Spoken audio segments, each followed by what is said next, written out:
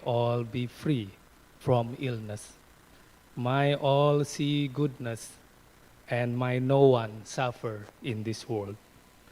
Om Santi, Santi, Santi. Om. Thank you. Thank you, everyone. Please be seated. May this gathering be meaningful, constructive, and blessing to all who are present on site and also online. Ladies and gentlemen, we proudly present a traditional Balinese dance that symbolizes grace, harmony, and heartfelt hospitality. Please welcome Sekar Jagat Dance.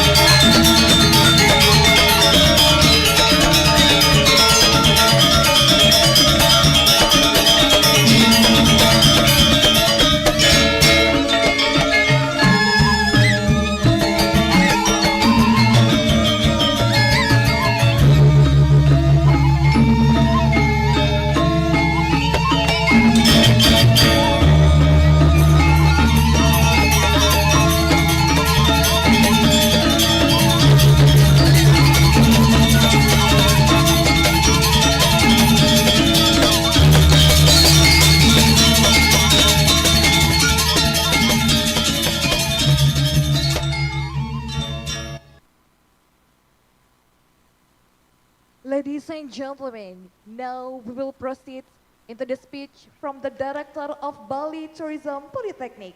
Please welcome Dr. Andus Ida Bagus Putu Puja MKes. The time is yours.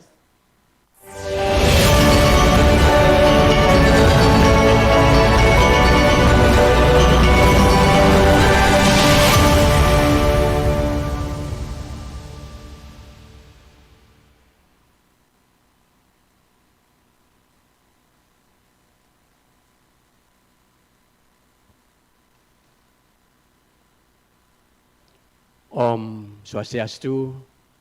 Assalamualaikum warahmatullahi wabarakatuh. Salam sejahtera, namo buddhaya, salam, salam manganjali karyawardi. Good morning, ladies and gentlemen, dear Honorable, the Minister of Tourism of the Republic Indonesia, who is currently represented by Assistant Deputy for Human Capacity Resources Improvements of the Apprentice and Vocational Education, Dr. Andar Danova L. Gultom. I would like to thank the Honorable keynote speaker, Professor Dr. Phil Jani Anton Lamanix. Thank you very much for your coming from University Gajah Mada, Indonesia. Associate Prof. Dr. Hanafi bin Hamzah from USCIA University, Malaysia. Ms. Song Jiajing from Jiangxi Science and Technology Normal University, China.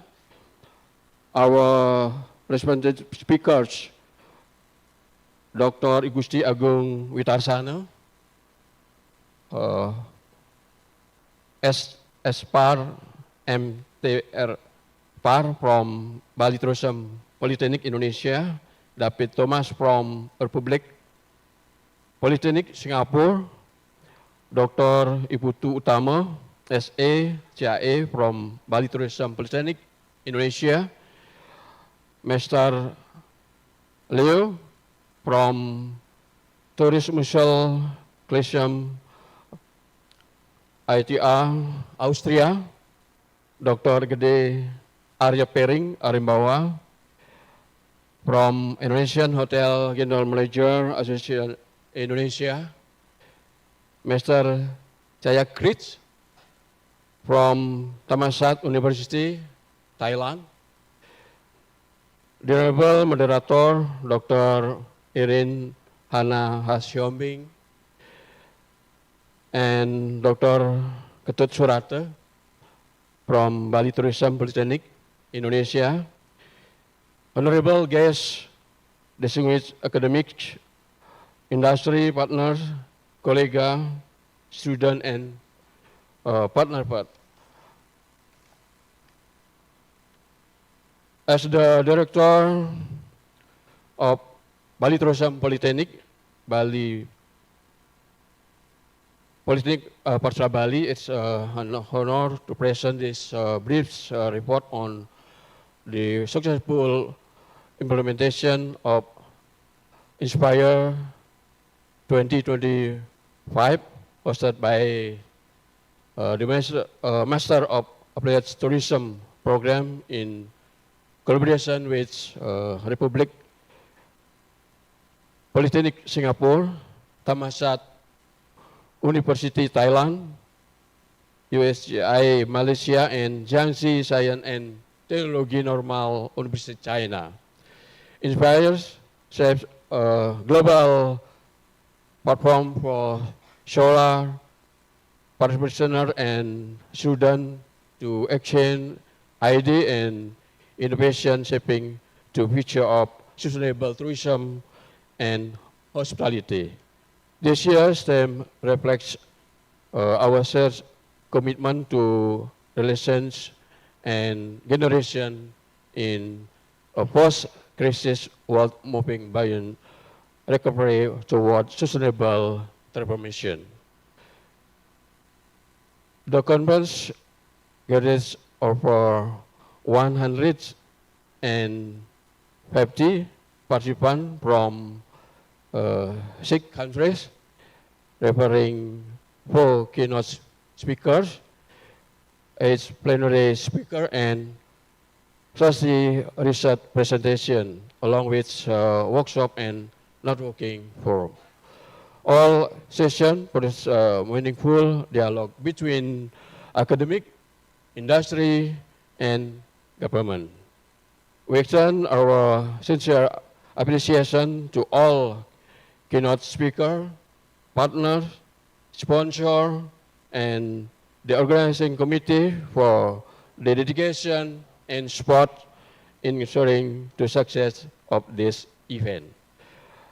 To inspire Bali Tourism Polytechnics reaffirm its mission to nurture competent and responsible tourism professional contributing to more resilient and sustainable global tourism landscape. Let us continue this spirit of collaboration and innovation towards a better future for all. Thank you. Om Santi, Santi Santi Om. Wassalamualaikum warahmatullahi wabarakatuh.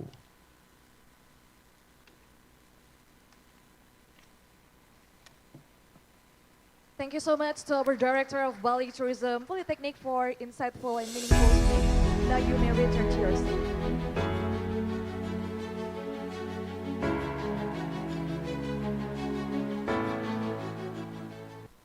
Distinguished audience, next we continuing this agenda with opening remarks by Assistant Deputy of Human Capacity Resources Improvement on the apparatus and vocational educations at the Ministry of Tourism of Republic of Indonesia, to Dr. Andar Danova El Gultom, SOS MSc, who's joining us online today. The screen is yours.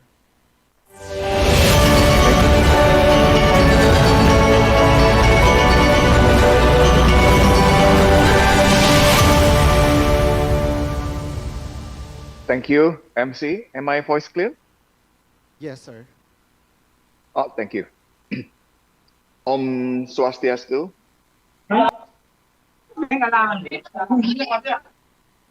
Assalamualaikum warahmatullahi wabarakatuh. Salam sejahtera bagi kita semua. Distinguished keynote speakers, esteemed collegians, respected academics and practitioners, ladies and gentlemen. It is with great honor and pleasure that I join you today at the 5th International Conference on Hospitality, Tourism, and Entrepreneurship, Inspire 2025. Allow me first to extend my warmest greetings to all of you and my sincere appreciation to the Bali Tourism Polytechnic for the hosting this important gathering. This conference is more than just an academic forum. It is a meeting point for visionaries, scholars, policymakers, and industry leaders from across the world. It is a place where knowledge meets practice and where innovation inspires transformation. Inspire has become a vital platform for dialogue, collaboration, and the exchange of ideas that shape the future of global tourism. The theme of this year's conference, Resilience Futures, Innovating for Sustainable Tourism Recovery and Regenerative Development in a Post-Crisis World, is both timely and profound. The tourism sector, as we all know, is highly vulnerable to crisis, whether they are driven by the climate change, pandemics, or economic disruption. Yet, these very challenges also offer us opportunities to rethink our models of development. It is not longer enough to recover. We must regenerate. We must build systems that are not only resilient, but also inclusive, sustainable, and future-oriented. Indonesia is fully committed to advancing this vision. Our national tourism strategy places sustainable at its core. We are promoting green tourism, empowering local communities, and safeguarding our cultural and environmental heritage. At the same time, we embrace digital innovation, recognizing that the technology plays a crucial role in making tourism more adaptive, efficient, and accessible. As we move forward, education and research must remain central. Since its establishment in 1978, the Bali Tourism Polytechnic has been a beacon of excellence in tourism education, preparing generation of leaders and professionals to meet the evolving demands of our industry. Through research, innovation, and international collaboration, institutions like this ensure that our human resources remain our greatest strength. Equally important is collaboration at the global level. Tourism is borderless industry, and its challenge require shared solution. Partnership with institutions such as UN Tourism, leading universities, and global tourism organizations are essential for sharing best practice, advancing innovation, and ensuring that the benefits of tourism are widely and fairly distributed. But let us not forget that the heart of the tourism are people and communities. Tourism must empower local residents, provide livelihoods, and protect cultural identity. It must bring prosperity without sacrificing the integrity of the environment. Only then will tourism truly contribute to the social well-being and the long-term resilience. Ladies and gentlemen, as we begin the conference, I encourage each of you to be whole in your ideas and visionary in your commitments. Let us use this opportunity to explore new strategies, share experience, and the chart of path toward a tourism industry that is not just sustainable, but regenerative, one that restores, uplifts, and inspires. I am confident that the Inspire 2025 will generate valuable insight, foster meaningful collaboration, and contribute to shaping a brighter, more resilient future for a global tourism. With that, I wish you all successful and impactful conference. Terima kasih, Matur Susma, Om Santi, Santi, Santi Om. Wassalamualaikum warahmatullahi wabarakatuh. Terima kasih and thank you so much for the insightful remarks, Dr. Anda Dananta. Ladies and gentlemen, now we will proceed to the official opening ceremony of Inspire 2025. We respectfully invite to come to the stage the Director of Bali Tourism Polytechnic, Dr. Andus Ida Bagus Putu Puja MKM, and also we may kindly invite the Master of Applied Tourism Studies Program, Dr. Inyoman Sudiksen, SE MPAR CSE. You may kindly invited to come to the stage.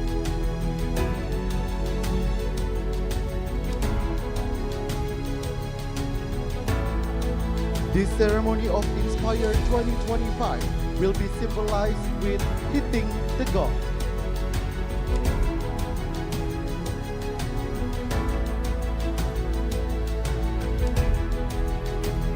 Please get ready, everyone.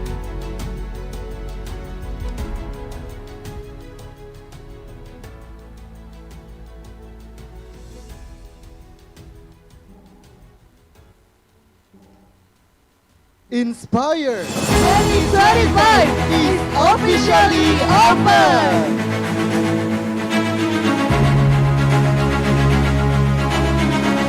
Ladies and gentlemen, now we may continue to the group photo session.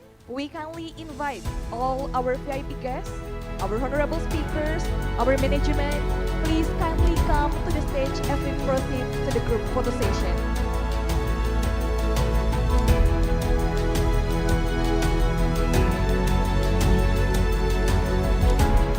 Once again, we kindly invite our VIP guests, our honorable speaker, and also the management to have a photo session, and please come forward to the stage having a documentary photo session for today.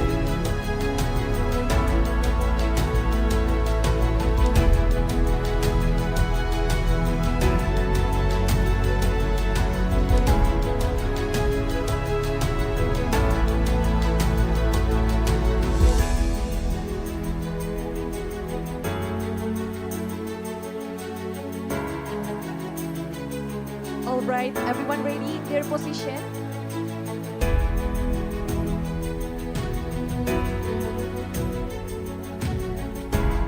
So the photo session will be on my count. So everyone ready? Smile in 3, 2, 1. Once again, in 3, 2, 1. Perfect. Please give a big round of applause for everyone here. Alright, our distinguished VIP guests, please, once again for the photo session. One more, on my count. 3, 2, 1. Okay, Mr. Andardanova is already joined with us for the photo session also. Once again, on my count, 3, 2, 1. Maybe the thumbs up. Okay. On my count, once again, 3, 2, 1. Alright, thank you so much for all the VIP guest speakers and also the management. We please kindly you to come to your stage.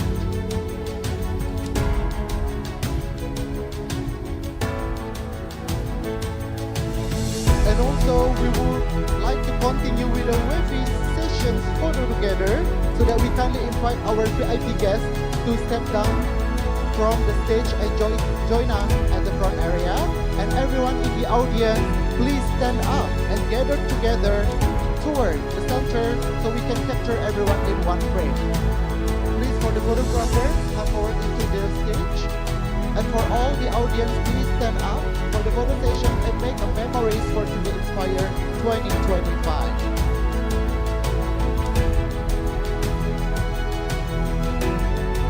Alright, everyone get ready for the photo session. Allow me to lead this photo session. On my count, in 3, 2, 1.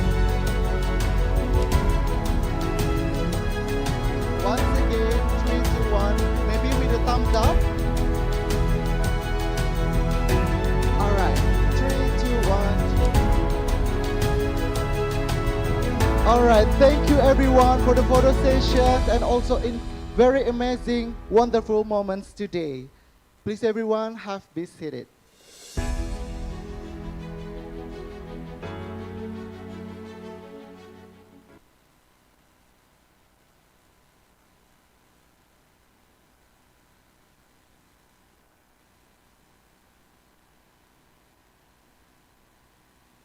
Ladies and gentlemen, now we may proceed to our first keynote speech as delivered from Gajah Mada University, Indonesia. Professor Dr. Phil Janianton Damanik, MSI, the time is yours.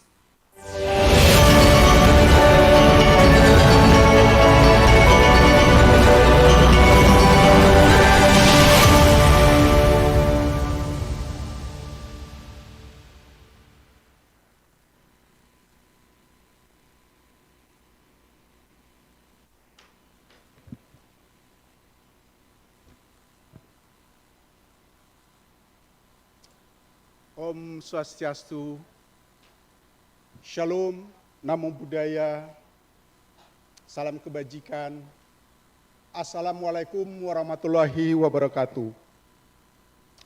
The Honorable Minister of Tourism of the Republic of Indonesia, the Honorable Director of the Bali Tourism Politeknik, Dr. Dr. Andus Ida Bagus Putupuja, Honorable Prof. Com Cham Piram from Thailand, the Honorable Associate Professor Hanafi bin Hamzah from Malaysia, the Honorable Mr. Hari Huang and Ms. Song, and all keynote speakers and participants, deputy directors, heads of department, lecturers, educational staff, conference participants, and all beloved students. Good morning and peace be upon all us. When I read the conference committee letter requesting me to deliver a keynote speech at this forum, my heart immediately fluttered, as it meant I will have the opportunity to visit this very beautiful campus twice this October. However, upon reading the conference's amazing themes, I pondered it for a while, as it seemed far beyond my limited knowledge. Ultimately, I decided to comply with the committee request based on the more rational consideration that my purpose in attending this extraordinary forum was to gain knowledge from the other keynote speakers and presenters. For that reason, the title of keynote speech I choose is Building a Resilient Future through Regenerative Tourism to Address the Impact of Climate Change. Distinguished ladies and gentlemen, the world today is marked by prolonged uncertainty. Shocks emerge one after another, not only due to global political tension and conflict, but also from a variety of natural and man-made disasters in a high intensity. We never expected the Russia-Ukraine war to break out. We never wanted the Israel-Palestine tragedy to occur. We never even imagined neighboring Cambodia and Thailand, seemingly close friends within the Asian family, would clash militarily. All of these conflicts occurred in less than 10 years.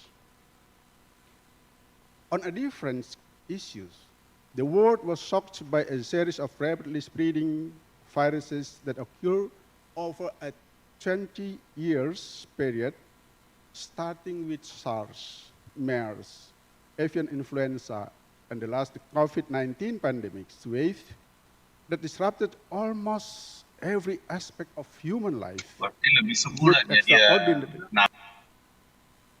with extraordinary and uncertain impacts.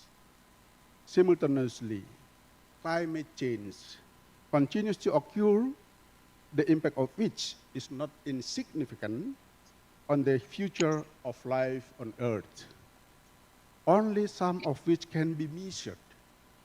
With climate change being a reality, we are faced with a complex situation where our enormous energy must be devoted to mitigate the impacts of climate change, and at the same time, to prevent the excesses of the impacts of climate change itself.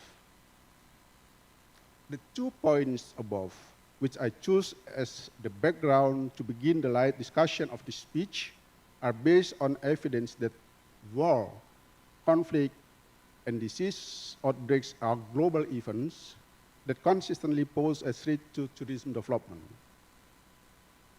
However, due to several limitations, in this speech, I focus on how critical and innovative ideas need to be developed and concrete actions optimized to adapt to climate change so that tourism can thrive and be resilient in the future. Distinguished guests, global tourism is one, again, moving dynamically, and its performance has reached pre-pandemic 19 levels. The United Nations Tourism's website reports that global tourism growth of 5% in the first quarter of 2025, or 3% higher than 2019 features, the tourism sector is demonstrating its resilience in the face of various challenges. These features have surpassed 2019's features and were achieved by all regions except Asia and Pacific, where the figure reached just 19.2%. But we cannot simply claim this quantitative achievement as sole indicators of successful tourism development. The classic questions continues to arise. How can improving the quality of the environment, infrastructure, and logistics in destination create long-term tourism's resilience? Another undeniable fact is that tourism expansion has resulted in the continued depletion of natural resources to meet the needs of tourists, which is characterized by widespread deforestation, exploitation of green areas, opening and expanding of road network, eviction of biodiversity, and commercialization of water resources. In developing countries, land grabbing has received little attention from global and local capitalists, despite the obvious risk of increasing the vulnerability of the local community's livelihood. Forced displacement of indigenous people appears to be hidden behind tourism revenues and their multiplier effects. Unfortunately, tourism development patterns that do not focus on benefits of local communities are not accompanied by concrete and progressive action to mitigate the impacts of climate change.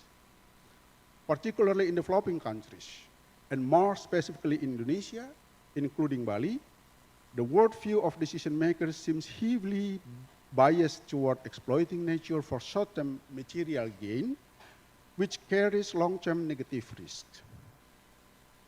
Case by case, we have witnessed to date confirm this. When Raja Ampat's natural resources failed to generate significant tourism revenue, nickel mining was necessarily to reap immediately profits. We seem to ignore expert recommendation about the dangers of this particular mine, namely the accumulation of carbon emissions due to deforestation and water pollution.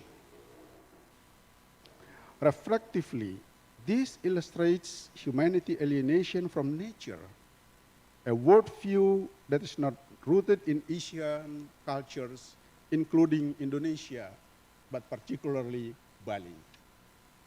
Sustainable tourism, as a conceptual idea and approach to ensuring tourism resilience, has long raised discourse at both global and local levels. We understand its vision.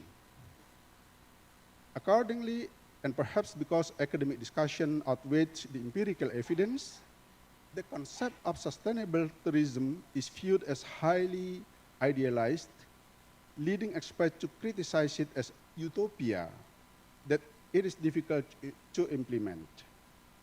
Perhaps it is not just about the ideal concept. Another aspect is its philosophy, which positions nature and human as tourism resources that can be continuously manipulated and their relationship limited for the sake of profit. Simply put, it can be said that humans are tools for exploiting nature, because only then two elements benefit, not mutually sustain each other as a part of an ecosystem. Experts then formulated a new concept that went beyond what sustainable tourism intended. This concept is known as regenerative tourism. What is the regenerative tourism? Experts have not yet agreed on a single definition of regenerative tourism. However, I would like to choose one of its perhaps more operational, as proposed by Luong et al., who defines regenerative tourism as a responsible and proactive approach to tourism that prioritize sustainability and seeks to restore, I would like to underline, seeks to restore tourism resources while promoting the well-being and harmony with local communities. This is achieved through activities that focus on resources restoration. Once again, resource restoration, carbon offsetting, and energy saving, while fostering harmonized communities and promoting sustainable practices. There is a strong emphasis on restorative action for natural resources and harmony between local communities and nature, which form the basis of tourism development. This definition also contains a distinguishing value from the sustainable tourism, namely tourism that is future-oriented and strengthens the relationship between human and nature as unified whole. Therefore, the regenerative tourism concept is more holistic, dynamic, location-based, and bottom-up to encourage net positive impacts across all living systems. To facilitate the operationalization of this relative new concept, the 5 core elements of regenerative tourism can be further elaborated. First, community centrism, which refers to optimal community involvement in the project to enhance diversity, equality, inclusion in an ethical manner. Participation here is not simply defined as counting of number of people directed to follow externality design plans, nor is it simply ensuring local communities obtain low quality and inadequate job.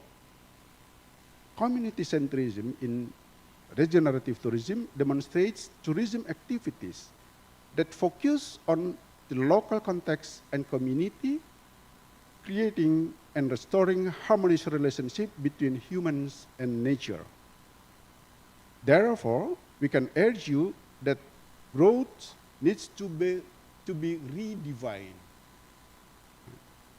as a measure of the interconnectedness of various systems that build their capacity for the growth, mutual benefit, and co-evolution. Once again, regenerative tourism emphasizes how elements with the tourism system move in harmony with the dynamics of local communities. The themes of community centrism positions tourism activities in interventions that develop the capacity of places, communities, and visitors to operate harmony with interconnected socio-ecological system.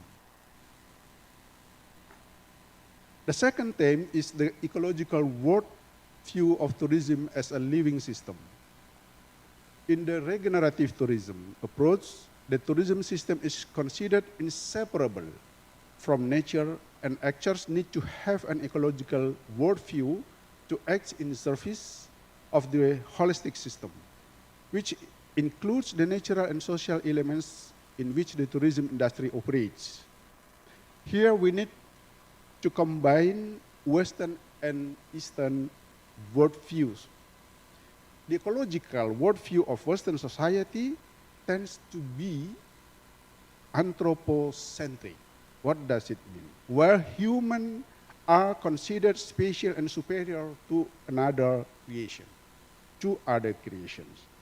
Humans are seen as having the power to fulfill their own needs, their own tastes, pleasures above others. Thus, nature is seen as a mere object that can or should be conquered and exploited by humans.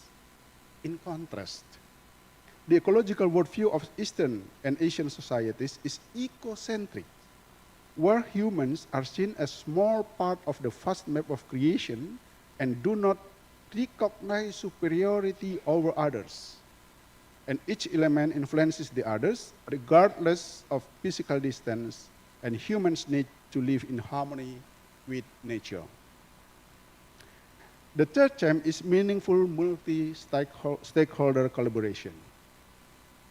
Collaboration clearly implies sharing risk, sharing resources, responsibility, rewards, which, if decided by the group, can also give an outside observer the image of the joint identity. Today, we have yet We to do see apologize. Since we have such an overtime. Okay, just 2 minutes or 3 minutes? All right. Okay, okay. I'm sorry. Yes, I would suggest how to operate this very new concept, regenerative tourism, to to anticipate our future, tourism. I think you can read my paper that has been sent to you, but I will underline the last one. Yeah, restoring the maze. I have mentioned twice, restoring is the best value of the regenerative tourism. Not reusing, restoring. Yeah? So, restoring the image, this functional and healthy ecosystem. The facilities process that restore, renew, and revitalize energy and material resources through their living system and natural principles is the main point of this regenerative tourism.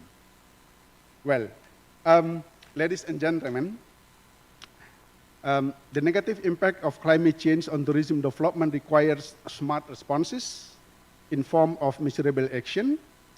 A resilient tourism future can be built by mitigating the operational impact of tourism. The continued expansion of renewable energy throughout the tourism product chain is essential. The physical expansion of tourism destination, which leads to excess that disrupts the link between tourism and nature and people, yeah, must be avoided and minimized. None of this can be done partially and individually. Collective and integrated efforts by all stakeholders are needed to transition to climate resilience and low carbon tourism sector that continues to provide social economic benefits while minimizing its environmental footprints. Building a resilient future means developing tourism does not contribute to environmental damage and the impoverishment of local communities. That's all, and thank you for your kind attention. I'm sorry for to launch this speech. Om Shanti Santi Om Shalom Wassalamualaikum warahmatullahi wabarakatuh. Once again, thank you so much to Professor Dr. Vel Janianton Dominic MSE for such a very insightful and wonderful speech.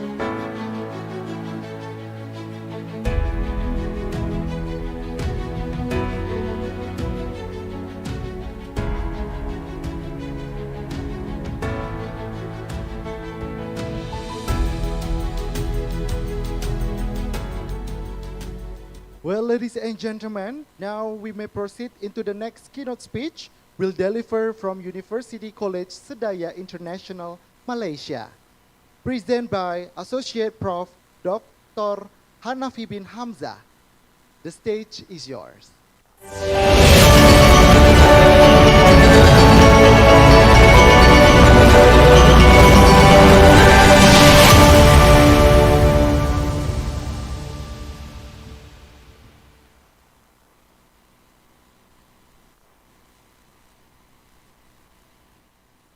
That was 10 years ago.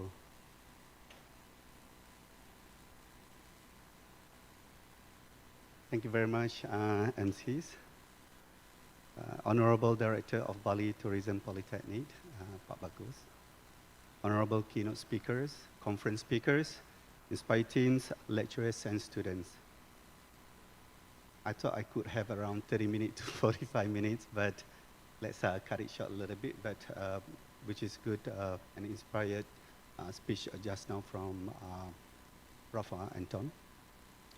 Assalamualaikum warahmatullahi wabarakatuh. Very good morning and salam satu Nusantara. Can I have the slide, please? Thank you. Now, when I was invited to this conference as a keynote speaker, I'm a bit worried whether want to tell the truth or sugarcoating about the current event in tourism industry, which is a kind of like black and white, which is very difficult for me as a speaker. But I think we have to be in between for the young generation and so on. So let's think about, I would like you to think back to the trip that you have taken probably 10 to 20 years ago.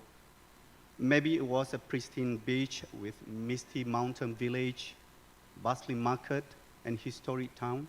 And remember the sound, the smell, and feeling of being somewhere new. Don't take too long. And now, I want you to imagine returning back to that very same place 10 years later or 20 years later. What do you see? Answer yourself. For too many of us, the second visit is a story of loss. The beach is eroded, littered with plastic. The village has lost its charm to generate souvenir shop. The local culture feels staged and performance for camera. The very thing we went there for is the authenticity, the beauty, and the soul is diminished. And this is an old story of tourism. We call it extraction. And we extract a place, beauty, its resources, and its culture until there is a little time left. But what if the story could be different for all of us? What if your return visit reveals something even more beautiful? A large, beautiful coral reef, forest planted by visitor, a community thriving, its tradition stronger than ever because they are valued and shared. And this is not a fantasy. Ladies and gentlemen, this is the future we must build. And it is a future where you and I and our children that are not just participants, but part of the heroes. So today we talk about building a resilient future through technology-driven regenerative tourism. Next slide, please. Okay, forget about this guy. Next slide, please. Now, we operate in a world of shock, a pandemic that closed border, climate change, bringing extreme weather, economic volatility, for large chains hotel, for example, and this is our challenges for most of us, small, medium enterprise hotel. There are existential threats. And the old model, we know this, sun, sea, and sand, mass tourism is brittle, it breaks under pressure, it doesn't protect you from the next crisis. So resilience is only our answer. But resilience does not mean just surviving the storm. It means learning to dance in the rain. It means building a business that can adapt, recover, and thrive no matter what comes next. And how do we build this resilience? Just by moving from extractive tourism to regenerative tourism. Next slide, please.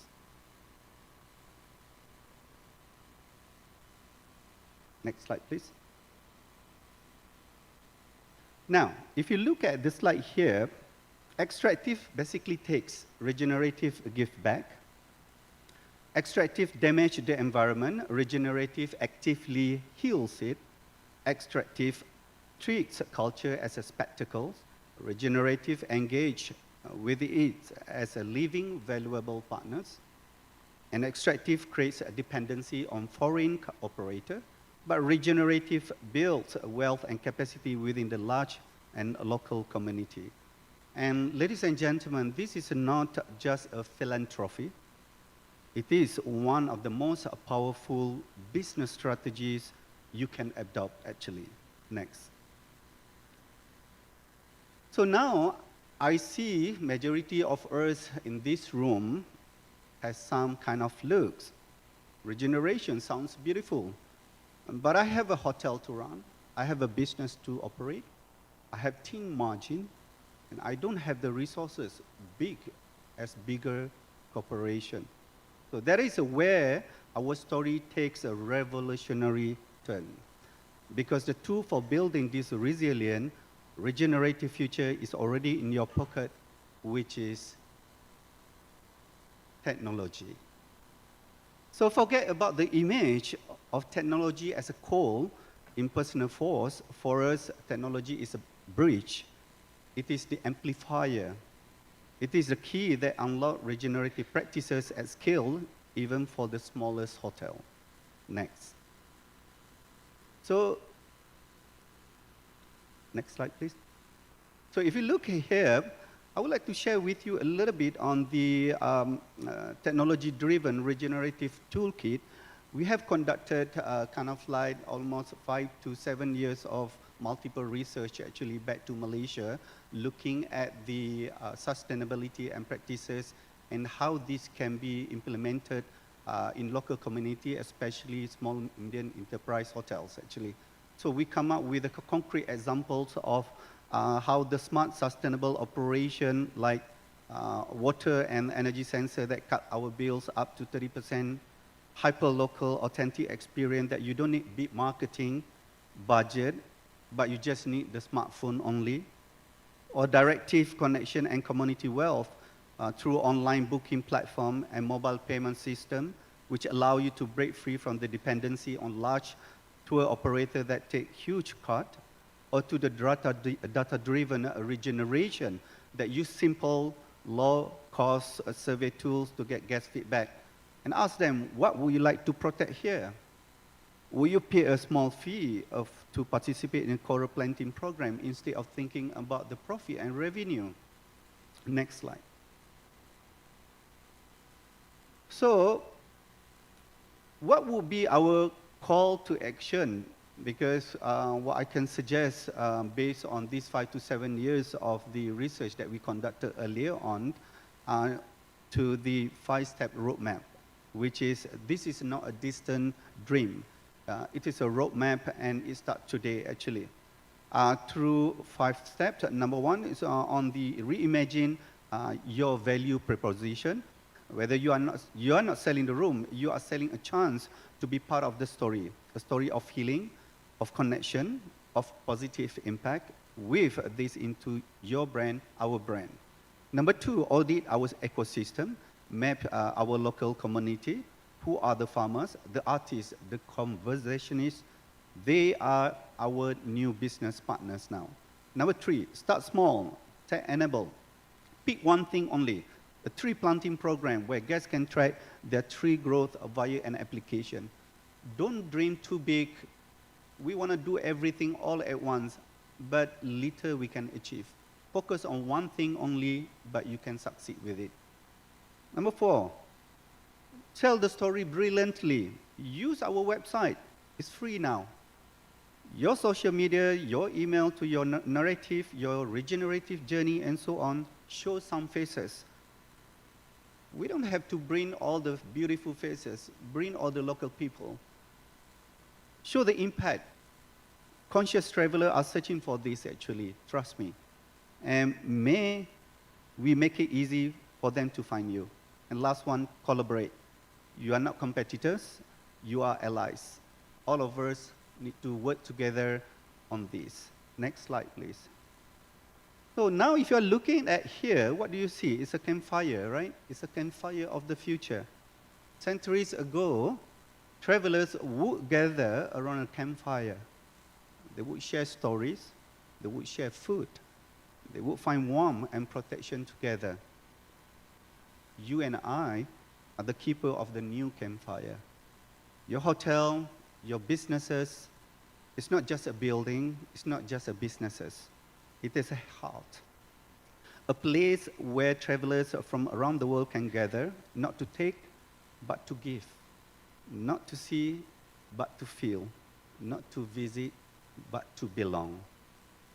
So by harnessing technology not for isolation, but for connection, not for attraction, but for regeneration. You will build something profound, definitely.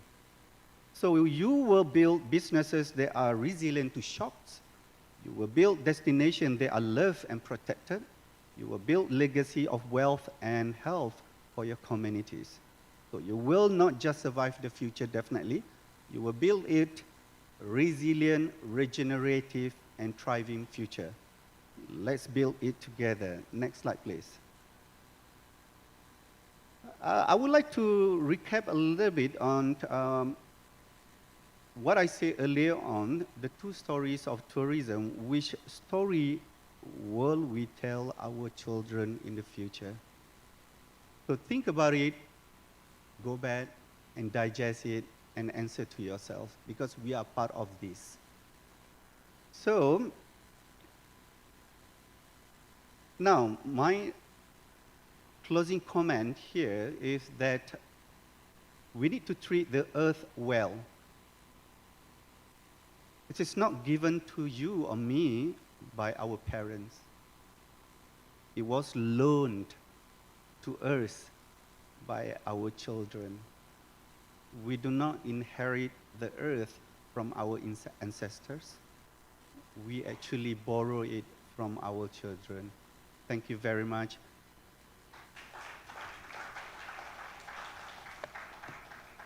Thank you for your insightful speech, Dr. Hanafi. Please come and return to your seat.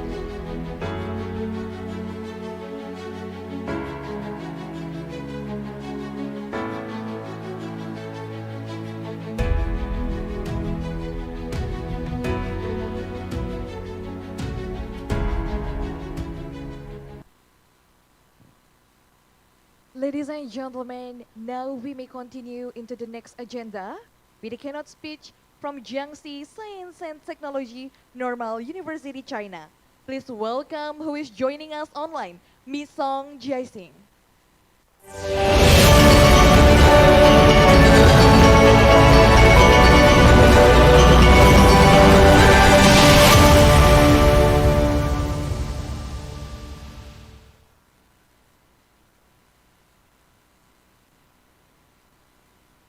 Do we have Ms. Song Jiaxing on screen?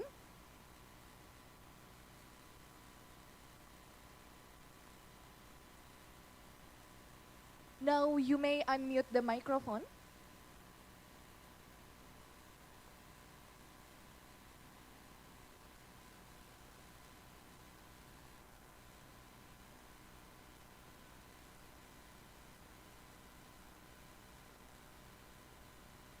Once again, could you hear us, Ms. Song?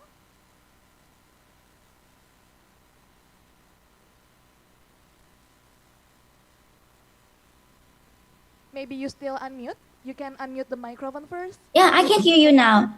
I can hear you now. Can you hear me? Perfect. Yes, perfect. Okay. We can Thank you, hear your MC. Okay, thank you very much.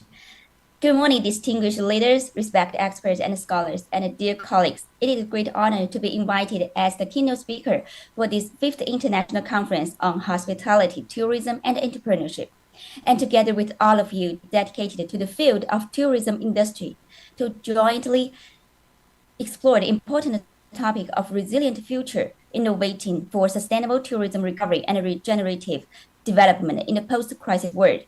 First of all, I would like to express my sincerest gratitude to the organizer, the Bali Tourism Polytechnic, for their meticulous organization.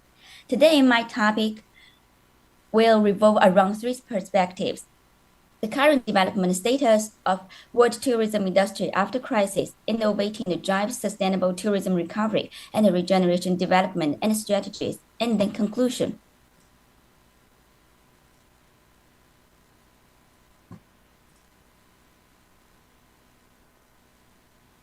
Okay.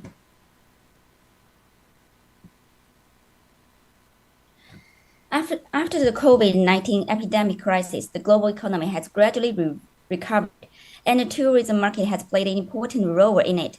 In the post-crisis world, tourism is facing unprecedented opportunities and challenges. The tourism has always been an important driving force for the global economy development. Before the epidemic, tourism once accounted for 10.4% of global GDP, providing nearly 10% of jobs. However, the full outbreak of COVID-19 in 2020 had caused a devastating blow to the tourism industry.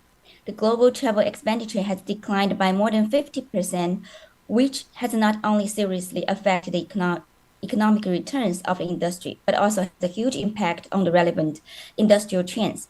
Of course, after the crisis, the tourism industry has ushered in the new development opportunities, urging industry practitioners to examine the development model of the tourism industry and explore the more sustainable path for tourism recovery and regeneration.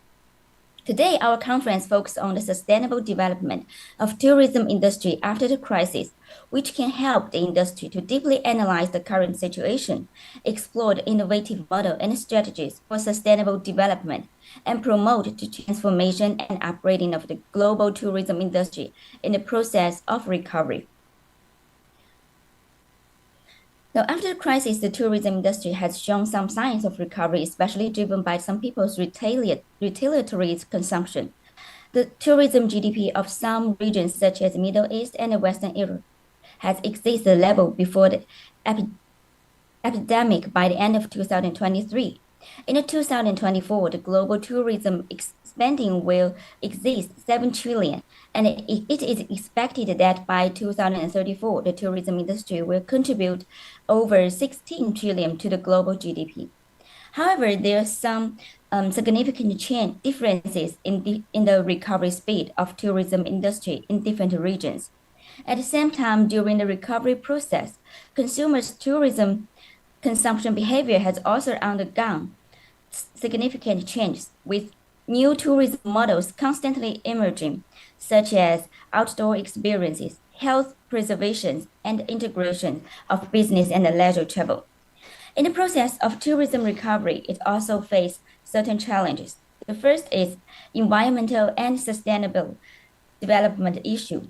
After crisis, tourism awareness of environment protection has increased, and higher requirements have been put forward for sustainability of tourism in the destinations. The second is economic and employment pressure. During the epidemic, a large number of tourism enterprises closed down and related employees become unemployed. Although the tourism industry is gradually recovering after crisis, for a considerable number of tourism enterprises, the problem of funding shortages still existed, making it difficult to achieve the large-scale facility update. I have a personal experience in this regard. Before joining Jiangxi Science and Technology Normal University in 2024, I worked as a middle-level manager at a tourism group with state-owned background in Jiangxi province. Last year, under the guidance of Jiangxi provincial government, this tourism group merged and restructured with the other enterprises of the same type in the province, transforming into a tourism enterprise more capable of with understanding the impact of economic environment. And the third is market and competition change. After crisis, tourist consumption preference and travel habits has changed, and the traditional travel tourism market has shrunk, while a new niche market has rapidly emerged. The fourth is fluctuation in policies and regulations. So the second point I want to mention is about the innovation drives sustainable tourism recovery and regeneration development strategy. After crisis, people have become increasingly concerned about ecological environment protection and the connection between the recovery and the regeneration of tourism industry, and sustainable development has become closer. Therefore, in promoting the recovery and regeneration of tourism industry, we should meet the requirement of green and sustainable development, introduce the cutting-edge technologies and advance the concept, and ensure the effectiveness of tourism development. The first point is promoting the concept of green tourism. Green tourism can effectively solve the problem of its ecological environment damage caused by excessive development and the utilization of tourism resources, catering to the requirements of green and sustainable development. In my essay, Research on Evaluation of Sustainable Development of Coastal Tourism based on AHP analytic hierarchy process, I mentioned ecological sustainability is the fundamental basis for the development of coastal tourism. In the future, we should strengthen the ecological management mechanism, improve the economic and industrial structure, and enhance the community collaborative governance capabilities in order to provide reference for sustainable development in similar regions. From practical perspectives, the development and innovation of green tourism can be approached from several aspects. The first is green transportation, and the second is green building, and third is green products. The second point is cultivate new quality productivity in the tourism industry. On the one hand, it is necessary to cultivate applied talent who master new quality productivity and build a new talent team for the tourism industry. Local governments can guide tourism enterprises to attract the return of previously lost talent, stabilize the core team, and at the same time do a good job recruiting and training new talents to improve professional quality and ability of practitioners. On the other hand, we should make good use of new production tools, leverage product innovation and business model innovation, increase the supply of high-quality tourism products, and empower the high-quality development of tourism industry. And the third point is focus on advanced technology applications. The application of advanced technology is of great significance of recovery and regeneration of tourism industry. Especially, it can approach for several aspects. The first is such as digital marketing and virtualization experience. And the fourth point is enrich the tourism product service. Achieve this task by enriched tourism product and service are the key to attract tourists, and tourism enterprises should focus on the needs of tourism development and innovate diversified tourism products, such as enriched health and wellness products, like the hot spring therapy plus traditional Chinese medicine therapy service, which is also very popular in China. Or we can enrich the cultural experience products. For example, organize the tourists to participate in local traditional festival and celebrations. The fifth point is focus on the tourism enterprise management. Tourism enterprises need to be optimize their own business management process and promote the deep integration of technology and management.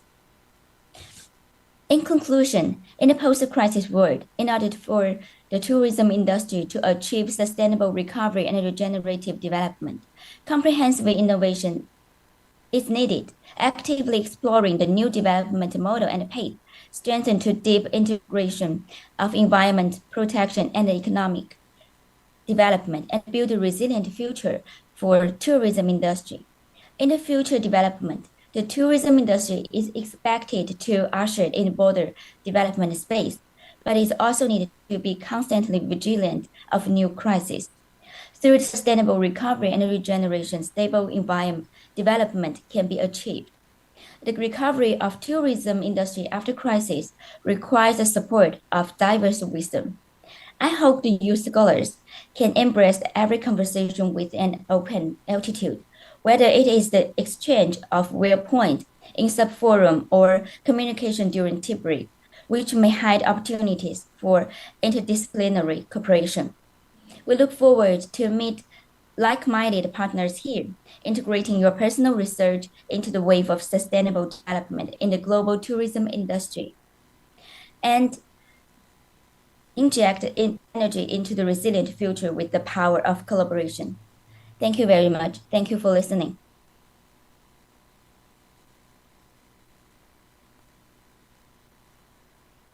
Once Hi. again, thank you so much to Miss Song Jasing for your perfect insightful. Okay, thank you. Well, ladies and gentlemen, that's all for the keynote speaker sessions for today. Now we will proceed to present certificate to keynote speakers. May we kindly invite all keynote speakers to come up to the stage. First speaker, Prof. Dr. Pil Janianton Damanik, MSc. And also, we also invite Associate Prof. Dr. Hanafi bin Hamzah to the stage for the certificate appreciation. And also our last keynote speaker who's joining us online today for Miss Song Yang-Shin, who will be pop up in the screens. And also we invite the Director of Bali Tourism Politeknik, Dr. Andus Idabagus Putupuja MKes, to present the certificate.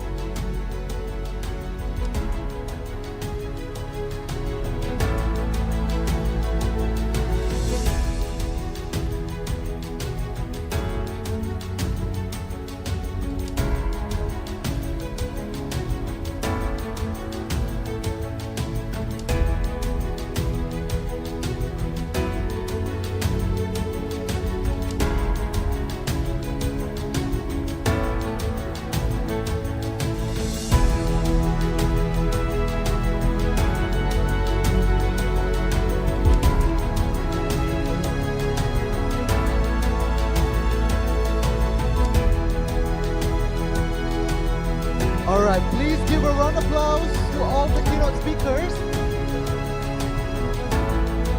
Bapak Director, please remain, stay on the stage with the keynote speaker. Now we continue with the group photo session.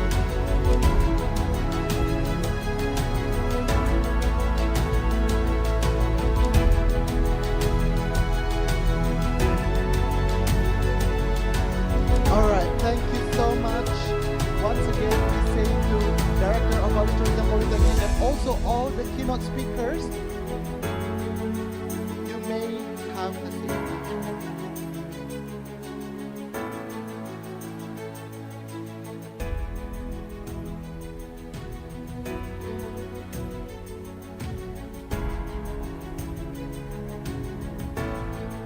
Ladies and gentlemen, now we will take a short break to recharge and enjoy some refreshment. So please take the foyer area that we is actually located right at the front of the Mais Widyatula meeting hall. And we are kindly expected all of you to be back to be returned in this room in 10 minutes. Thank you.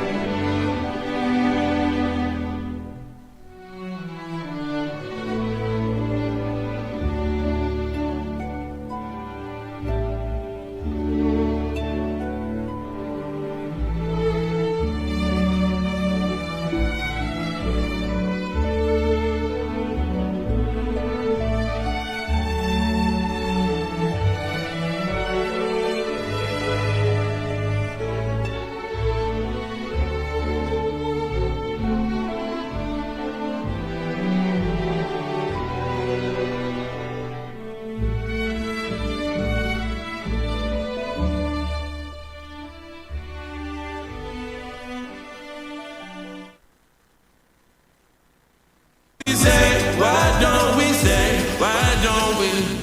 Wake up in Manila, ride to Belize, dive into the ocean and feel a little free. Skies of vanilla, smell it through the breeze. You could be the one, take a chance with me, take a chance with me.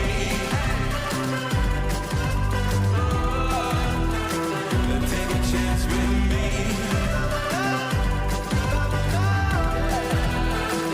Take a chance with me. Y si mezclamos mi cerveza y tu tequila, hoy no hay controles de Berlín hasta Manila.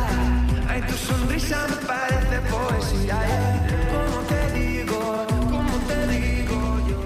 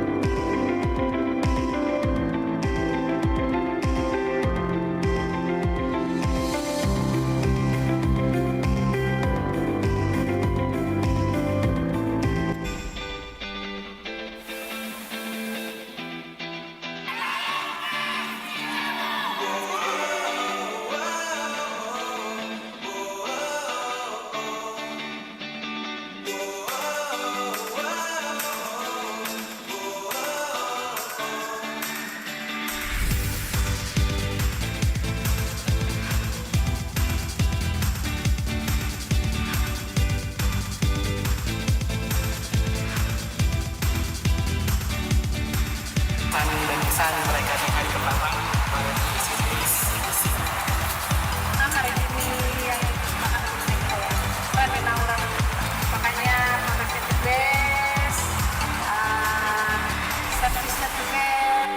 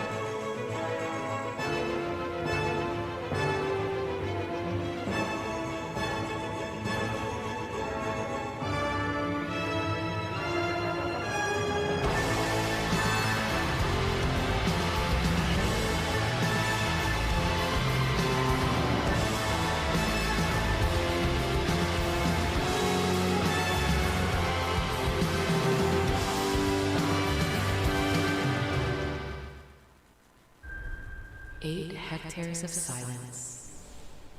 A canvas for those who know luxury isn't seen, it's felt. On a whisper of South Lombok's most curated ecosystem. Weddings for the discreet, co-working for the nomadic, spas for the silent. Where one stream ebbs, another flows. Resilience isn't love. Stewards of unseen luxury. Architects of returns that wear discretion like a second skin. We won't say it's the best bet you'll ever make, but once you see this place, you'll understand.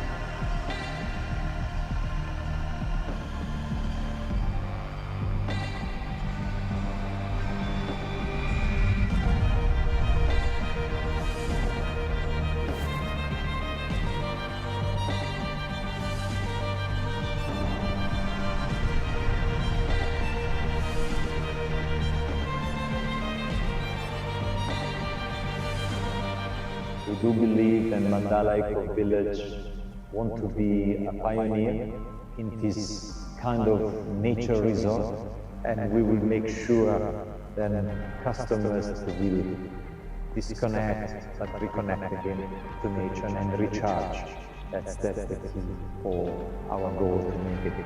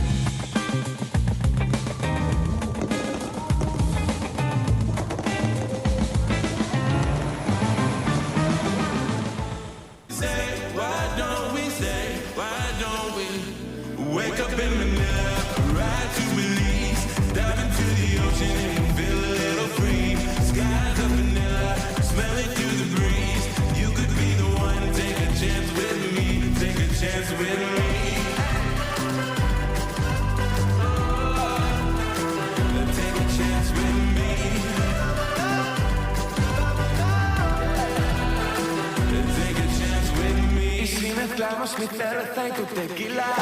Hoy no hay controles, de berlín hasta Manila. Ay, tu sonrisa me parece poesía, yeah. Como te digo yo.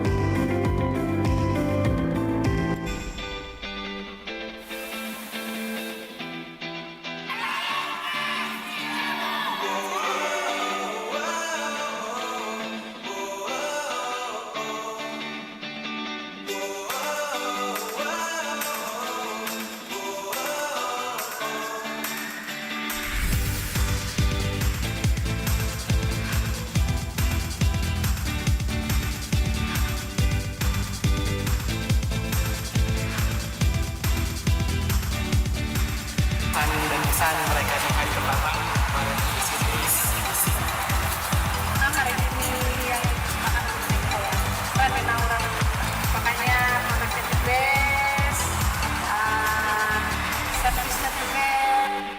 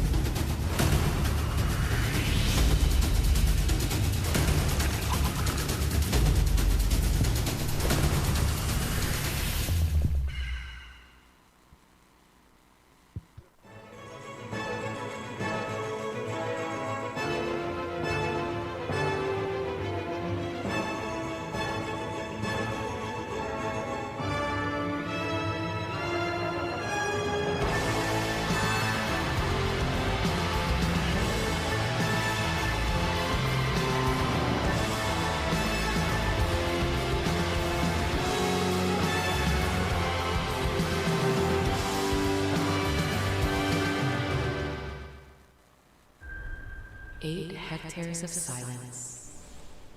A canvas for those who know luxury isn't seen. It's felt. On a whisper of South Lombok's most curated ecosystem.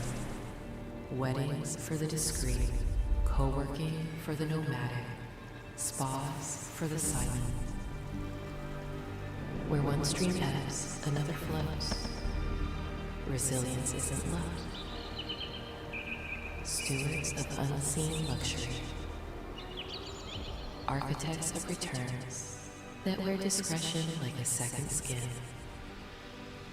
We won't say it's the best bet you'll ever make, but once you see this place, you'll understand.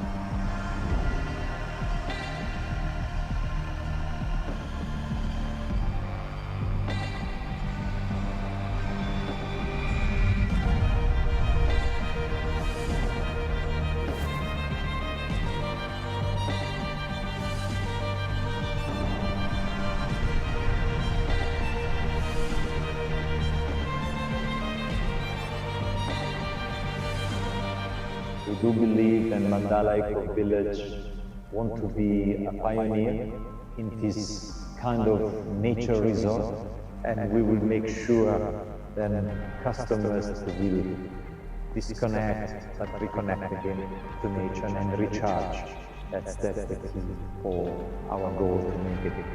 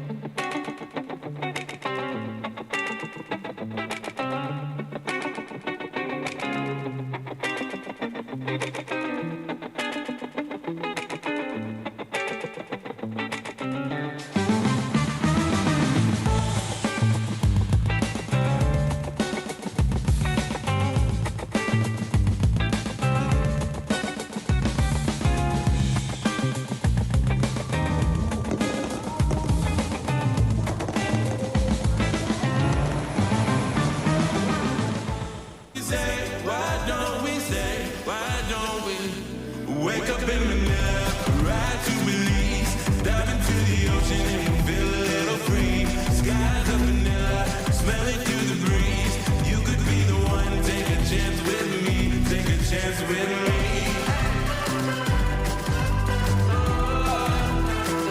Take a chance with me.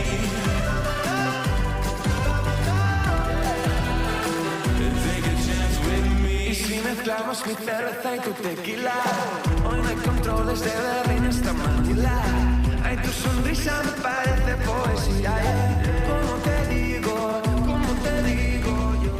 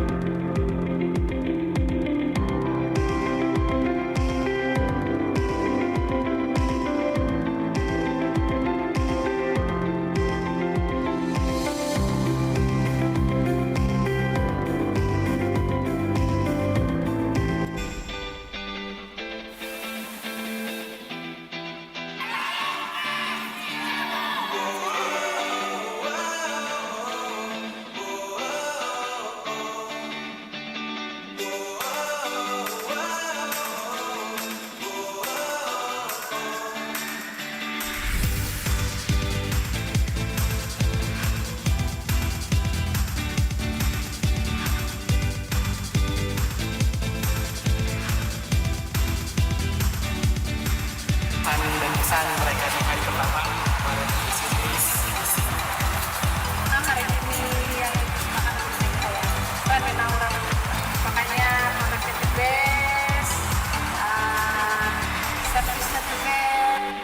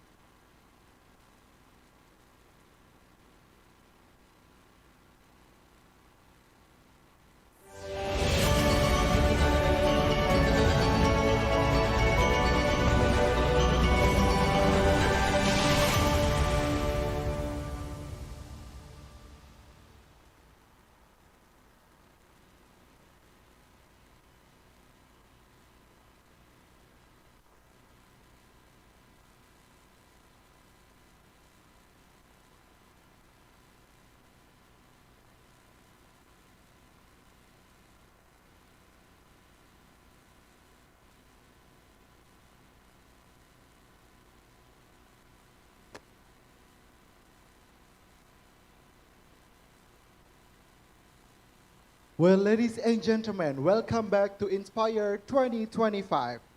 Before we begin the plenary sessions today, we'd like to thank to our sponsor for supporting this conference.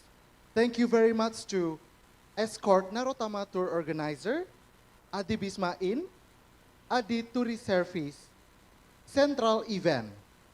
Wujudkan acara impianmu bersama Central Event. Tim profesional siap menciptakan pengalaman tak terlupakan dari setiap momen spesialmu. Dari gala dinner megah, konser berkelas hingga event korporat yang penuh kesan, kami hadir dengan kreativitas tanpa batas dan eksekusi yang sempurna. Kami percaya setiap detail berarti, karena bagi kami, event bukan sekedar acara, tapi karya yang meninggalkan cerita. Percayakan eventmu pada Central Event dan biarkan kami menjadikannya pengalaman yang tak hanya berkesan, tapi tak tergantikan. And also we would like to thanks to our other sponsors, is Kerta Living Management, Odira Tour, Liang Liang Spa, Apotek Jovan, Kanaya Travel, Mandala Eco Resort Lombok, and Dharma Setia Art Shop Lombok.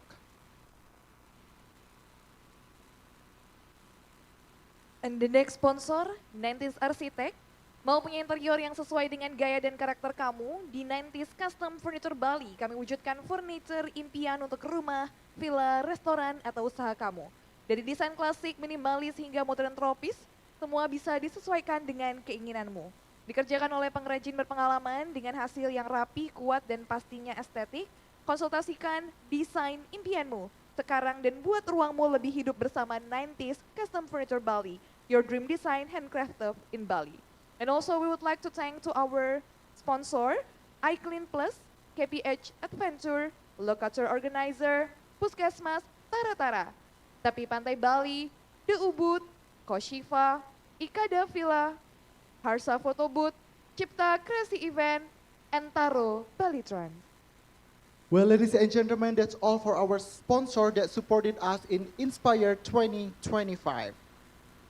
Well, ladies and gentlemen, now we move on to our wedding sessions in Inspire 2025. Is plenary session 1. This session will discuss about sustainability, regenerations, and also social justice in tourism. This session will be led by our moderator. Let us welcome on stage Dr. Iketut Surate SE, MSc, CHE. The time is yours.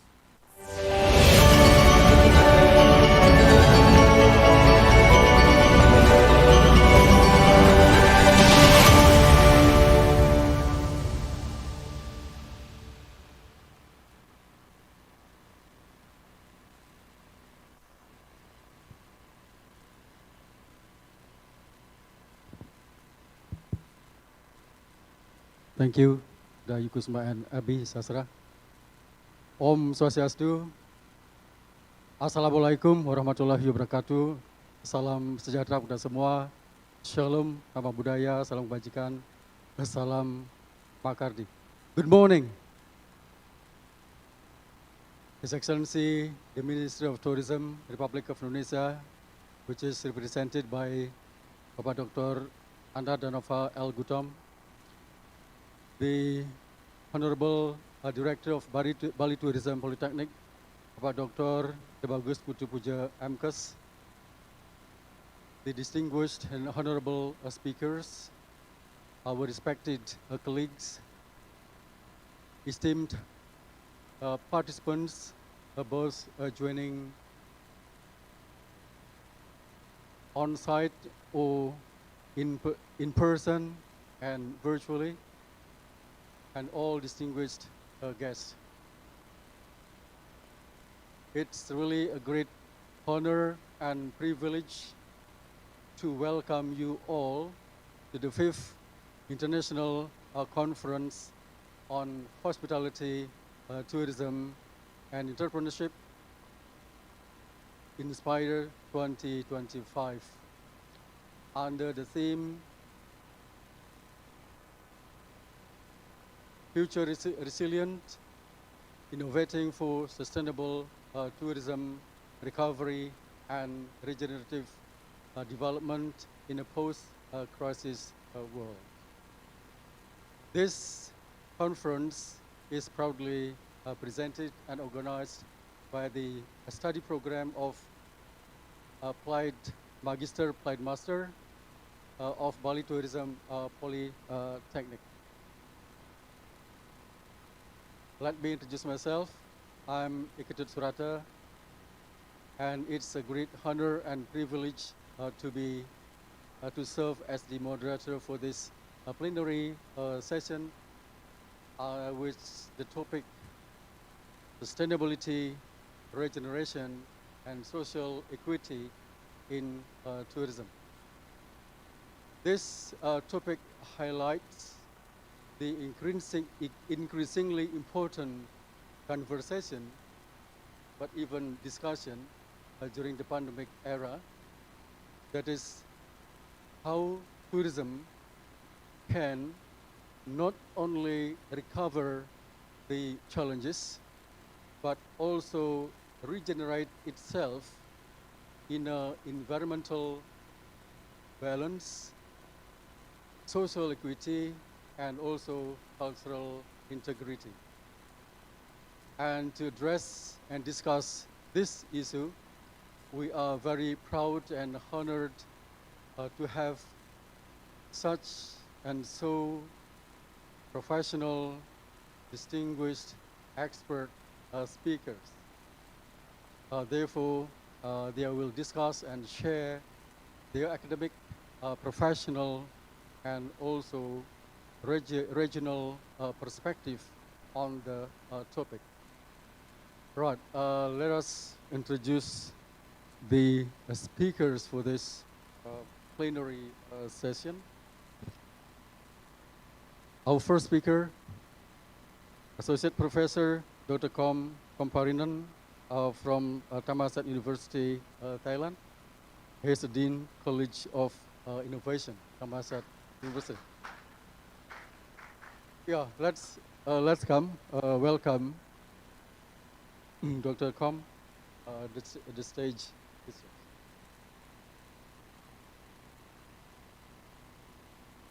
Let's welcome the second speaker.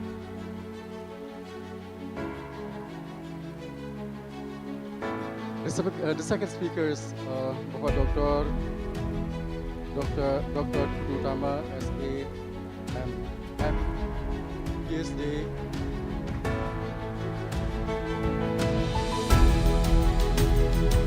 He is the head of the Bali Tourism.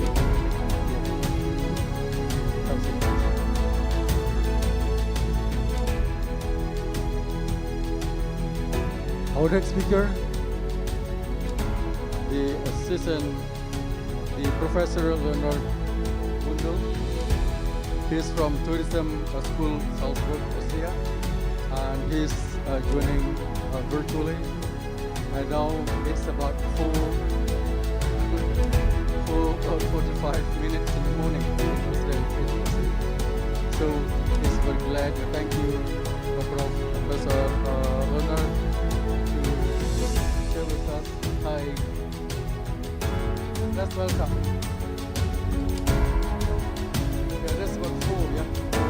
5 o'clock in the morning. Okay, the next presenter or speaker is Assistant Professor Dr. Chayakrit Asfati Kanon. He is the Vice Director for Human Resources from Thammasat University. Please welcome.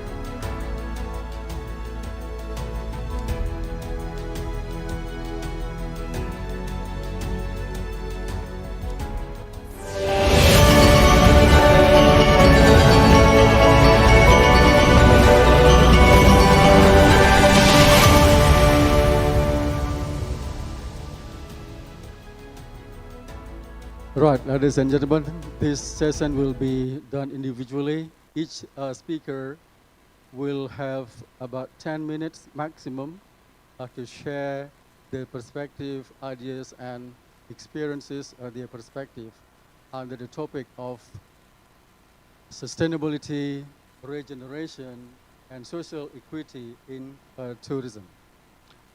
Right, let's once again a big round of applause to the speakers.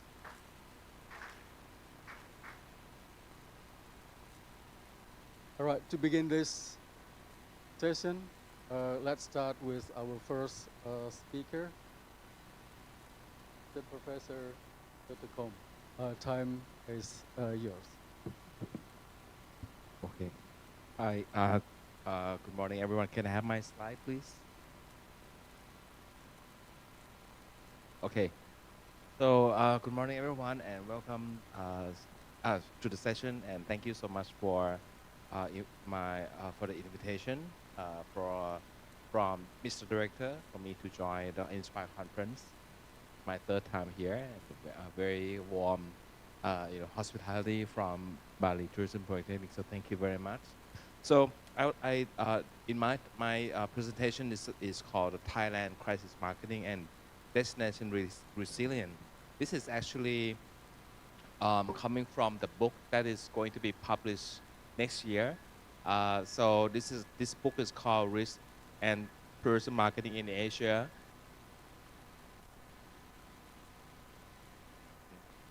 Okay. So you can see, you can scan this QR code if you're interested. This book will be published next year. The publisher is called Routledge, and I actually write one chapter in this book. And so, this book covers case study from many countries in Asia, including Indonesia, Malaysia, Thailand, Japan, many countries in Asia, and will be launched next year. So I actually write one chapter, so I put this a little bit longer. So this book cover a lot of case studies about recent tourism marketing, how each country use tourism marketing to survive the crisis situation. And so in this book here, Okay, so overview about this book is that I'm writing chapter 9. It's about Thailand. And so it discusses about case study of earthquake. I think you might have heard that, earlier this year we got a big earthquake in Thailand, and usually we are the country that we don't have any earthquakes, so we really, surprised a lot of us, and also the way we managed the. Yeah. Okay.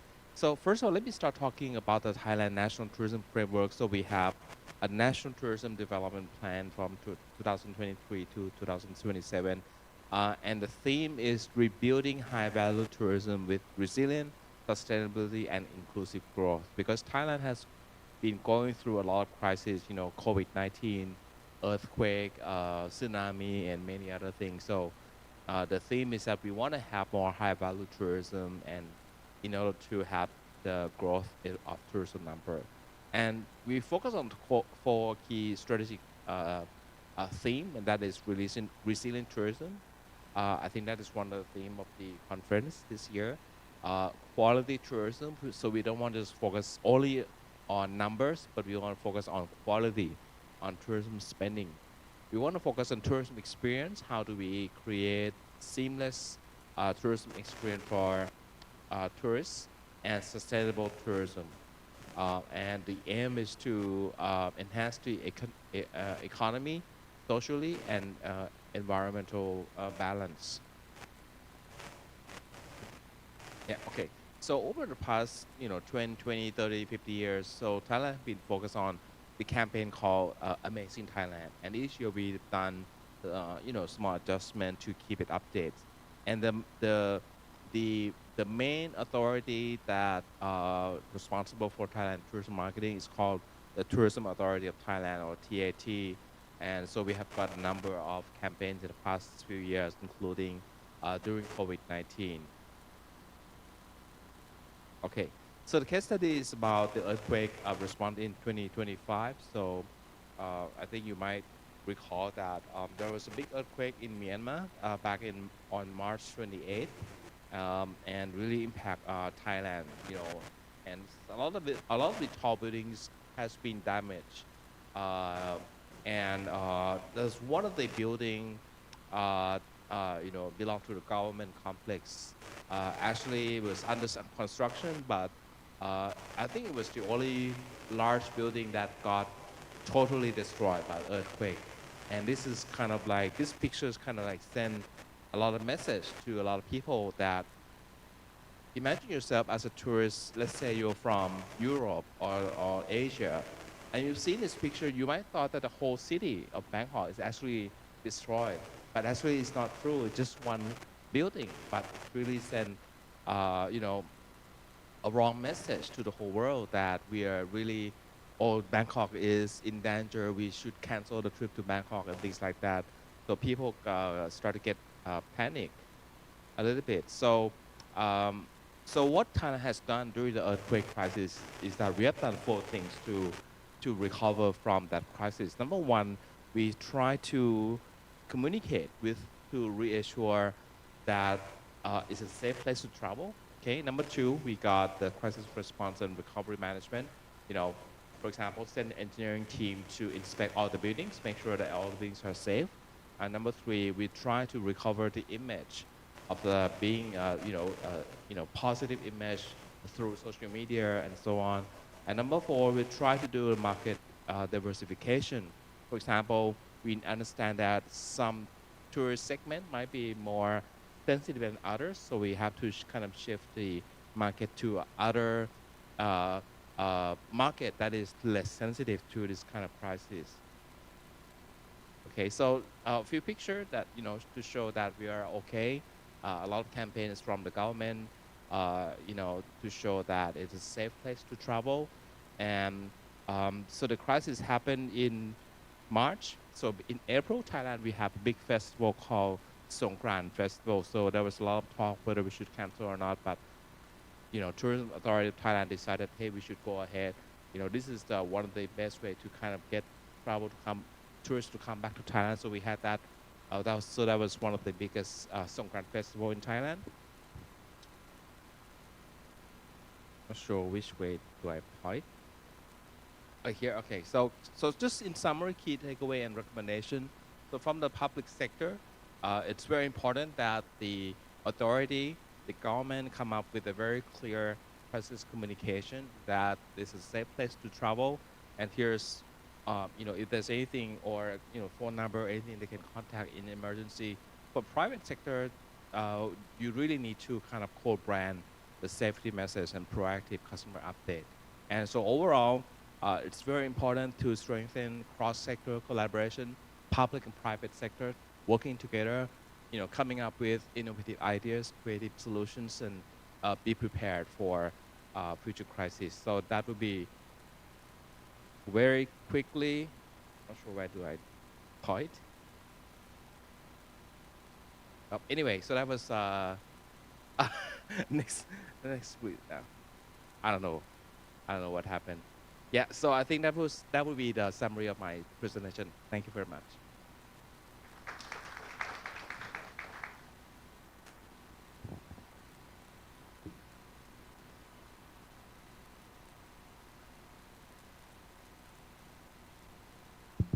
Right, thank you, Dr. Com, for the insightful, inspiring presentation on how to handle the crisis, best practices in Thailand. Right, our next speaker will be Dr. Putu Utama. The time is yours.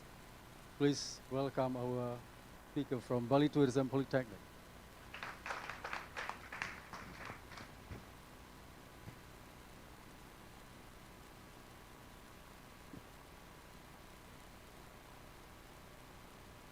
Well, good morning, ladies and gentlemen, honorable guests, all keynote speaker. Thank you for the opportunity to be here in Inspire 2000. On this occasions, I will be presenting on a topic entitled sustainability in hospitality industry.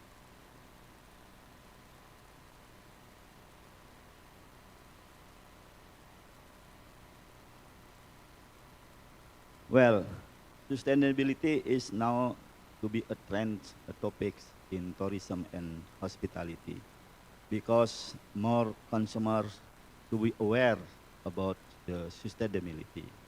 So why sustainability is an issue in hospitality industry? There are several reasons why sustainability is an issue in hospitality industry. The first is environmental impacts.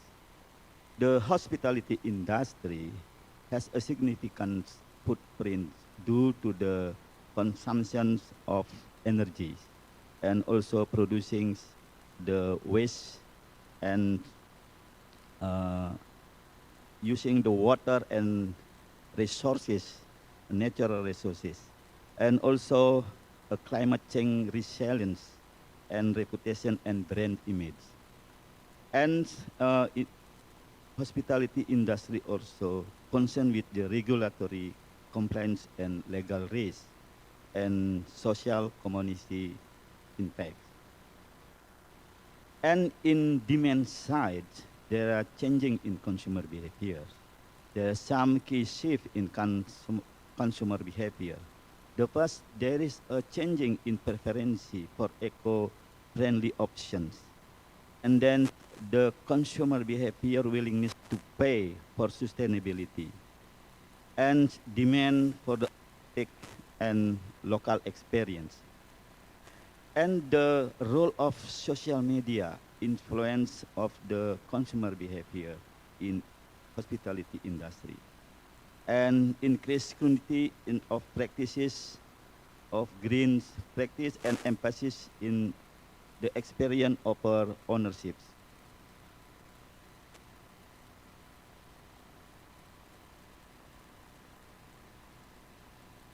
And how hospitality is responding the consumer, the changing of consumer behavior. Investing in eco-friendly practices and technology is very important now in hospitality industry. In local partnership to create authentic guest experience. Using social media to highlight sustainability initiative and attract like-minded customer. And this is the trend now in hospitality industry is a green hotel. Green hotel is lodging establishment that perform various eco-friendly practices to reduce operational waste and cost. This is an accommodation that minimizes its environmental impacts, implementing eco-friendly practices. So the practices in green hotels include conserving energy and water, and then managing waste, using sustainable materials, and promoting social responsibility. And guests in eco-friendly hotel also contributes the sustainability. How guests can participate in sustainability? Guests can conserve resource by reuse towels, and linens to reduce water and energy consumptions. And then minimize waste. Yeah, guests can actively use recycling bins and avoid single-use plastic by opting the reusable water bottles and other alternatives. And choosing green options by select plant-based meal option and also embrace digital communications, opting for paperless processes and digital check-ins to reduce paper waste. And engage in activities. Yeah, join in hotel organized event like beach clean up, and then release turtles, nature walks, or workshops on sustainable practices. And how eco-friendly hotel or green hotel support guests. Offer green amenities, provide refillable toiletries, and then reusable water bottles and biodegradable packaging to make it easy to guests to be sustainable. No more plastic, yeah, to package the food or something in hotels to avoid a plant or a bunch of the waste. And why guests choose eco-friendly hotels? First, environmental responsibility. Guests are increasingly prioritizing travel that aligns with their environmental values. And then health concerns. Some guests are motivated by health concerns associated with less sustainable practices. And enhanced experience. Eco-friendly hotel can offer a unique and memorable experience through sustainable practice. Thank you very much.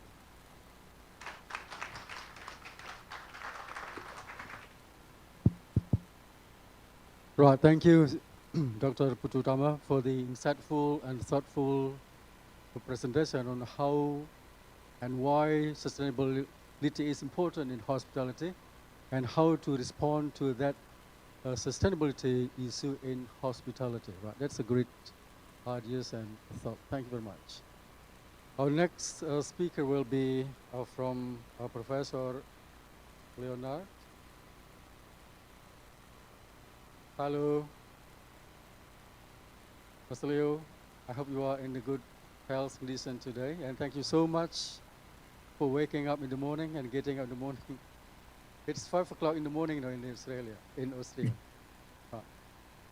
All right, we are so pleased to have you, and very thankful for you to spend your time to share with us your ideas on how to respond to the issue of sustainability, regeneration, and social justice in tourism.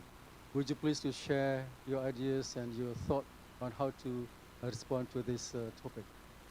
The stage and the screen is yours. Thank you. Okay, thank you for having me, and good morning. It's 5 o'clock in the morning now here. I just had my breakfast.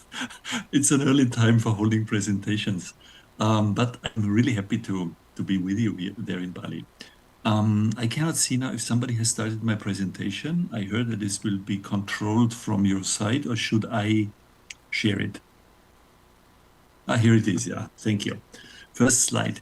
I want to focus on resilience in tourism from the Alpine perspective. What are we doing to face the big threats that are ahead of us here in Austria, and how is it about sustainability and how is it about the social aspects? Next slide, please. For Austria, I'm sure in Bali, this is a very strange idea. For us, the biggest challenge for the next years is the climate change. The climate change and the lack of snow. You see that in Austria, we are highly depending on snow on the winter season. And now that the snow is getting less and less because of the climate change. So what is done now? What are the remedies? Remedy number one is high investment in artificial snow production. This means you see machines like this, they blow tons of water on the skiing slopes so that skiers are able to ski from December to March. And also what happens in Austria is that we have to have high investments in safety measures, again, rock falls. As the ice on the mountain is melting, also the stones get loose and they rush down to the valleys, which is a high threat. We have a high number of mudslides now, flooding, and also avalanches are a big danger. And this is our idea to handle that is investment. The problem of sustainability there is you see that to this artificial snow production is not so good for the biodiversity, and is also it wastes a lot of water on the skiing slopes. And also the social aspect of the whole thing is that the prices of skiing tickets are getting up. This means that people who are not really well or who don't really have money cannot afford to ski anymore. The price of a ticket now is about 100 euros per day.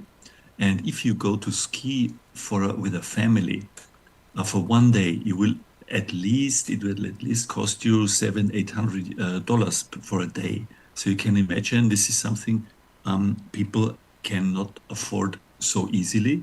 And this means that people who do not have the income, the high income, cannot afford skiing anymore. Next picture, please. So what are we doing? What is the strategy? Another strategy also is we change the product Alps. The product Alps used to be skiing in the past, and now the product Alps is getting also into summer. So we develop offers like e-biking tours on the mountains, which are very popular, and also wellness and yoga in the mountains, and trail running are the new sports that are going to be developed as a tourism product. And then something that might sound strange is that the climate change is getting a USB of the Alps. Why is this? It is because the southern countries in Europe, like Italy, Spain, Turkey, it is so hot there now in summer that people prefer to go to the alpine areas where it's cooler and the climate is more comfortable. So the tourists from Germany or Holland doesn't go to Italy anymore to swim there in summer, in the months of August and July, which is the high season here, but goes to the Alps. And because the environment in the Alps and the climate is more relaxing. So the Alps, the climate change also has an advantage for Austria as a tourism destination. Next slide, please. Another problem we are having is a shortage of skilled labor in tourism. Very difficult to handle for us because you see, this is like all over the world. We are trying to get people from abroad. We're trying to attract people from abroad, and we simplify the visa procedures of skilled workers from third countries, and we try to find people to get to work in Austria. The problem is that there's the language barrier, and another problem is that tourists coming from Germany, Holland, Switzerland, Italy, they want to see Austrians in these restaurants, but now they're seeing people from, it used to be Hungary and Czech Republic, Romania, and nowadays it's also people coming from Asia, people coming from Africa, which is it's a new feeling for our tourists, but they have to cope with it. This is how it is. Next slide, please. Of course, we have over-tourism in popular destinations, like this is Salzburg City, with the main street. It's packed with thousands and thousands of people every summer. Everybody wants to go there, and it's really full there. So we are trying to digitalize, like all Europe is trying to digitalize. This means you can online reserve the tickets. We try to reduce, we try to do parking management. This means all these thousands of cars that are coming in from Germany or from the surroundings, we try to direct them to the right parking places, which, to be honest, absolutely doesn't work, because every tourist who uses his car is going in the direction of the center until he cannot move back and forward. This is how it is. And we try to suggest alternative routes, which does not work, to be honest. So every summer we have a chaos. And then please, next slide. And the other thing, what we do is we limit. This means, for example, limitation of Airbnbs in the cities so that not so many tourists can come there.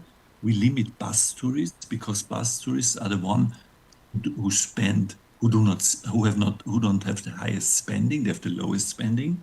So bus tourists are no more welcome so much. We charge entrance fees, and of course the accommodation rates are going up. Problem of that is the social problem of that, of course, is that younger people who used to come here as backpackers, for them it's getting more and more difficult to afford, like my city, the city of Salzburg, and also the city that you see here on the picture. It's a city called Hallstatt, a little village. And this village is flooded by Chinese because it has been rebuilt in China. And Chinese know that, and they want to see this originally, and then they travel to Austria and they flood it. And our people are very unhappy about this high number of Chinese tourists who are there day and night. Next slide, please. We are highly, of course, we are high dependence on international markets. And during the COVID crisis, we learned that it's also important to focus on the local market, on the domestic tourism. So we have marketing campaigns for domestic people. And there is a TV competition, which is very popular. It says 7 places, 7 treasures. And there's also 7 beautiful places in Austria introduced every month. One of them wins. And so in this way, the Austrians see how beautiful their own home country is, and they are traveling. Next slide, please. What we have is there's loss of regional identity and authenticity. Of course, we try to strengthen the local value chains. You all know about it. I think every country is doing that. Next, please. Next slide, please. Here we are. Yeah, social implications, like I already said, all of these measures cause a rising costs, and they limit the access for low-income tourists. So for low-income tourists, it's getting very, very difficult to visit Europe, to visit Austria. The digitalization that's also on the way is a problem for people who are non-digital tourists, like elderly people or people who do not have the highest or the latest technology. And also the integration of foreign labor is also a problem. We bring in people to work in Austria, but these people do not feel welcome. They do not feel home.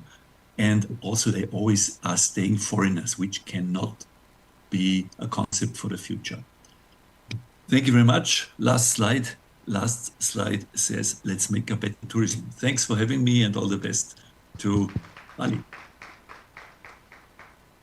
Right, thank you so much, Prof. Liu, for the insightful sharing with us, stating that sustainability in a regional context, a problem and their solution, and also implication.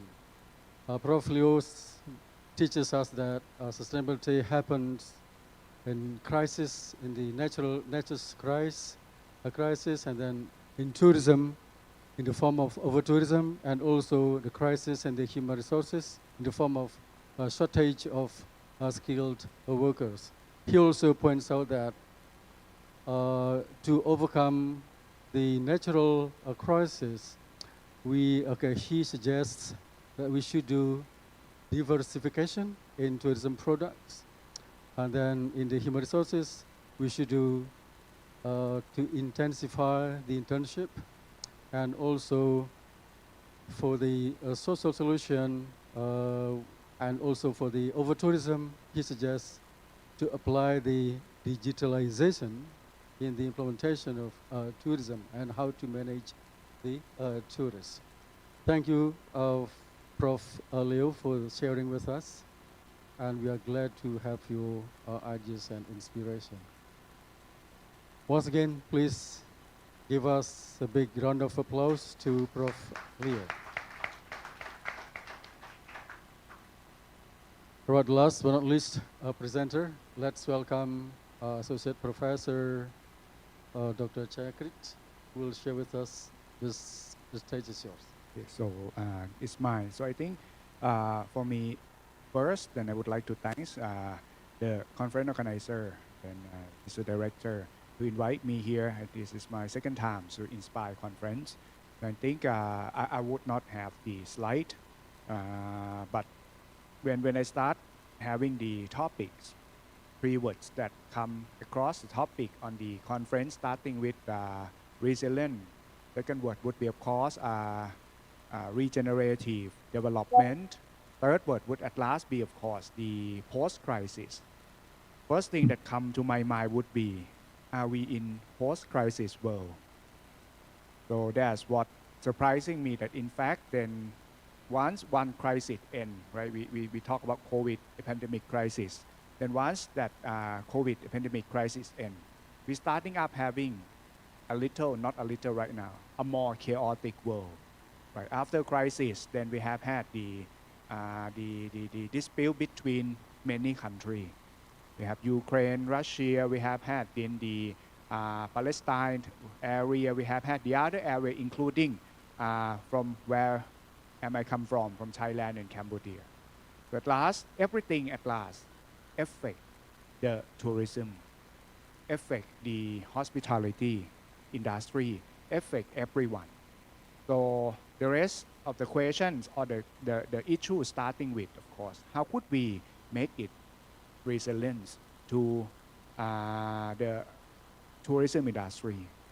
For me, the term resilient might mean crisis-proof. How could we turn the tourism industry? How could we turn the tourism organization? How would we turn the firm? How would we turn the people to be at last crisis-proof? So that what? So that no matter how crisis take place, then we can adjust, we can adapt, and lastly, we can survive. So once it's coming to me, of course, I starting with, I would think that my perspective would be different than the other a bit due to my train study, starting with finance, then go further with at last with public policy. So, and my job is then right now is director for human resource. So I try to gather information from other aspects, from economic perspective, from financial perspective, from discussing with a lot of our business partner, our university partner, and the other. So I come across with an idea at last. Then, okay, so to make it resilient, we have to understand crisis and we have to be prepared.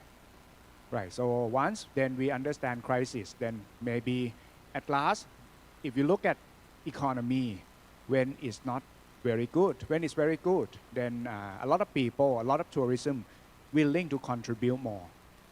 Right, they're willing to contribute more for maybe better, for maybe more, maybe sustainable, even if it's more expensive. But once then economy come up with downturn, crisis starting take place, then if we jump from post-COVID version to normal version whereby the economic wasn't be that good, then a lot of people tend to cut off their spending on something that they think is not necessary. Part of them of unnecessary thing would be, of course, tourism. The question that we have to ask further would be, how can we in tourism industry then make the people think tourism is mandatory. Tourism is necessary thing that they have to do. So what? So we adding up to possibility that we can do is what? We adding tourism as their way of life. Right. Cut a lot of economy, cut a lot of expense. Then what? Then your life definitely be very much doomy, very much boring, very much stressful. So tourism on the other end is maybe a bright side that okay, you might spend somehow some budget on it. Then that's one part of course, from policy maker. Then the policy maker in a country, then we try to develop a lot of sustainable aspects since maybe almost 20 years ago. You know how many tourism organizations from the government developing in Thailand? There are more than 7. The first one, of course, Tourism Authority, acting as tourism marketer to Thai. The recent one, 20 years ago developed, they're having a name called Designated Area of Tourism for Special Zone. So they're starting integrating sustainable tourism 20 years ago, starting from, of course, then designated area. I think right now we have had about 7 areas that designate for sustainable tourism. package and sustainable tourism practice so that they can expand further to other area and ask and allow the other area to study.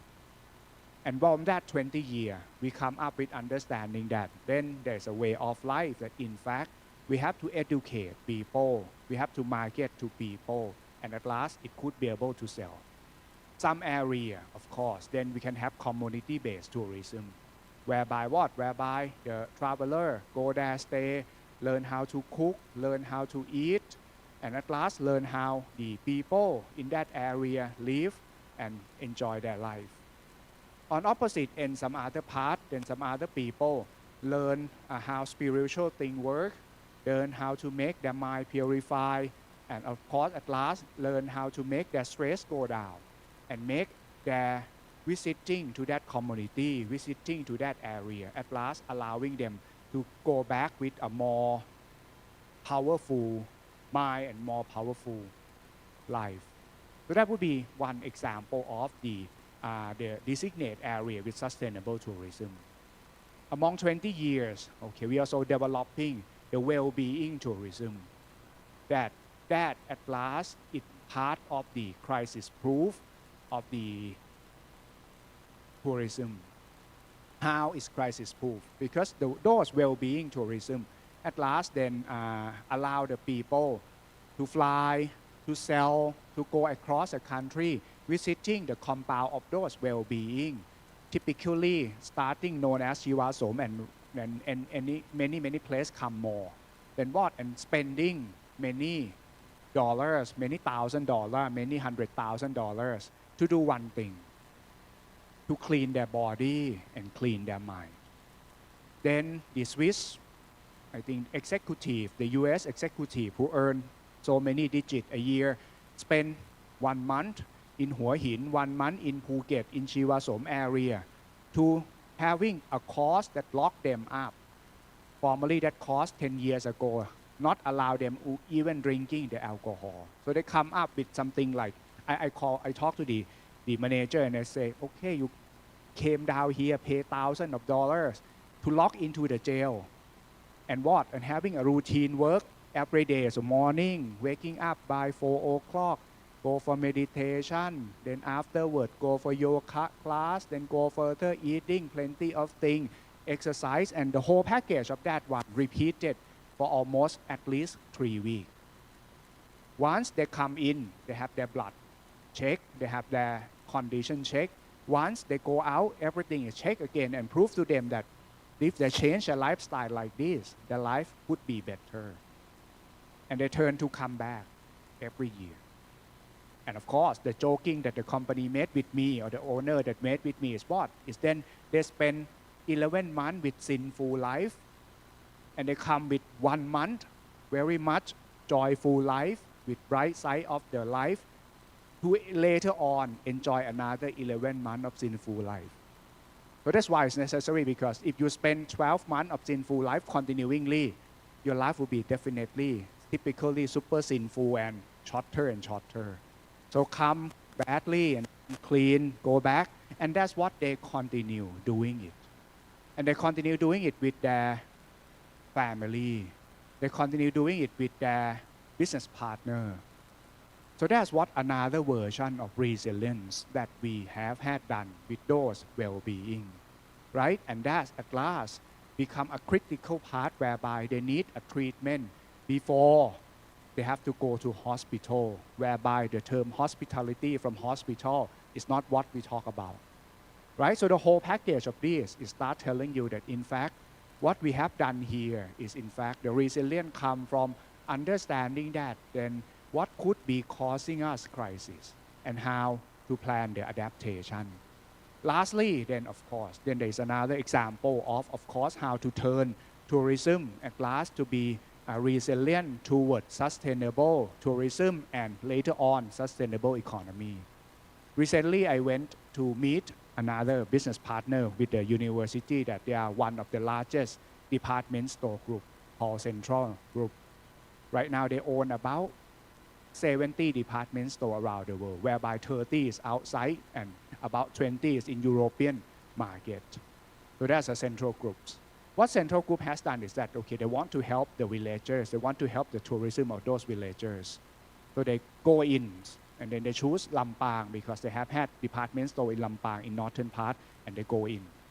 Then, okay, the villagers normally met maybe water, maybe the cloth bag, maybe the cloth, maybe the shirt and the other things. What villager doesn't know is that most people would think, okay, so they can marketing it by take what villager done, going out to the shelf and sell it. And the department store say, no, no, no, it's not that easy. Why? What is available there? It's not daily life the people use. Right? What should we tell them is what? Then if you produce the bag should size this. What size should be the bag that you wanted to? Okay, if you make it a little bit bigger can accommodate the iPad. Little bit bigger can accommodate notebook of 14 inches, 16 inches. So what? So the customer be able to use them in their daily life. How do they carry them? Right, okay, so how do they carry them? And that would be another version of course, the company could rather help. Gradually, the villager transform to listen. And from that listening, they transform themselves to learning. And that's what our resilience and sustainability wish it to be. So at last, three words that I left. First, okay, for resilient and sustainable. First, we need to be patient. Second, we need to be persistent. And last, we have to be positive mind. So that would be three words, of course, helping us surviving the crisis. Okay, thank you very much. Right, thank you, Prof. Chakrit, for enlightening us of three main points. The first one is that tourism is regarded as compulsory, but even a way of life. And then crises happen everywhere in the world. And crisis also affects the life of tourism. And how to solve this crisis? He suggests, first we should understand what crisis is. The second one is we should do some action on this crisis, both formally and also informally. In the formal one, we have to do some education on how to solve the crisis. And formally, in Thailand, there is a tourism authority who is responsible for handling the crisis in Thailand itself. Thank you once again for your nice presentation. Thank you, Associate Prof. Tom, Dr. Plutama, also Prof. Jakrit, and also Prof. Leo. Thank you. I hope you're still with us. And we come to the second session. There's a question and answer session. And we will invite one questions from those who are joining virtually and one question from those who are joining on site or in person. While waiting for the audience asking question online, I do hope if anybody from this room would like to ask questions or issue or ideas, you're welcome. Please do.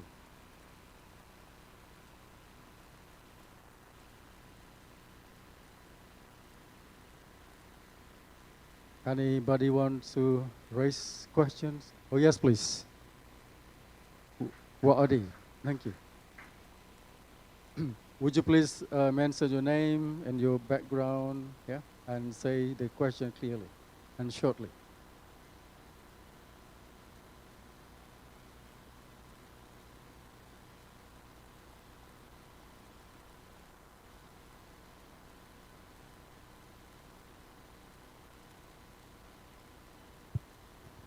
Thank you. It's almost afternoon, so I will say good afternoon, everyone. Assalamualaikum warahmatullahi wabarakatuh. I am Waude Dewi. I'm now pursuing the first semester of Applied Magister here at Bali Tourism Polytechnic. I was living and working in the Middle East, Oman, and now I'm back here to continue studying.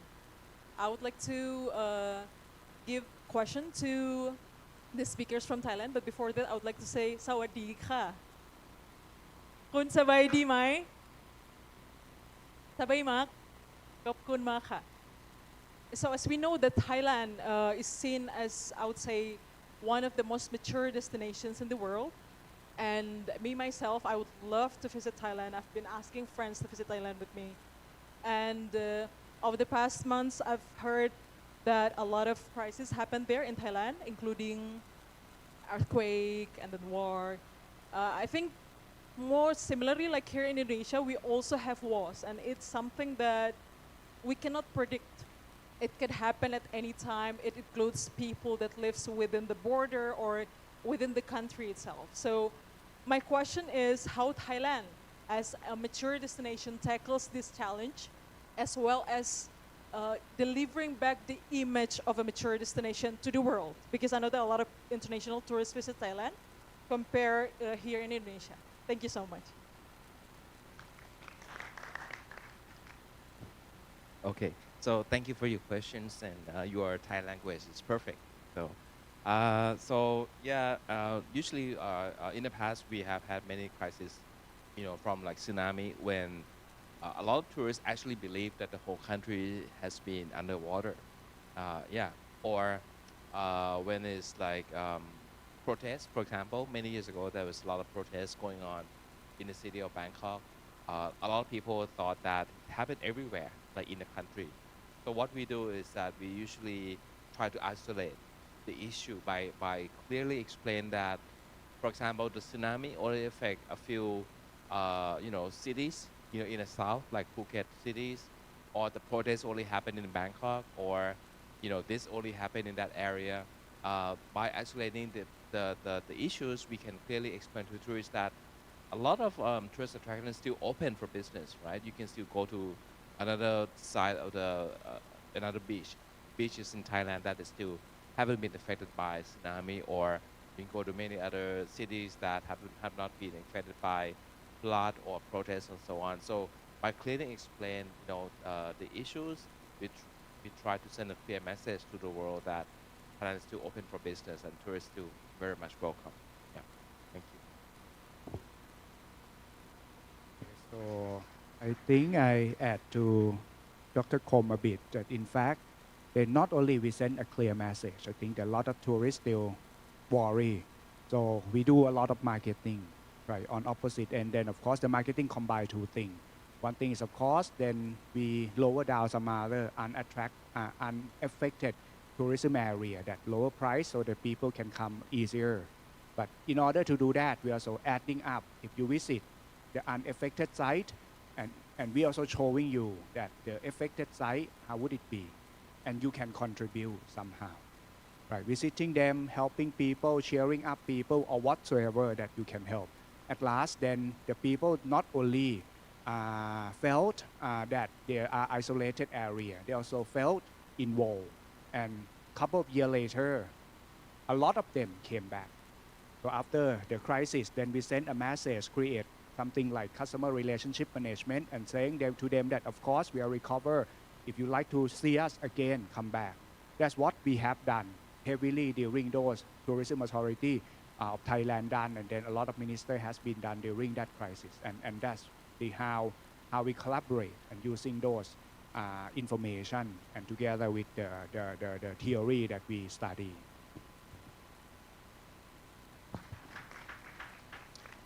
Right, thank you, Wadi, for the questions. One of the students of the Applied Master for Tourism, he's semester 1, yeah? Thank you. Right, sir. Thank you so much. Thank you, sir. Thank you so much, yeah. I think Dr. Kom and Dr. Chakrit has addressed your question clearly. Right, if there is, or there are some questions from those who are joining online, please do and tell us the questions. Okay, for the committee, is there any question from online participants? No. Right, that's enough, yeah. Okay, right, the committee have given me a sign that this session should be closed as scheduled. And once again, thank you so much for the interesting, thoughtful inspiring presentations on the topic. And from the presentation, we have learned some points. Okay, first, they are teaching us that crisis is the big challenge for the sustainability. Sustainability should be improved, practiced, and maintained in tourism, and hospitality business. Why? Because since tourism in hospitality is an obligatory, compulsory, and even a way of our life. Because tourism may bring us prosperity and a better life. And therefore, how to manage the crisis, how to manage the sustainability. There are three key words here. The first one is we should be consistent, persistent, and be positive in mind. More specifically, the strategy, the how to solve and cope with the crisis, we can do two approaches. The first one is the customer-oriented strategy, especially on how to deal with the changing behavior of the customers. And we can provide some activities which are needed by customers and at the same time can sustain the environment, also the product. And from the product-oriented, we can do a product diversification. Yeah? In this case, I think we do all agree that in doing product diversification, we should be based on the local genius. Yeah? We can do various products according to the changing behavior of the customers, but at the same time, it is compulsory for us to maintain and sustain the originality and locality and the local genius of the region. That's the key of the sustainability. All right, thank you so much for the presenters. Let's give us a big round of applause. Thank you for the questions for the patience for during this presentation. Thank you so much. Thank you so much for a very insightful discussion, and we would like to give our sincere gratitude to our moderator and also our panel speakers. So please stay still and remain on the stage to receive the certificate of appreciation. And now we would like kindly to ask our Director of Bali Tourism Politeknik, Dr. Andus Ide Bagus Putu Puja MKes, to present the certificate to all speakers and moderator.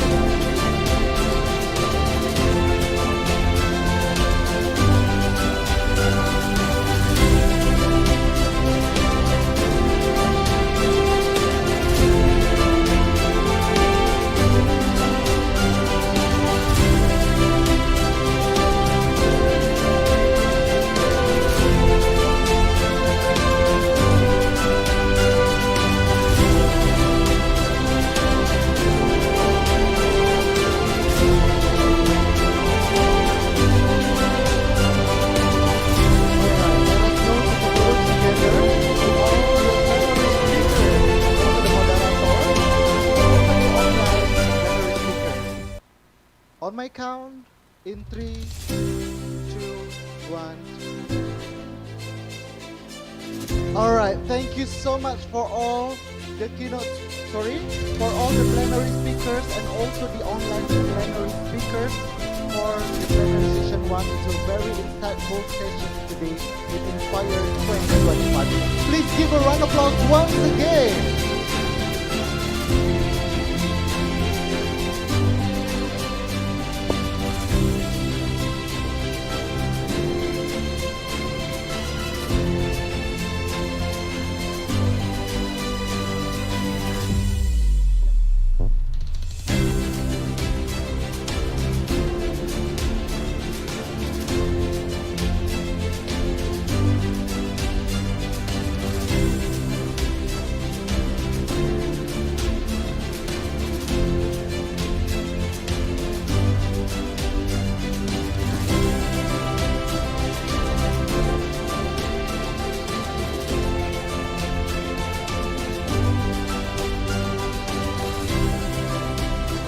Ladies and gentlemen, as we conclude the first plenary session, now we would like to begin with the second plenary session. So this session will discuss about innovation, governance, and global dynamics in tourism. So the session will be led by our moderator. Please give a big round of applause and welcome on the stage Dr. Irene Hana Hasihombing, SE, MM, CHE. The stage is yours.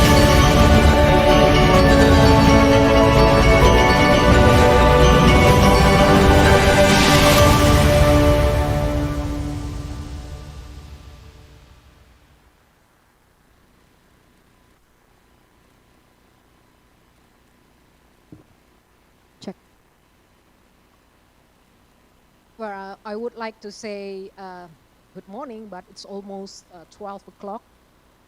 I know for us in offline that it's time for lunch, but please still stay here with me because we are going to discuss about the innovation, governance, and global dynamic in tourism. We are gathered here with a shared passion for exploring how innovation is shaping the future of tourism, how governance structures are evolving in response to global challenges, and the dynamics that drive the industry forward on a global scale. As we delve into these discussions, we are fortunate to have with us 4 distinguished panelists, each bringing wealth of knowledge and experience in their respective fields. Their insight will no doubt enrich our understanding and help us envision solutions to the complex challenges facing the tourism industry today. So, without further ado, let me introduce our panelists. First, we have Mr. Hari Dwi Nugroho from EGO Global Asia Indonesia, which will be joining us from the online.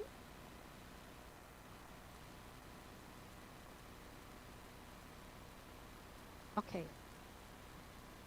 Okay. Okay, and our second panelist is Dr. Igusti Agung Witersana, which is Deputy Director of Politeknik Pariwisata Bali. Please welcome to the stage.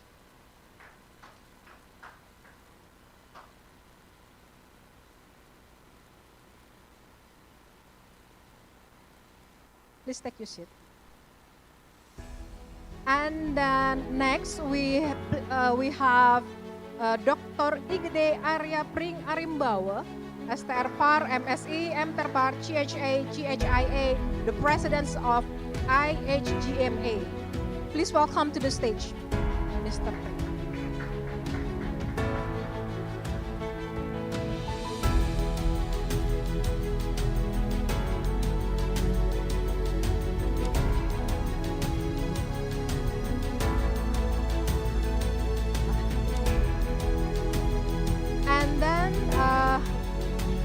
Our last panelist will be joining us also online, Mr. David Thomas from Republic Polytechnic Singapore.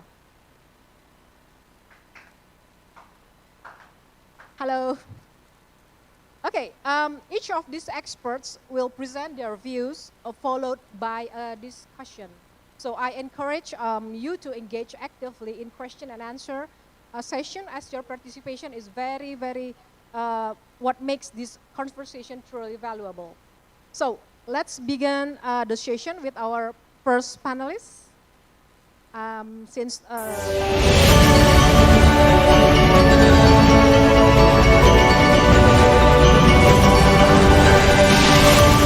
Okay, thank you. Since Mr. Hari Dwi Nugraha is still trying to join us from the online, so I would like to invite Dr. Igusti Agung Witersana with the topic of innovation, governance, and global dynamic in tourism. The stage is yours. Cek. Om Swastiastu. Assalamualaikum warahmatullahi wabarakatuh. Good afternoon, distinguished guests, all leaders, speaker, and ladies and gentlemen. It is my pleasure to be here today to share an insight on issues that continues to shape the direction of Bali tourism and hospitality landscape. Next slide, please. Well, on the social media, several accounts that discuss business and investment have posted content about Bali, mentioning why wealthy people live in Bali, keep their money in the banks in Singapore, and have their wealth end up in Monaco.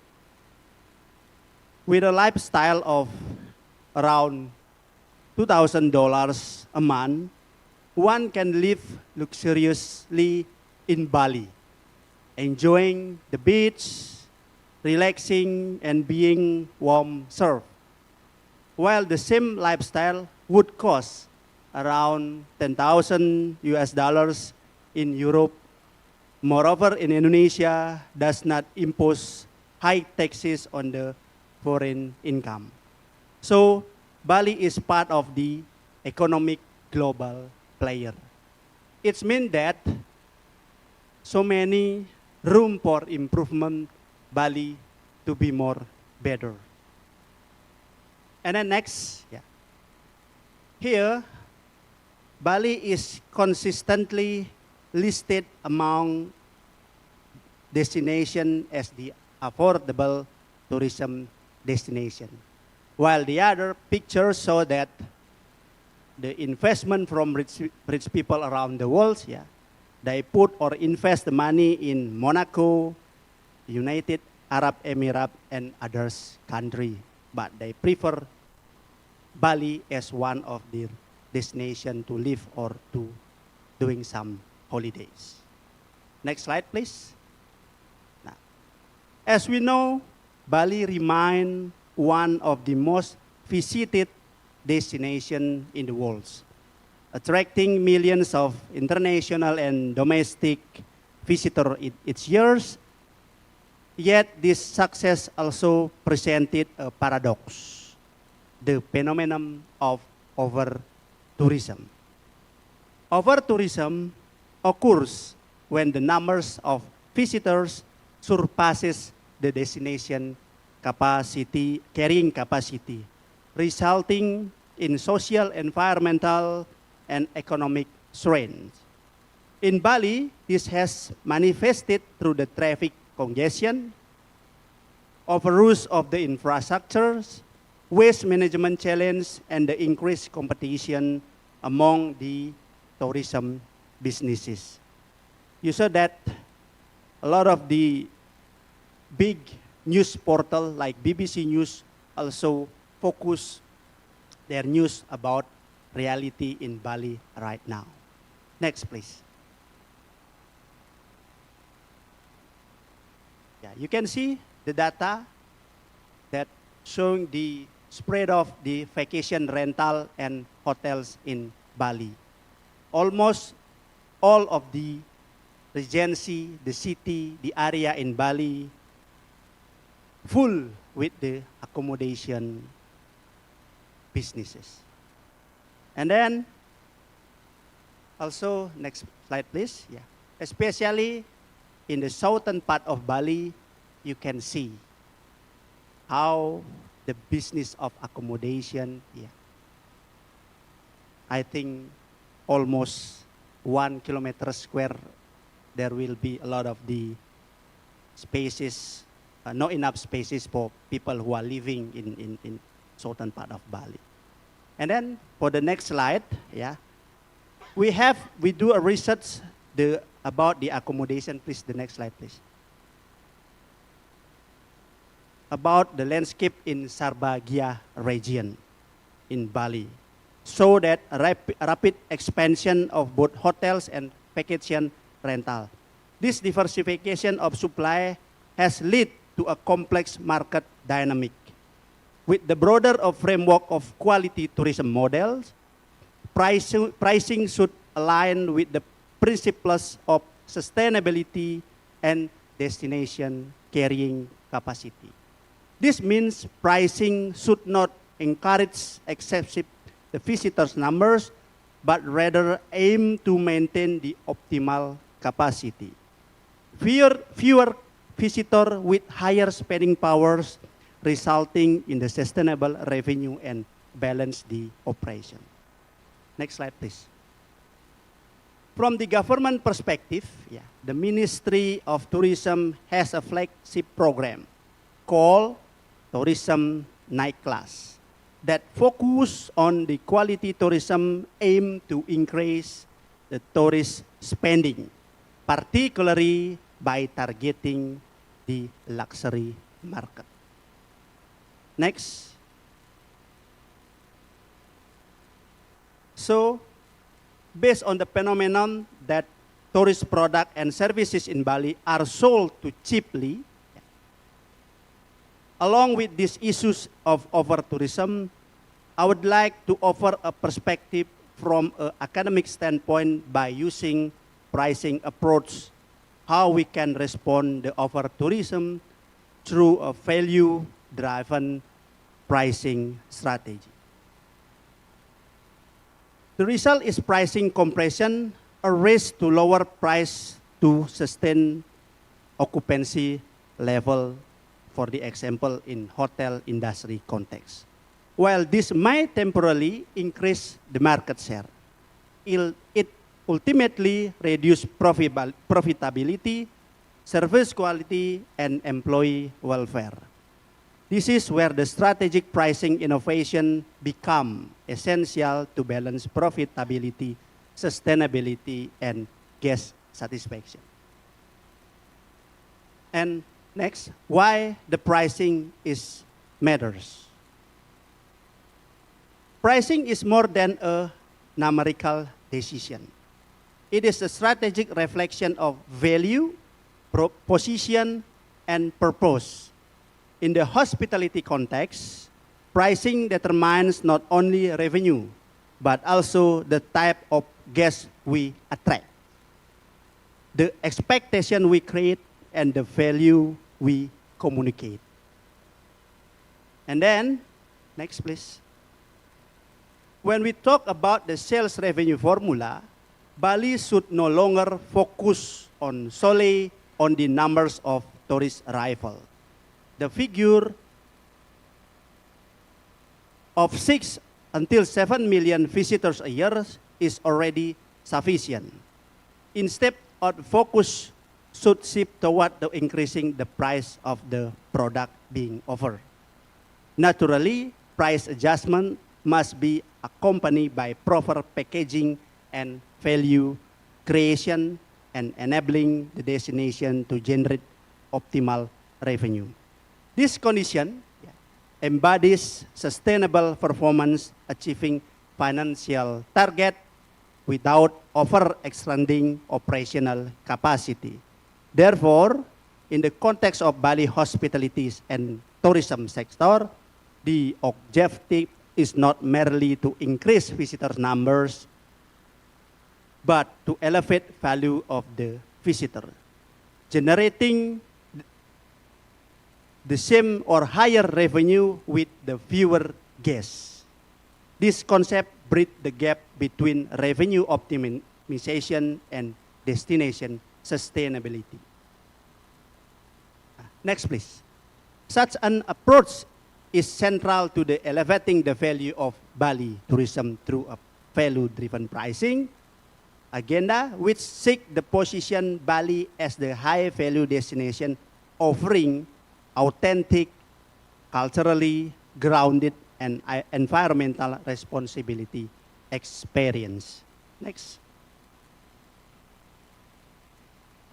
Now, let's turn to the central focus of the presentation, the value-based pricing strategy. Unlike cost-based competitors-based pricing, value-based pricing determine rates based on the perceived value of the product or services from the customer perspective. Value-based pricing allow organization to create, communicate, and capture value for money effectively by aligning price with what the customer genuinely appreciate and willingness to pay. In Bali tourism hospitality industry, perceived value extend for beyond physical amenities. Guests are willing more to pay and also respect for local community. By adopting value-based pricing, tourism hotel resort can reposition themselves away from price competitiveness and toward experience differentiation. This approach also allows the business to target quality-oriented travelers who are more mindful, responsible, and likely to contribute positively. The destination essence value-based pricing transform the market structure from one driven by value to the one driven by value. So this is the quote from Warren Buffett: price is what you pay, value is what you get. Yeah. This is one of the articles that discussing revenue management perspective in over-tourism phenomena. I'd like to highlight it that low prices overstimulate demand. It will be surpasses the supply and the number of visitors a destination exceed the carrying capacity. Low prices do not necessarily mean that prices are lower than competitors, but that the price that what tourists can afford to pay for a destination or tourism product. Yeah. So traditionally, yield management in hotel focus on maximum revenue, selling the right room to the right customer or market segment at the right time, and also in the right distribution channel. Yeah. However, the apply in this context of tourism, yield management also become to operational sustainability. So this is one of the article that also focus on the revenue management that already success in other places. Next. Okay, next again. Next. Okay. The article results say that by limiting the accessibility of destination, and also limiting the capacity of accommodation established by the raising issue of new construction permit, by setting minimum rental period, and also there is a government rule inside, like India, they increase the ticket price to visit Taj Mahal as tool to combat the over-tourism issues. Yeah. Next slide, please. And also, now it's a lot of the article also linking or focus on the pricing strategy, revenue management, and the capacity management and to sustainability performance. And here, one article discussing the economic effect of different type of tourist services. There are 3 tables categorizing business into large, medium size, and also small community. The finding revealed that the medium-sized hotel tend to contribute the over-tourism, where large hotel and small community-based businesses can operate in the way to help prevent the over-tourism. The policy and management must have the mindset of revenue management orientation.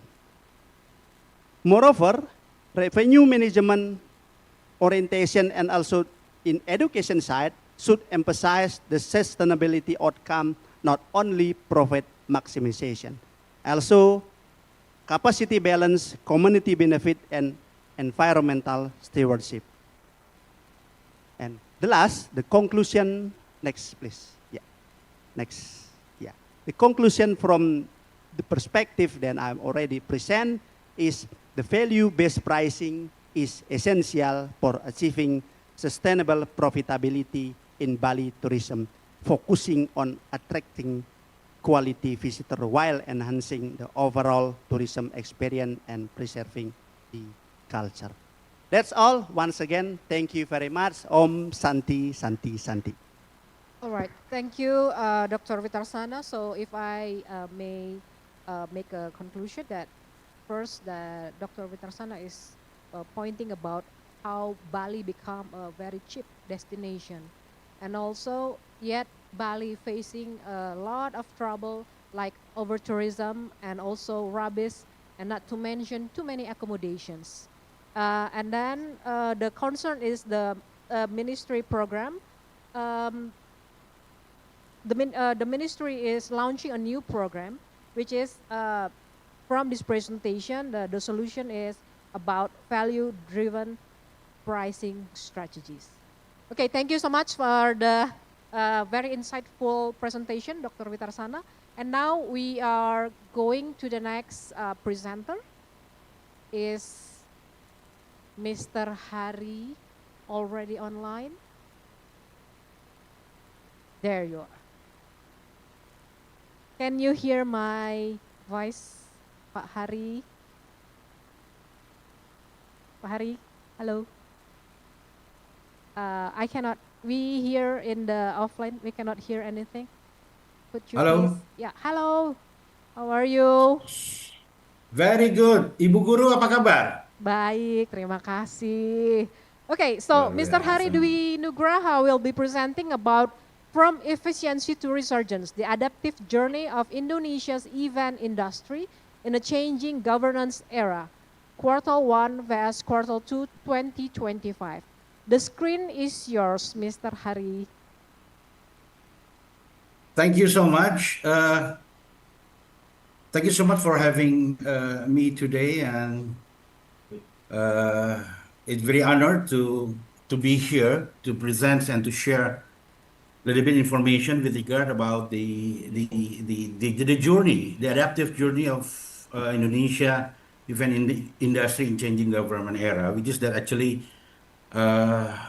this is quite very new perspective based on the research what we conduct with the Central Bank of Indonesia in the Q1 and Q2 in this year. So allow me to share. First thing first, let's talk about the Indonesia event industry landscape. So as we might know that today in the quality tourism, the event industry in Indonesia will adopt Donald Gates and Stephen J. Page in 2015 with regard about the portfolio of industry event tourism, which is that if we talk about the MICE itself is a part of 4 quadrants. So business, festival, culture, sport, and entertainments. So on behalf of the Indonesia Event Industry Councils, we, starting 2018, adopt this approach to see, to build the event industry in Indonesia. For information, right now, the ecosystem of the event in industry comprised of meeting conventions, which is supported by the associations as INCA, incentive over there, exhibitions by Asprapi. We also have an event itself, which is the Indonesia Event Industry Councils, etc., including the wedding organizers. experiential learning, backstagers, music promoters, and etc., etc., plus the professional of the event industry itself. So, ladies and gentlemen, in 2024, basically the pro rate of the number of events in Indonesia about more than 8,000, and we contribute about 5.23 billions USD, about 84 trillions. And this is what very interesting to share. It involves about more than 8 million workers, representing about 35.7 percent out of 25 millions of workers working in the tourism industry. So actually, event industry is quite very promising and very strategic actually if we see it on these numbers. And how about the productivity in year 2025? Early this year, we predict this year's the growth is very small. It's about 4.92%, contributing and producing about more than 9,000 events only. So, ladies and gentlemen, since year 2018, we continuously and regularly produce the Indonesia Event Industry Survey,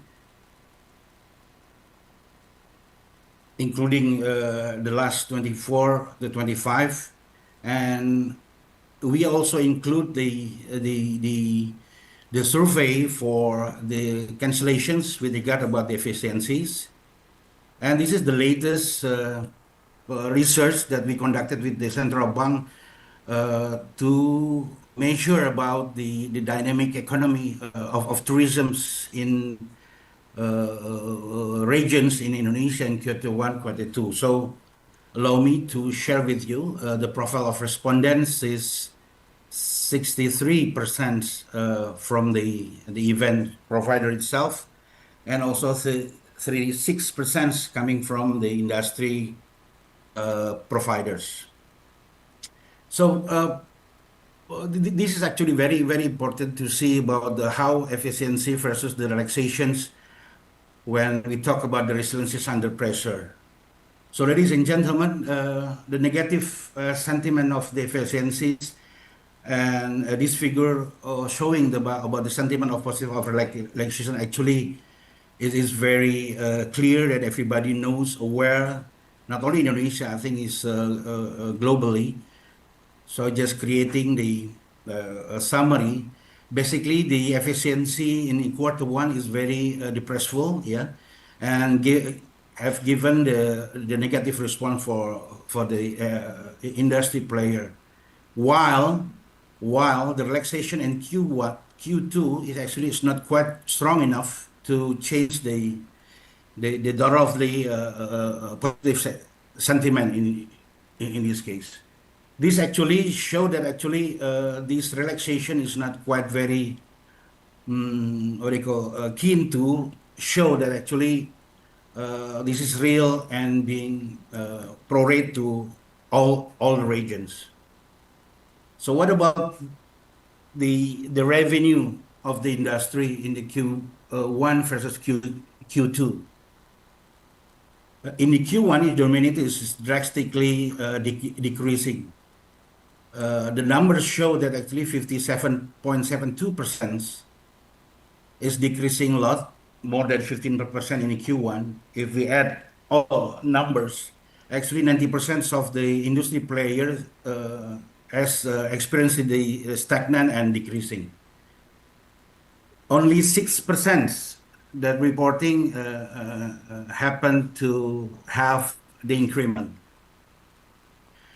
Now, what about the relaxation? The relaxation, which is starting on the May in the Q2, actually give the significant contributions to the recovery, even though, as we might know, this is not fully meet with the similar ideal conditions.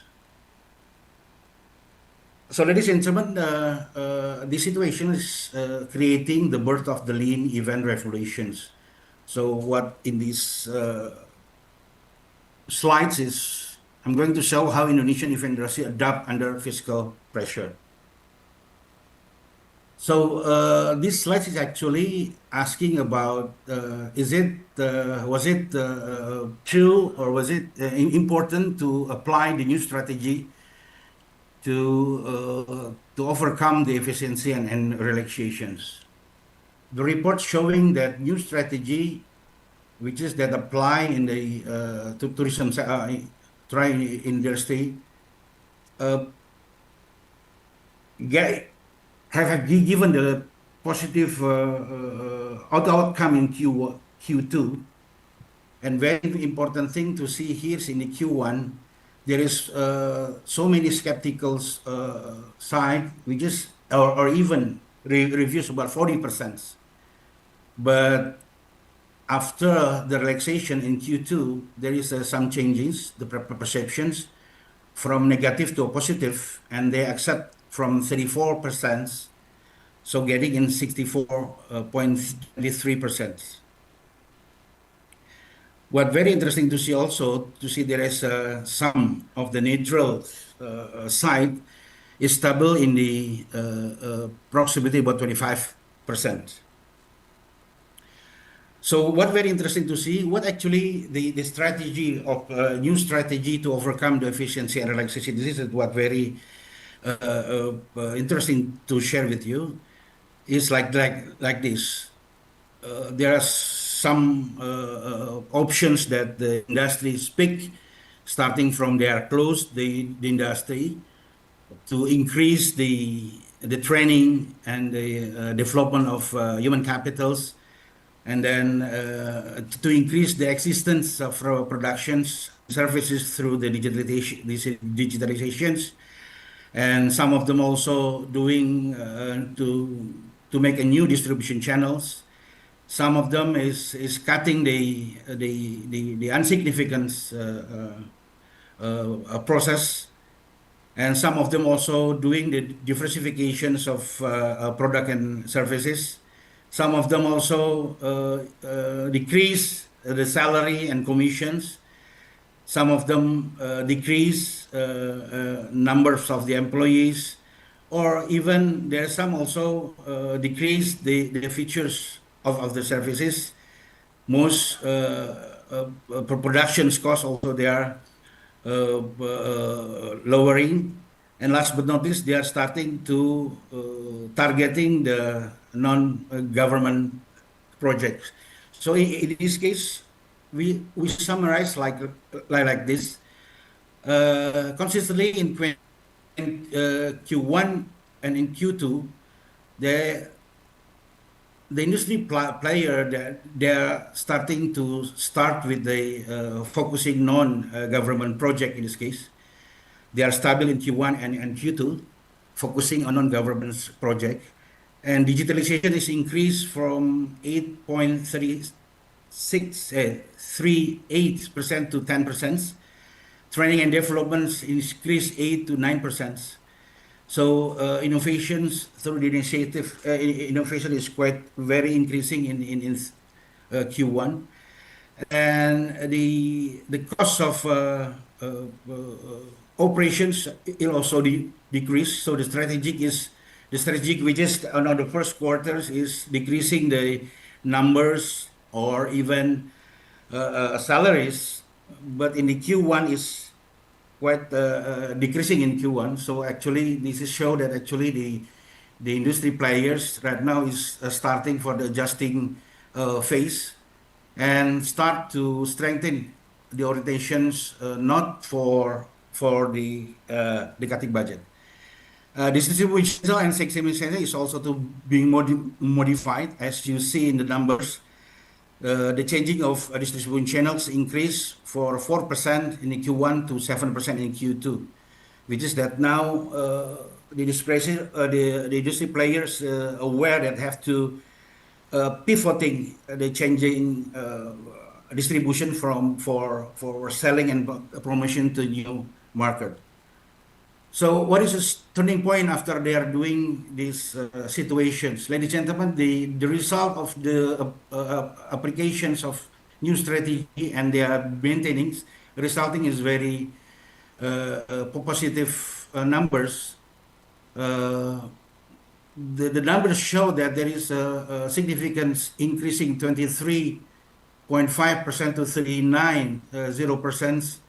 The strategy is still being powerful, and the decreasing numbers, which is that being lost, is also now decreasing, but they are still about 30% still stagnant, which is that showing that the implementation they are still feel is not have the significant impact so far. So who's the heroes of the market amidst the fiscal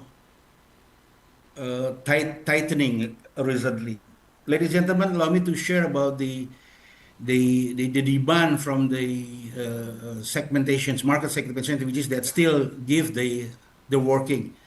As you see here, the corporation is still number one, and followed by the individuals, and then the third is PCO and event organizer. The summary is like this. The corporation is still dominant. Five, one out of five project is actually coming from the private sectors. Not forget to mention the association and organization also being consistently to be a mover.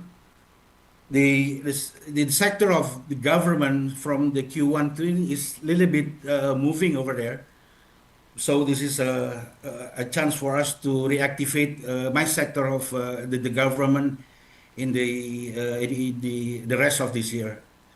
What very interesting also to show the stability of the support from the education's institutions and PCO and NEO actually also reporting is very consistent to contribute the business to the providers.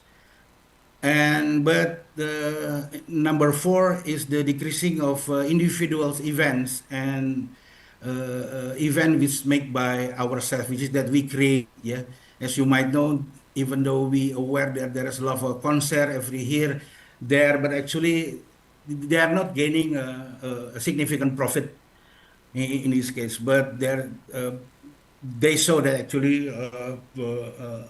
it is very difficult right now to create the event by ourselves. Even though we aware there's a Mariah Carey just now conduct the concerts, but this is only a pinch of situations in general. So, ladies and gentlemen, the key challenge through the end of 2025 this year is when we ask the respondent with regard about their forecast for the end of this year, mostly still neutral, similar, yeah, mostly about 23%, yeah. The decreasing is showing hits to 22%.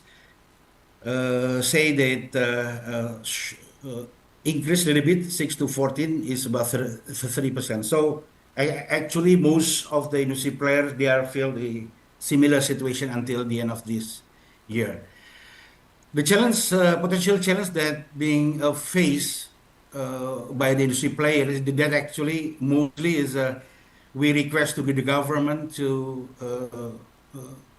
recall the efficiency policy is about 31%, which is that we expect if the government are going to lose this efficiency, hopefully will give a beneficial for everybody in the event industry. And we expect from the government at the end of this year, mostly is taxations. We request mostly to how we get the tax holiday, for example, for the governments. So what the key takeaway that we learned from the situations this year? Basically, efficiency is actually build discipline. Relaxation build momentum, and resilience is equations on innovations plus adaptations, governance provides structures, innovation drives souls. To end this presentation, allow me to share with you that actually the resilience is not about bouncing back. It's about bouncing forward smarter and stronger. And starting from now, and in this, within the global situations, the futures of Indonesian university will be defined not by budget size, but the power of innovations, collaboration, and governance. Thank you so much. Thank you. Thank you so much, Mr. Hari, for a very rich presentation. So there's some key points that I would like to address that MICE is a part of the tourism with many players in the industry. And also the event sectors can employ more than 8 million workers. And also in 2025, the event sector is dropped significantly due to the new governance policy in tightening the fiscal or the budgeting, and also we call efficiency, which impacted the event sectors. So the event sectors need to develop new strategies in the second quarter, where there is a relaxation from the government. So they are targeting the new segment and now not focusing only on ministries or in the government. So innovation is needed here. Also, this year there's a distribution channel and new segment like corporation, government, education institute. It's now the new segment of the event sector. So the growing of the event sector until this year, end of this year, will be the same. So we are going to face a very big challenge. That's the key point of Mr. Hari Nugroho presentation. Thank you so much, Mr. Hari. And now, because time is running very fast, so I go to Mr. Arya Pring.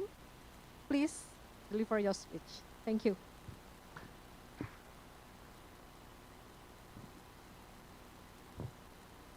Thank you, Ibu. Good afternoon, ladies and gentlemen. It is a pleasure to be on stage with Pak Agung. This is the second times, together. And also Hari. We are on the same page. Now time runs so fast, so I'm just sharing about something happened that I just visit several provinces in Indonesia. And I met some people around there, and also the leaders talk the same things and the same page about the hotel situation, while the occupancy is dropped and the MICE also dropped. Please, my presentation. All complete presentation. I think it was presented by my boss, professor, and also some of the guest speaker, and also Pak Agung too. Next slide, please. Resilience is not about never falling, but about rising every time we fall. This is by IGAPA, the quote. IGAPA is Igede Arya Pring Arimbawa. Thank you. Uncertainty and risk in the hotel industry. We talk about uncertainty. As we might know, hotels industry, some with a very good occupancy, while in east part of Indonesia would drop.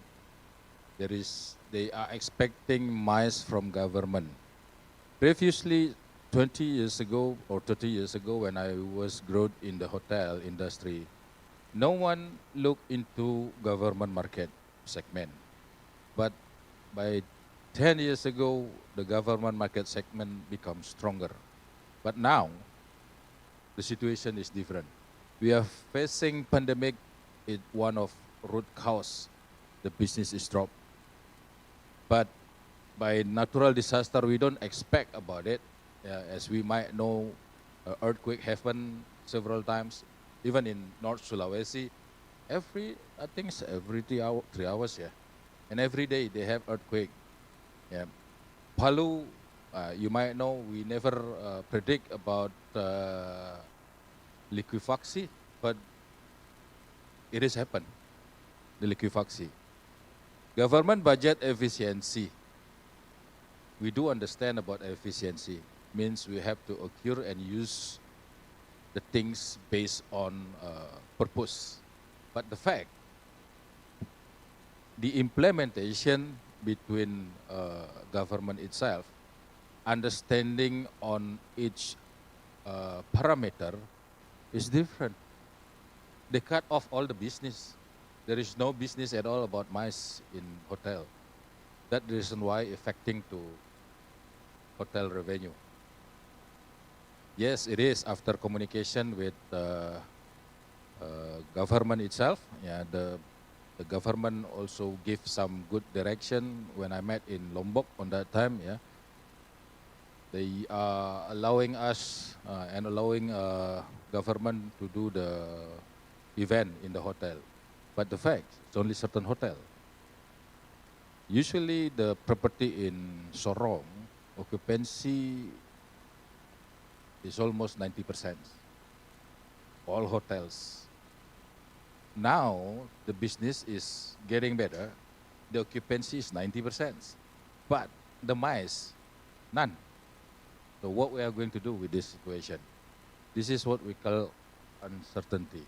Hotel business is really fragile. Yeah, we are facing issue cholera. We are facing issue Legionella. We are facing issue pandemic. So everything. Yeah, about Bali bomb, something like that. So it decreased the occupancy. And also now, which is trend, yeah, come up, yeah, with the Gen, yeah, Gen C, Gen X, Gen Y, yeah, it has happened in the hotel too. The characteristic is totally different. So we have to adapt and we have to adopt. Yeah, what is the characteristic that we need to work with? Because hotel itself is quietly different now. If I talk about Gen Z, it is. If we are working closely with them, understanding them very well, they can be part of our team. But if not, very sudden, within 3 hours, they said that I'm going home, Pak, resign. Yeah, it has happened. That is really sensitivity happen in the hotel. I'm sorry, I'm talking about in practitioner. Yeah, I'm not talking about as academic, because I am representing Indonesian Hotel GM Association. Next slide, please. The resilient framework is a systematic framework that helps organizations to withstand, adapt, and thrive amid changes, pressure, or crisis. In other words, it is not merely about bouncing back after a setback, but also about bouncing forward, moving ahead with the stronger strategies. Leapfrog strategies, I got this point from Horst Schulze, which is formerly CEO of Ritz-Carlton. So he's the one who always talk about leapfrog strategy. As you might know, if we see the frog walking, of course, it's only slow. But if the frog, living, and it's gonna be so fast moving, yeah. Next slide, please. I'm trying to be fast. As we know, most of the hotelier and management, they are focusing on competency. Competency means skill, knowledge, and attitude. There is no art on it. Yeah, the basically is competency to ensure each employee are competent. But training should not only focus on hard skill. This is also talking about emotional resilience. What is the emotional resilience? Consists of something like lack of self-awareness, yeah, poor coordination, conflict resolution skill, emotional intelligence, and impulse control. If we talk about something skill and knowledge, we can get it from copying or copy-paste from other hotel. If we see technology, yes, we are adapting everything. Even like video screen, we have computerization system, we have hotel system, everything are upgrading already into digitalization. But the fact, the major concern is this, yeah, because if we increase our technology without elevating our employee, so there will be nothing. So we have to bring our people know and adapt with this situation. I'm going to tell about Puka a little bit, an unpredictable situation, which is volatile. The tourism trend are changing rapidly because, as you might know, yes, previously, 20 years ago, most of the gas market segment coming from America, yeah, they now become Japan and then Korea, and now it's totally different. We have to promote ourselves into and among Indonesia. Yeah. So this is the trend that we have to do. Everything is changed. Yeah. Uncertain, dependence on external factor, economy and geopolitics. We discussed about it several times about the political issue. Yeah. Now our government also talking about cleaning in their area. Yeah, complex is the complexity of collaboration among many stakeholders. Ambigu is long-term tourism trend are difficult to predict. This is the word that the sentences that I need to put bottom line here. Long-term tourism trends are difficult to predict. Okay, let's continue the explanation.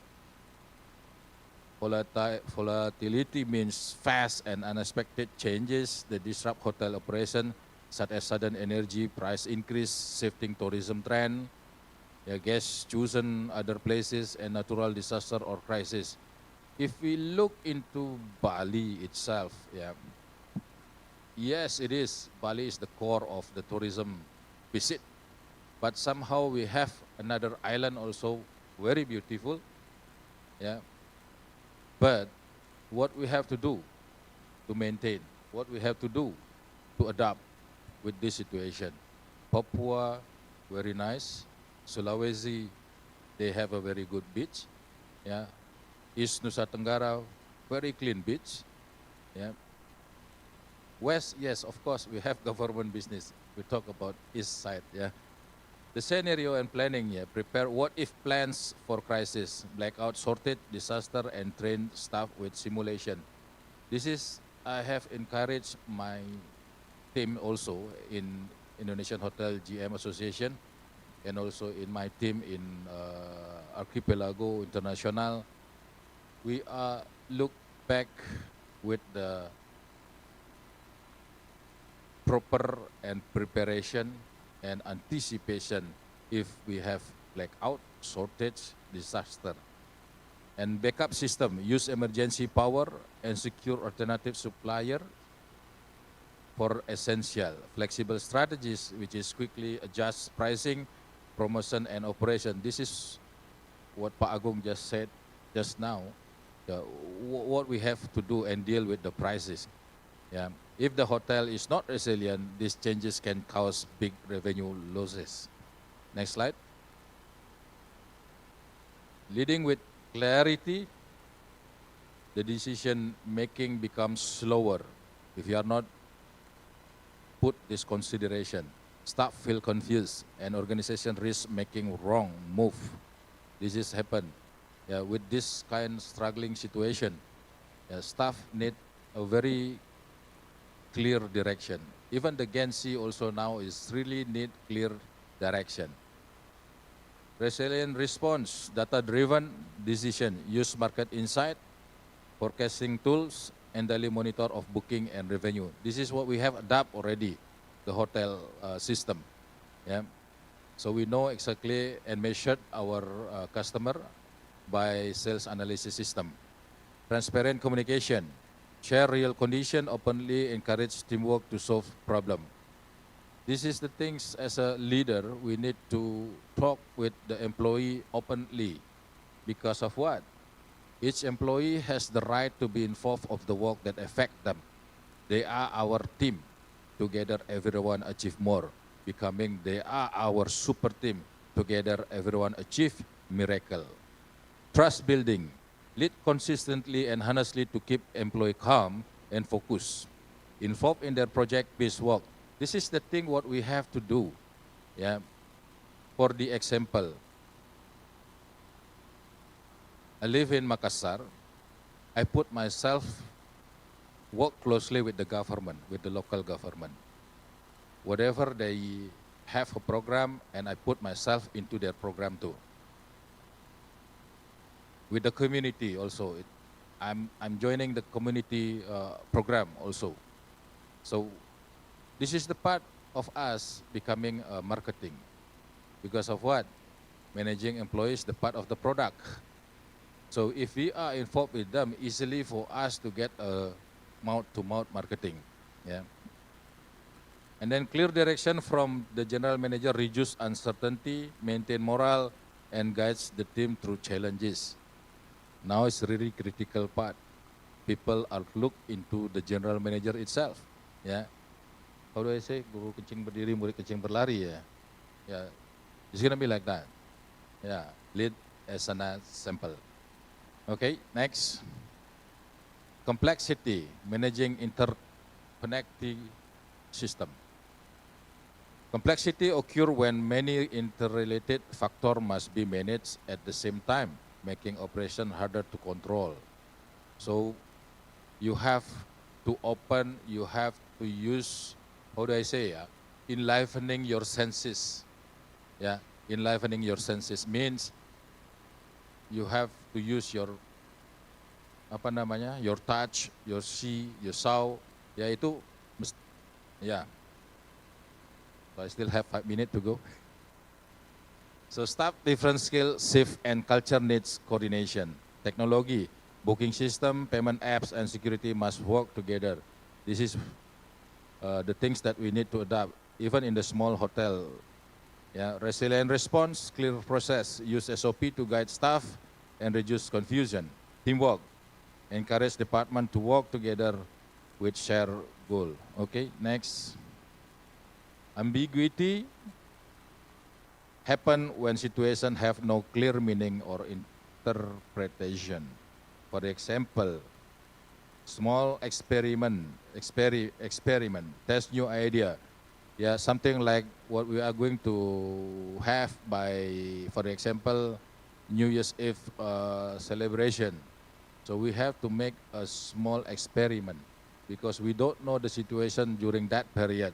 Either we can find a good business or not. Yeah. Innovation, encourage creative solution from staff at all level. Embrace design thinking to solve guest pain point. Innovation which is not only equipment, which is not only supporting facilities, but innovation must be coming from each individual. That reason why I put each employee has the right to be involved of the work that affect them. We need to hear from them. We need to know from them. Because if we just follow our direction only, so they will not going to follow us. Next slide. This is the case study. I don't think that I need to represent about this because the time is over. Next slide. Next slide. Guest engagement is the secret ingredient that turns a stay into unforgettable experience by IGAPA also. Next slide. Very good. Last slide. Next. Thank you. Thank you so much, Mr. Arya Pering. So I would like to conclude, but because the time is ticking and also that we are operation on a generator because the electricity might go down, so I will continue to our last speakers. I'm very sorry about this. We are continue to the next speaker, Mr. David Thomas, which will also speak about the event with a purpose, enabling regenerative tourism through community and culture. The screen is yours, Mr. Thomas. Thank you. Can you hear me?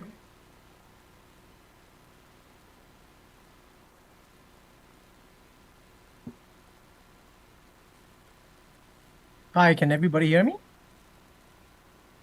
Yeah, I can hear you, Pak. Okay, great. Okay. Selamat siang, Bapak dan Ibu sekalian. I'm David Thomas from Republic Polytechnic School of Hospitality in Singapore, where I teach event and project management. I really appreciate you having me here today. Having worked in the events industry for over 20 years, I've seen how celebrations can either uplift or overlook the places that host them. Today, I want to explore how we can design events with purpose, ones that truly regenerate communities, culture, and nature.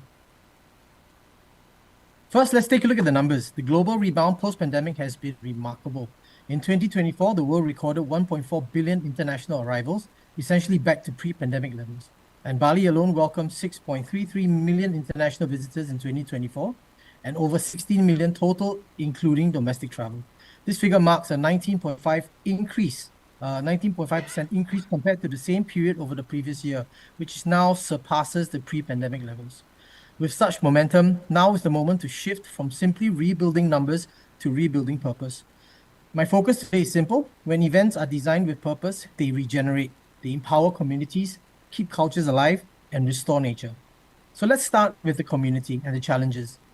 So studies in UN Environment Programme and UN Conference on Trade and Development found that in some small islands and developing states, such as parts of the Caribbean and Pacific, as much as 80% of tourism revenue leaks out to foreign-owned companies. It's a cautionary example of what happens when tourism growth doesn't translate into local benefits.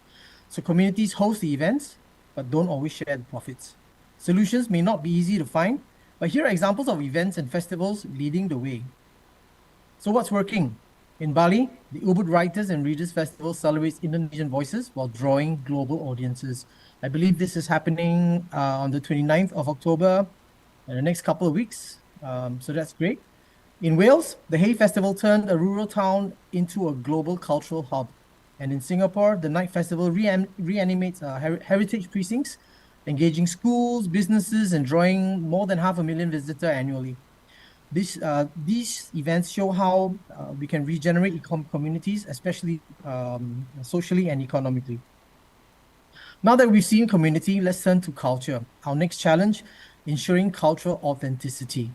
So this term, coined by sociologist Dean McCannell in 1973, stage authenticity, describes situations where cultural practices, rituals, or traditions are modified or performed mainly for tourists rather than for the community itself. The goal is to make the experience look authentic to visitors, but in reality has been adjusted or staged to meet tourists' expectations.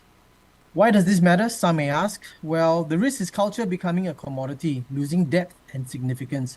Some argue staged versions still preserve and share cultures. Others say they erode authenticity over time, but that's a debate for another time. So as visitor numbers rise around the world, traditions risk being reshaped to meet expectations. Closer to home for me in Singapore and Malacca, where you can find the Straits-born Chinese culture or the Peranakans. Some restaurants show Peranakan dances, but are performed by artists from elsewhere in the region, memorizing dance steps and not the meaning or the culture, which brings in itself a risk of culture dilution. Again, these are hard challenges to overcome in one fell swoop, but here are festivals and events showing us the way. The Bali Spirit Festival blends yoga, music, Balinese philosophy of harmony rooted in Trihita Karana. And in Mexico, the Guelaguetza keeps indigenous traditions vibrant.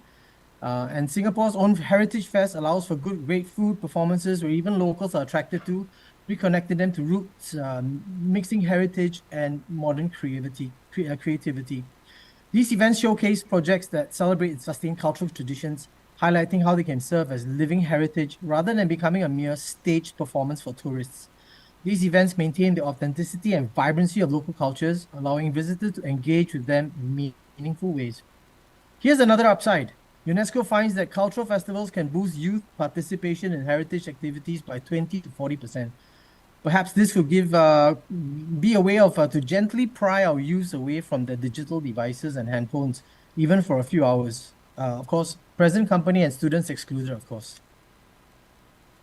At Republic Polytechnic, we organize cultural overseas trips to let students experience authentic experiences. We have school overseas trips to Boracay in the Philippines, Shanghai, Kuala Lumpur, and of course to Bali. You might recognize that auditorium there on the left. The next challenge we face by organizing events is, of course, waste, something we cannot get away from, especially when organizing large-scale events.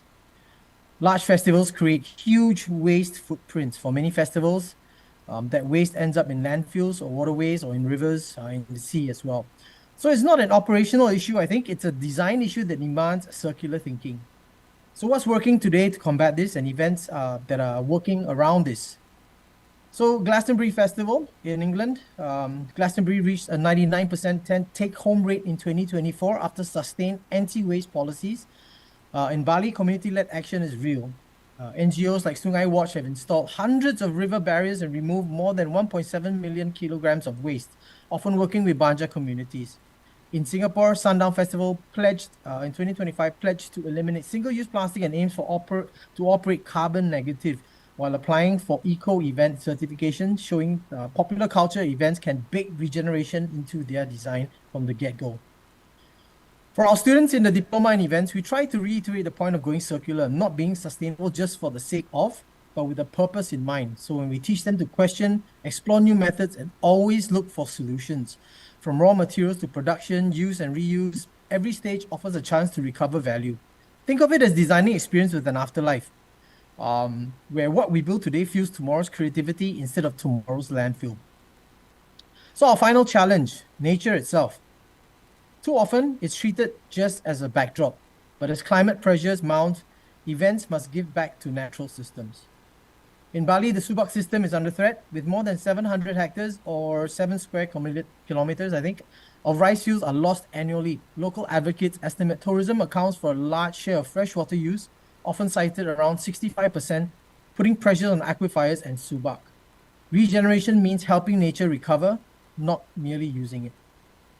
Here are some fantastic examples of regenerative tourism events that are leading the way. To counter the issues I mentioned earlier, Subak rice festivals in Bali support the upkeep of those traditional terraces, turning celebrations into conservation and ensuring that each season gives back more than it takes.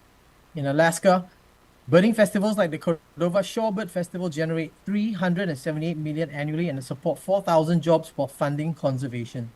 In Singapore, we tell our students that our land-scarce island, we can also use existing structures to enhance our events. We don't always have to build and throw, like using skyscrapers and building as canvases, or the streets for the F1, and our rivers and waterways for water sports. Singapore's iLight turns Marina Bay into a canvas for equal awareness, linking art and with environmental action. These events prove that nature can both be stage and stakeholder. And the numbers show that travelers are ready for this shift. These figures come from Booking.com's 2025 global research on traveler sustainability and preferences. So 93% want to make more sustainable travel choices, seeking out environmentally friendly travel experiences. Over half care about the community impact of their spending, understanding the impact on local communities where they spend their money. 62% are now drawn to nighttime noctourism experiences that connect them more deeply. So these are night events, basically, whether it's the Balinese Full Moon Festival, exploring Singapore's night safari, or attending music festivals, lantern parades, that kind of thing. So why it matters is simple. When you restore cultural pride, you design for authenticity, not performance. Let local voices lead so traditions are celebrated, not staged. Strengthen communities, involve residents, SMEs, and youth. When people co-create the event, they share ownership and also the benefits. Support ecosystems, build circular by default from the very start. Cut waste, reuse materials, and channel proceeds into conservation. Bottom line, basically, purposeful events aren't just parties, they're engineers of renewal for culture, community, and nature. And for those of you who focused on numbers and revenue, here's what recent research shows. According to the World Travel and Tourism Council 2024 Economic Impact Report, the travel and tourism sector globally contributed $10.9 trillion to GDP and support 350 million jobs, indicating how big this sector is and how much value there is to designing it as well. The environmental and social research also finds that greenhouse gas emissions intensity in tourism has dropped around 10% between 2019 and 2023, suggesting that sustainable practices are not just idealistic, they're cost-effective and increasingly efficient. All of that supports the idea that events, design, and purpose aren't just nice for the planet and culture, they make business sense too. In Singapore, well, Singapore isn't just talking about sustainability, it's building it in. Tourism receipts reached 22.4 billion Singapore dollars for January to September 2024, up 10% versus the year before. Travel and tourism contributes almost 10% of GDP and supports 570,000 jobs. Many travelers here, more than 60%, now routinely choose sustainable options, and the MICE industry is racing towards sustainable certification. 80% of all event venues and services providers aiming to get certified by the end of this year, 2025. All this means that events with a purpose is not just ethically right, it's good and smart business. So events can do more than entertain. They can empower in communities, keep culture alive, and restore nature. Bali reminds us every gathering can be an act of renewal. When we design with purpose, tourism becomes a force for good, sustainable, equitable, and future ready. So from Bali to Singapore, Wales to Mexico, Alaska to Glastonbury, we've seen proof. Purposeful events restore culture, strengthen communities, and regenerate nature. They make tourism recovery resilient and future ready. I'll close with one question. What's the one change you'll make in your next event to leave this place better than before? Because if we act on that question, we can transform our industry together. Thank you very much. Thank you very much for Dr. David Thomas. So I only make a very limited point here that in Singapore, they are encourage the community and also cultural and also waste and nature is the challenges that need to solve. So we are come to the end of our session. I'm very sorry that there is no question and answer because we are limited to the time and also for the technical problem that we cannot solve. So I would like to close by saying thank you to all of our panelists for their insights and thought-provoking discussions. And also I would like to extend my thanks to everyone here, the audience, for your attention and for your engagement through the whole session. As we conclude this session, I encourage you all to continue exploring the ideas of this day and consider how we can collectively work towards shaping a more innovative and sustainable future for the tourism industry. Thank you once again, and I hope you will enjoy the rest of the conference. Back to the MC. Thank you so much to the moderator and also the plenary speakers for today. Give a round of applause once again, everybody. We remain to all of the plenary speaker and also the moderator back to the seat because all the audience, distinguished guests, ladies and gentlemen, the time has come for our lunch break is ready for you at downstairs in the room right below this hall. Please make your way to the dining area and enjoy your lunch. We expect to be back at 1 hour. It's at 2 p.m. After the lunch break, the parallel session will be begin. And to the speakers and also the moderator, thank you so much for the very insightful discussions today. Give a round of applause once again to all of them. And we remain back to the seat. Thank you so much.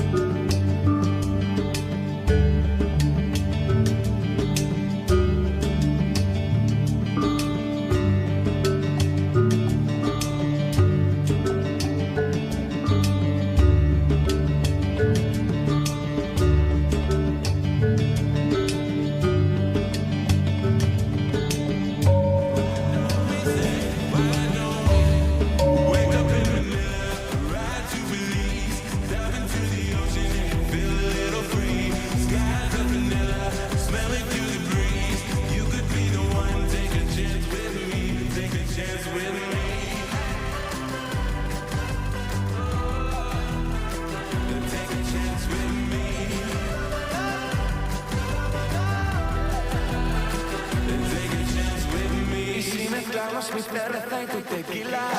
Hoy no hay controles de berry en esta Manila. Ay, tu sonrisa me parece poesía.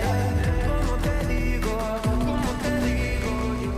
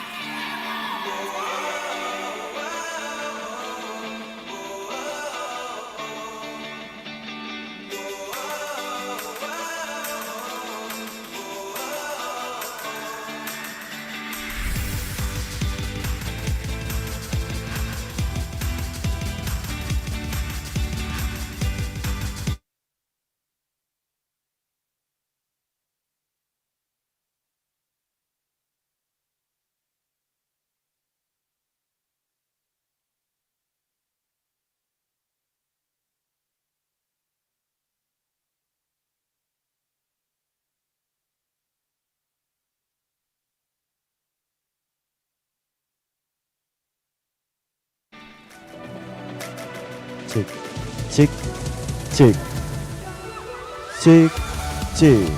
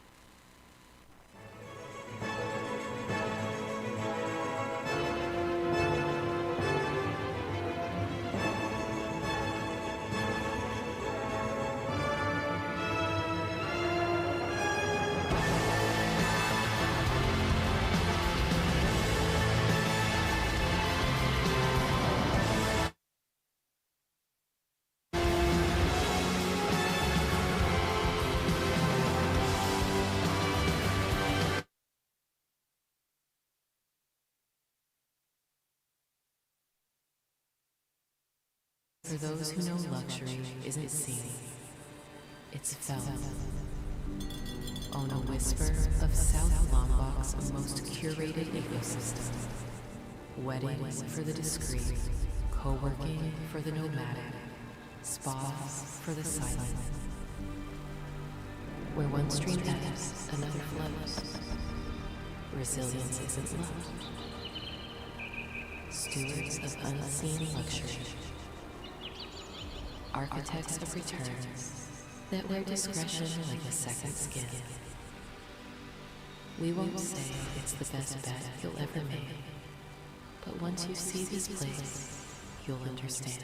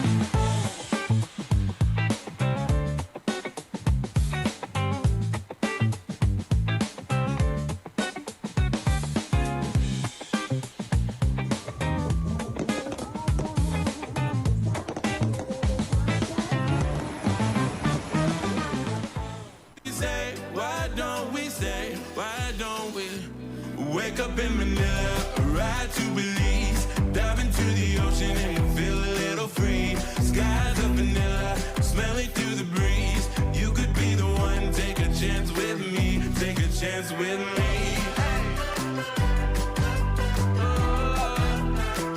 Take a chance with me.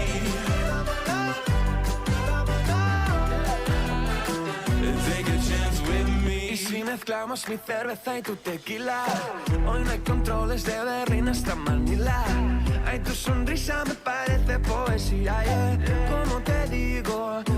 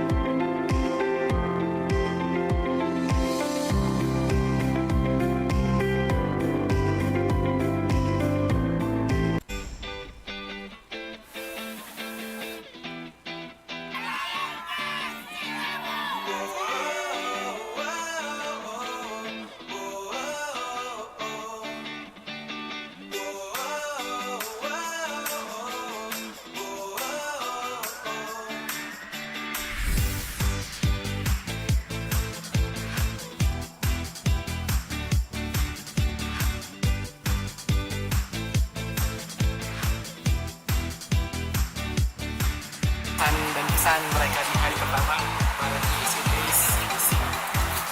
Nah, hari ini yang dipersembahkan untuk saya keren nih orang, makanya produknya the best, servisnya the best.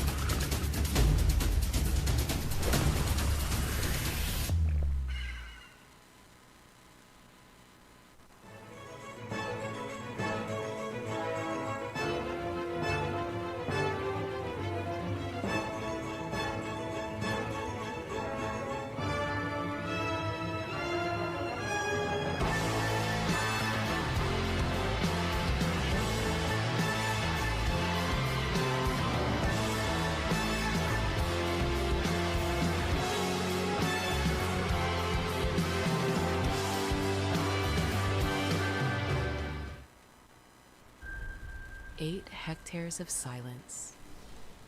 A canvas for those who know luxury isn't seen. It's felt. Own a whisper of South Lombok's most curated ecosystem. Weddings for the discreet, co-working for the nomadic, spas for the silent. Where one stream ebbs, another flows. Resilience isn't luck. Stewards of unseen luxury. Architects of returns that wear discretion like a second skin. We won't say it's the best bet you'll ever make, but once you see this place, you'll understand.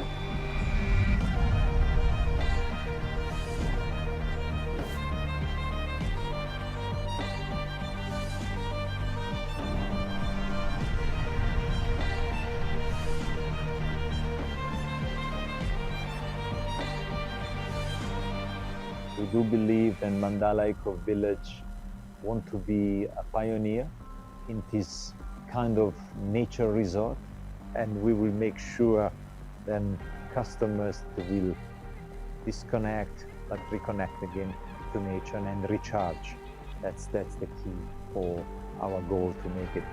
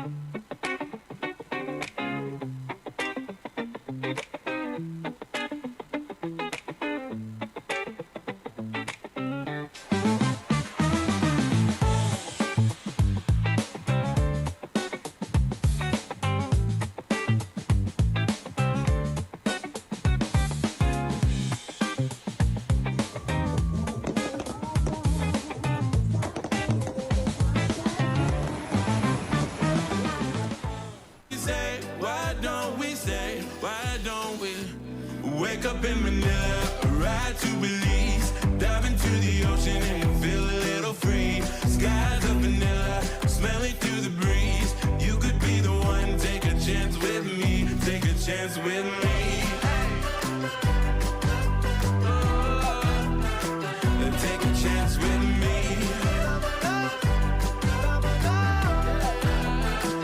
Take a chance with me. Y si mezclamos mi cerveza y tu tequila, hoy no hay controles de Berlín hasta Manila. Ay, tu sonrisa me parece poesía, yeah. ¿Cómo te digo yo?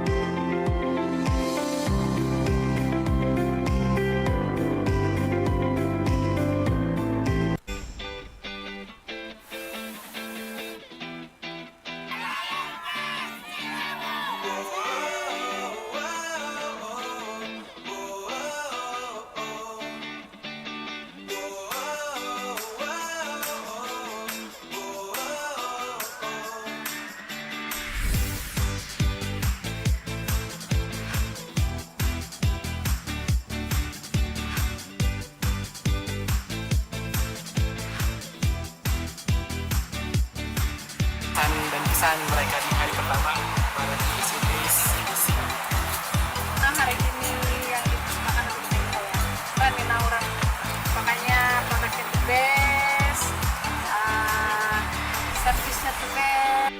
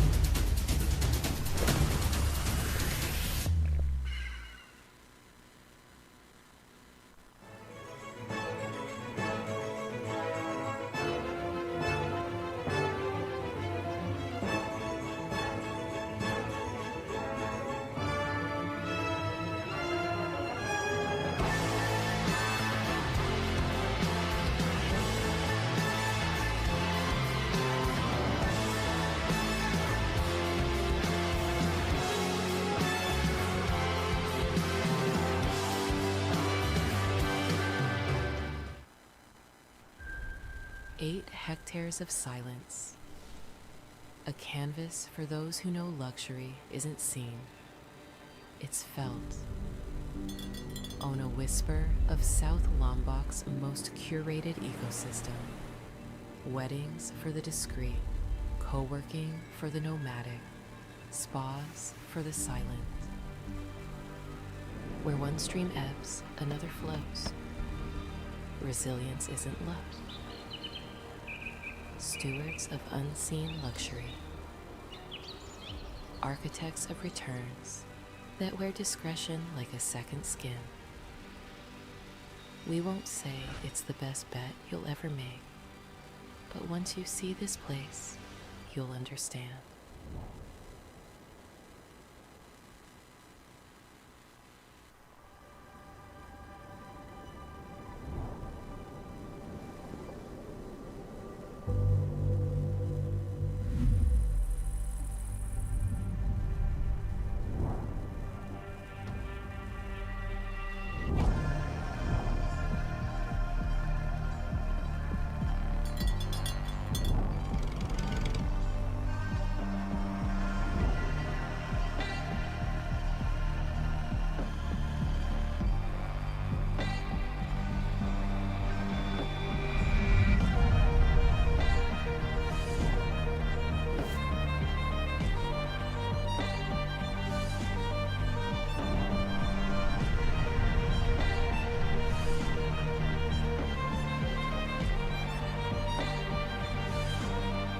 We do believe that Mandala Eco Village want to be a pioneer in this kind of nature resort, and we will make sure then customers will disconnect but reconnect again to nature and recharge. That's the key for our goal to make it.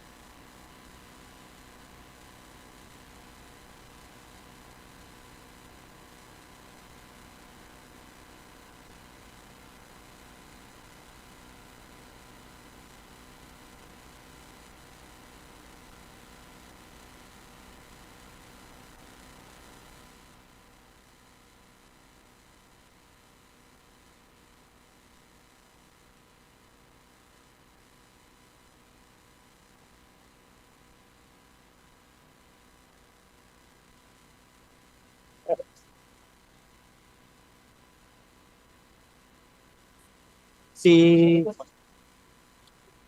kemarin Polisok nama apa?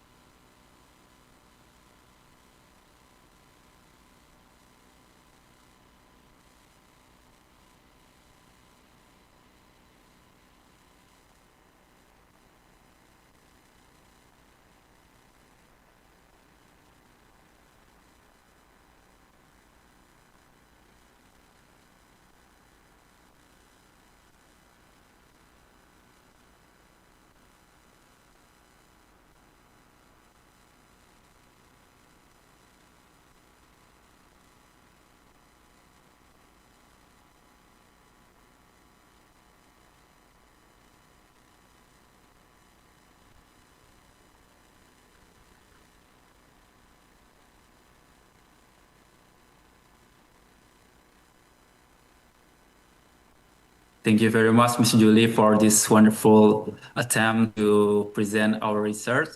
You're But first of welcome. all, let me share my screen first.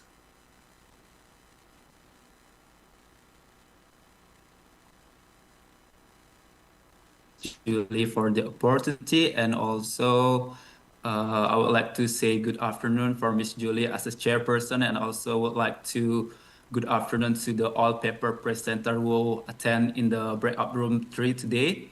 My name is Indra Riawan from Tour and Travel Business Study Program from Bali Tourism Polytechnic.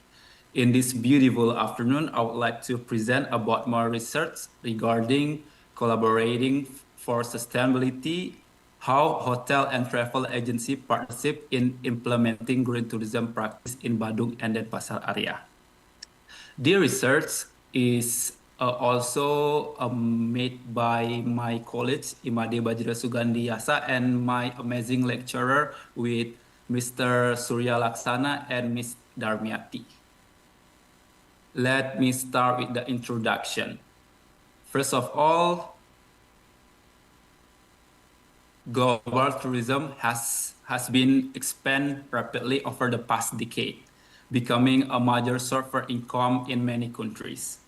But because of that mass tourism, it also creates environmental and also socio-cultural pressure because the land conversation make it worse.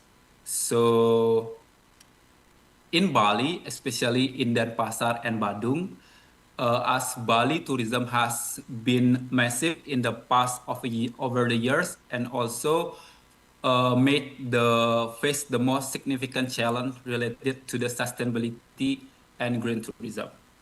Despite many studies in Bali tourism, it has a limited research about connect tourist development with local resource governance and also spatial planning.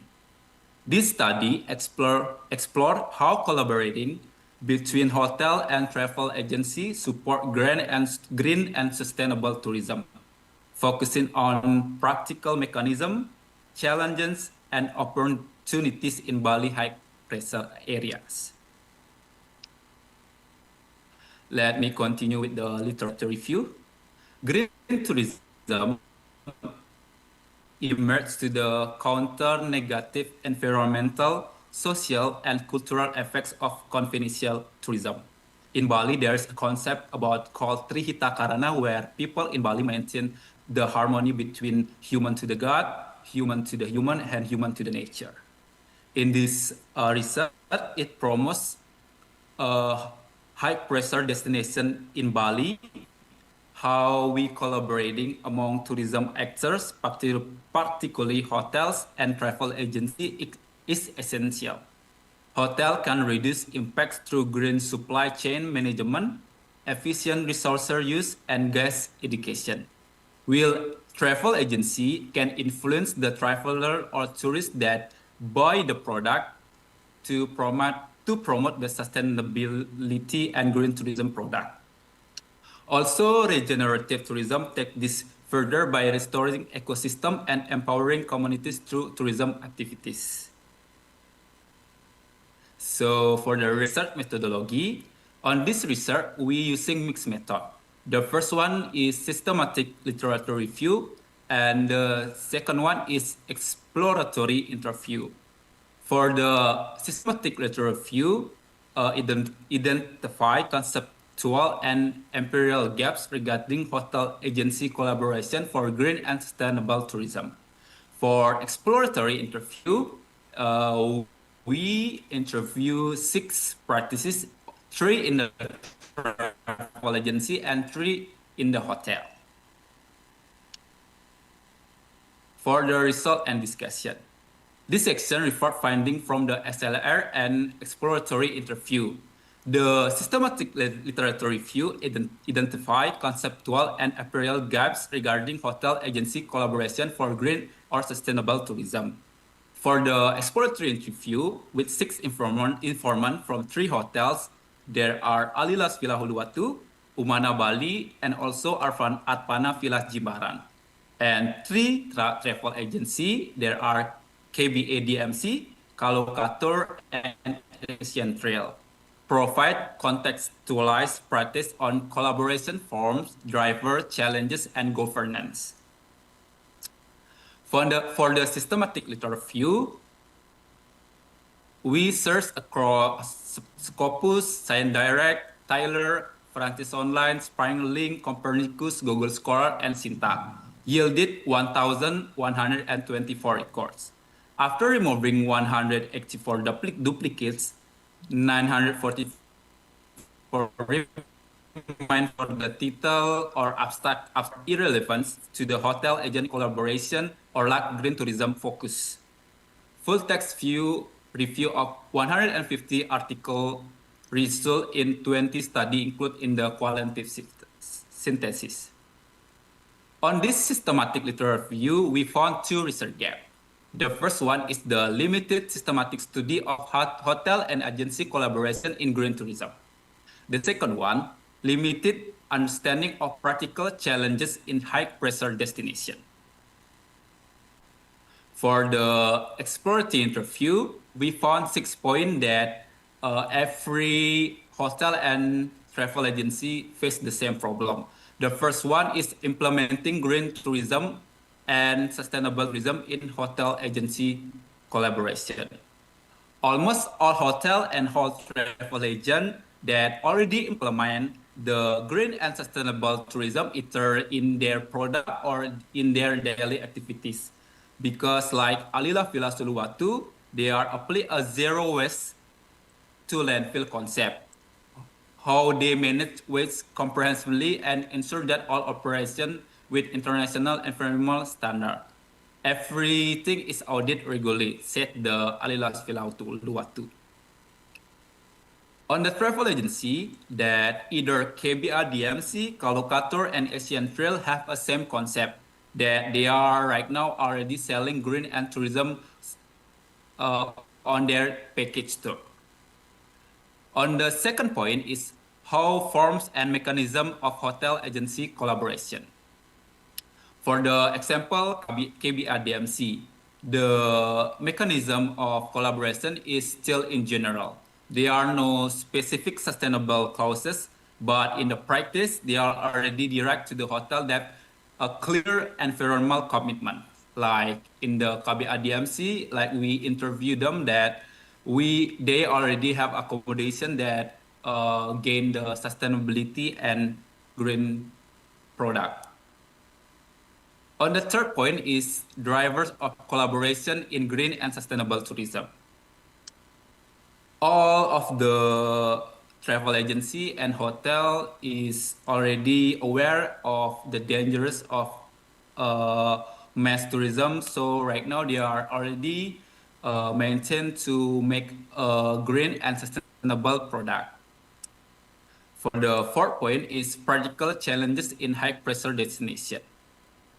All the travel agency and hotel have a same challenges that the human research and public awareness regarding how we manage like reducing plastic, and also how the awareness from the people inside the hotel or inside the travel agency or from the tourists to have a knowledge about the green and sustainability. The fifth one is the government and association roles. All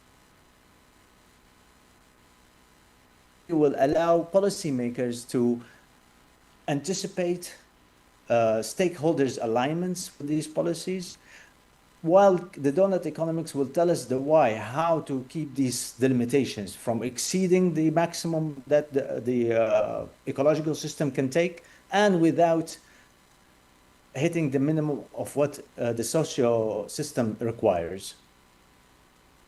Sorry. The proposed system or outcome is in 4 levels, because we cannot compare one-man operation, for example, with the 5-star resort.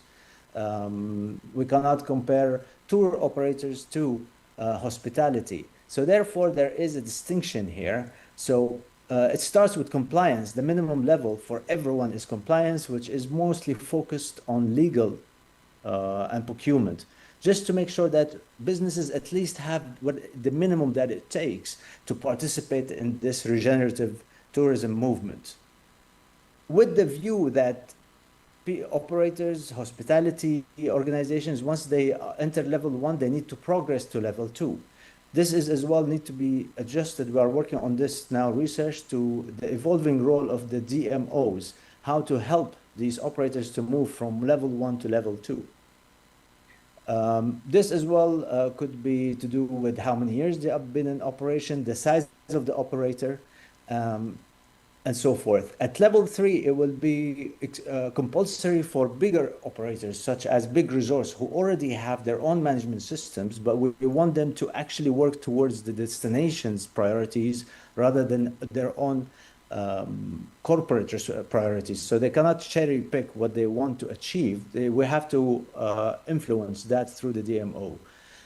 Excellence, which is the highest level, will be mostly about the image of these operators or hospitality organizations. It won't be compulsory, it will be optional, but just to distinguish themselves in the market.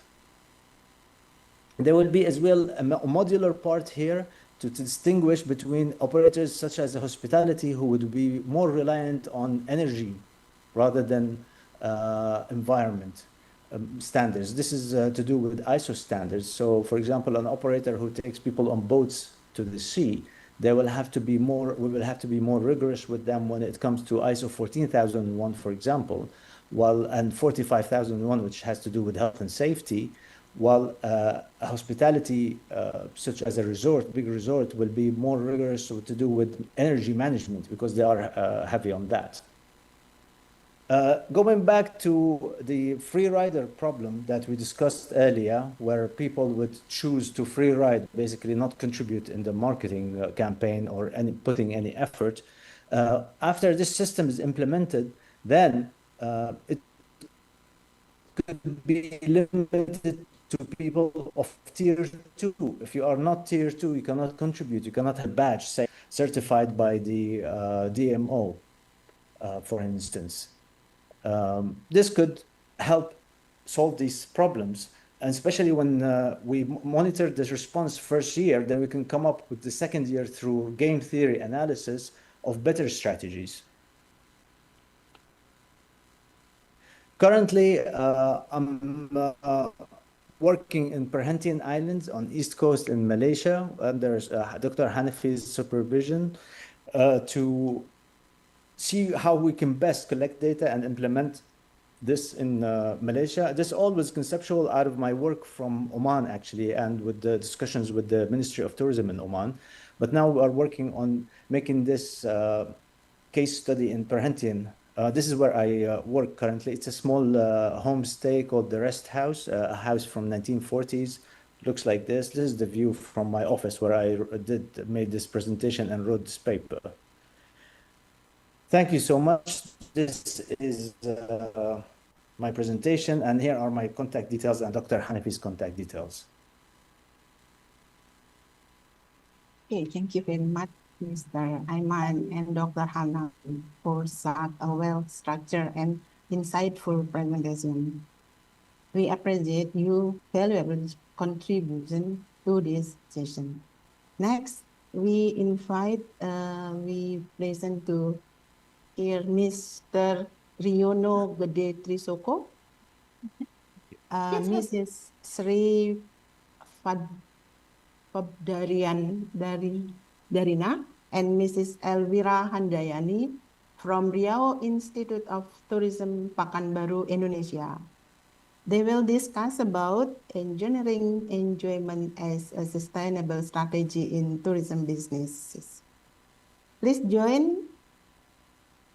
Please welcome Mr. Riono Gede Trisoko and the team. Are you ready? Excuse me, can you hear me, Mr. Riono?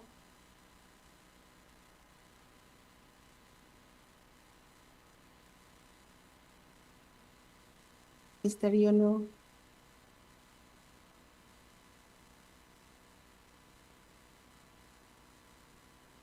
Yes. Mr. Yuno, the time is yours.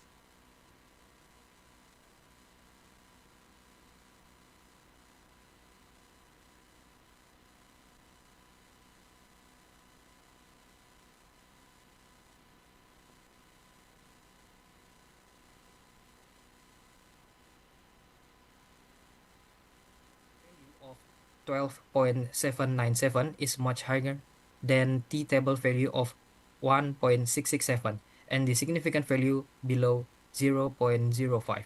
This means that compensation has significant effect on motivation.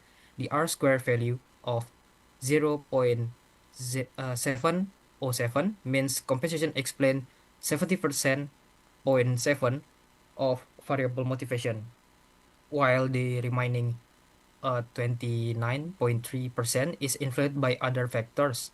And overall, the statistical results strongly support the hypothesis. Their findings show us both of direct compensation such as salaries and bonus, and indirect compensation such as training and facilities and recognition have a strong influence on employee motivation. Employee feels more engaged, and when compensation systems are fair, transparent, and performance-based, this aligns with previous research that emphasizes the motivational power of fair rewards. To conclude, the compensation has positive and significant impact on employee motivation with a strong contribution of 70.7%. Therefore, I recommend that hotel management should strengthen the reward and recognition system, apply transparent salary adjustment, and offer more opportunities for career development. And the last is continue conducting regular motivation and survey. Thank you for your attention.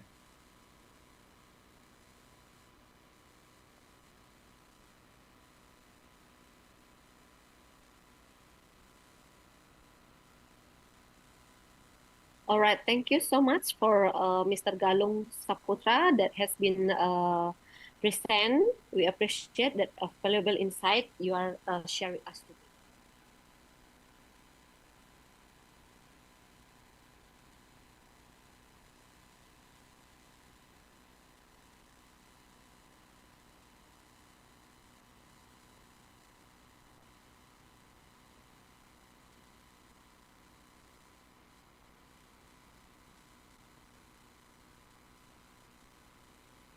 Okay. Sorry, one more question, Ibu Udi. So, what do you think about in Nusa Penida? So, better infrastructure there, so we can see it like, differentiate a better infrastructure with the authenticity. I mean, if we have a better infrastructure in Nusa Penida, in your opinion, it won't affect the authenticity of Nusa Penida. Is it like that, Ibu Udi? Can you say it again? What was the last part of the question? I don't really catch. If we have a better infrastructure around Nusa Penida, I mean, in Nusa Penida, we have, experienced a lot of development in Nusa Penida lately. So we have more accommodation there, more hotel, more restaurant, and then much better road. It was much worse before that. So, in your opinion, it won't affect the authenticity what people want to see in Nusa Penida and want to experience in Nusa Penida. The development will not affect that. I just want to know your opinion. Sure. Thank you. I would love to address that part. So, setting boundaries is so much important. That's what I would like to say. While ensuring a good infrastructure, we are trying to preserve an originality of a site or a place. So let's say in many years to come, we're going to strengthen the infrastructure parts, fixing roads again and again, ensuring that there are a lot of facilities around. Is it going to harm the authenticity? If we set boundaries, it's not going to do so. I believe it's not going to do so because taking a look at destination or attractions in Europe, for example, in the United States of America, they have good infrastructure, but it's still authentic. Nowadays, if we don't change the overall look of the tourist attraction, it won't harm the authenticity, of course. That's why boundaries is very important to set. The government, I would say that collaboration is very needed, is greatly needed. You have to put one person who is experts in tourism to talk there that this part is not preserved for more improvements as we want to maintain its originality. It's important to put people to do so. And in terms of infrastructures, we should ensure that for a famous place, at least we can arrive at that place with ease. We don't have to worry about the road condition. If we are hungry, we can eat. If we want to go to toilet, there are toilets. So better infrastructure from our point of view, it's not going to harm authenticity as long as there is boundaries to keep there.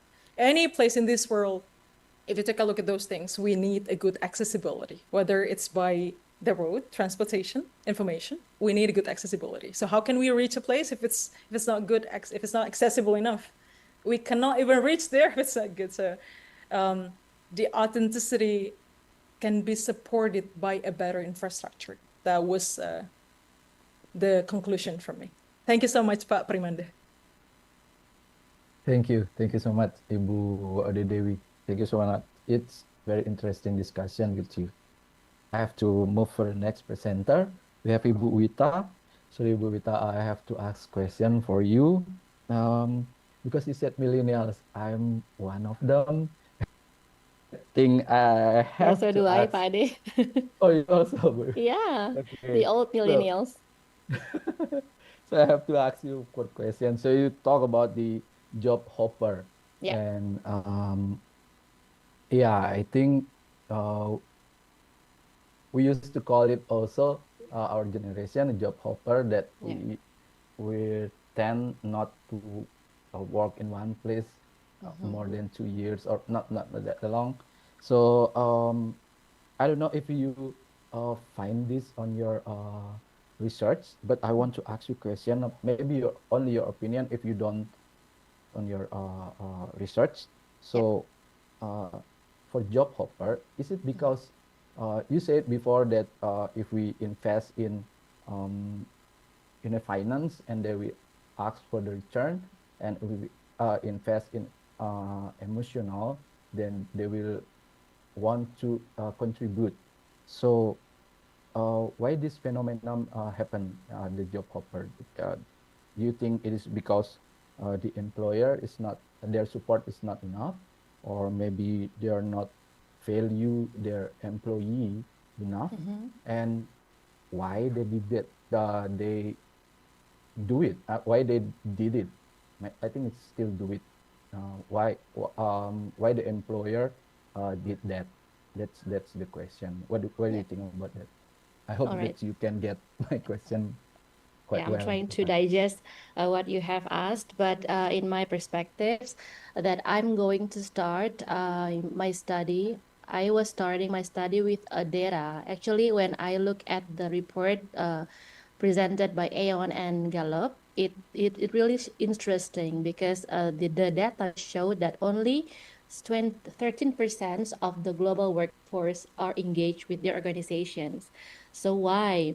And this data is connected through the phenomenon that we are facing right now, which is the compositions, the dominant compositions of the workforce globally is now the millennials, because the millennials now is filling the proportions of more like 75% more than the total global workforce nowadays. So why this phenomenon is happening, in my personal perspectives, according to what I have done in my research, this research and the previous ones, I see that it's changing because of the technology, Pak Ade.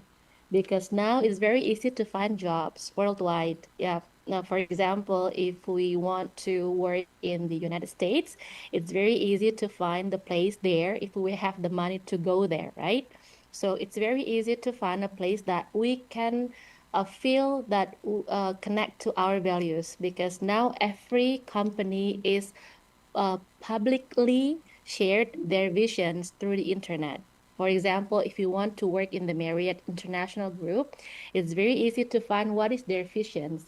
Their visions is also, First of all, we put people first. For example, that means the Marriott International Group is really paying attention to what the role of human in their organizations.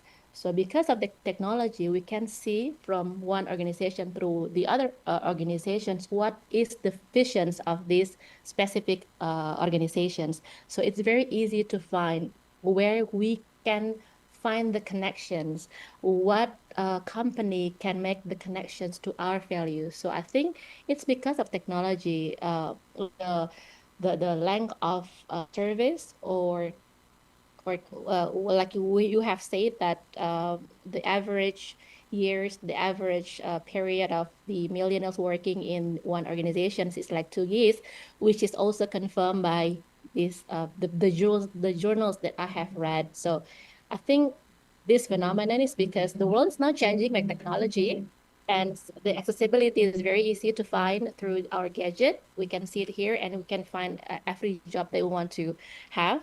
So this can reflect to the engagement levels of the millennials, because it's very easy to note that, oh, the company that I'm working on right now is not really fulfilling my needs. So I need to find another one, which is very easy to do now.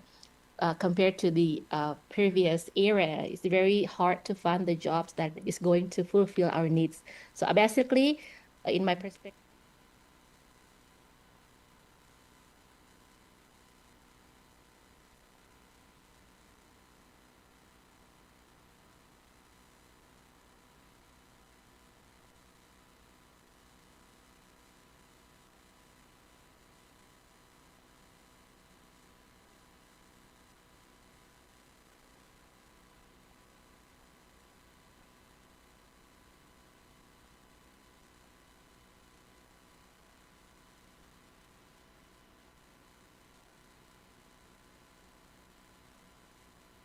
Might be sit in another room. All right, Satya, maybe the committee should find out whether she is in the other room and invite her to the room number 1.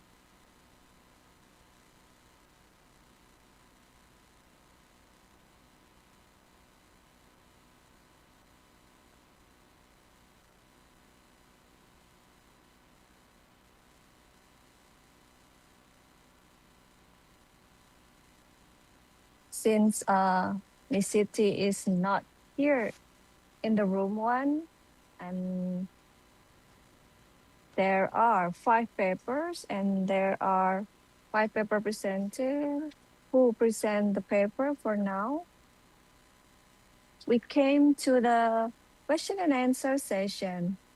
I invite you all to answer to question anything from all the paper presenters. Any one of you want to ask something?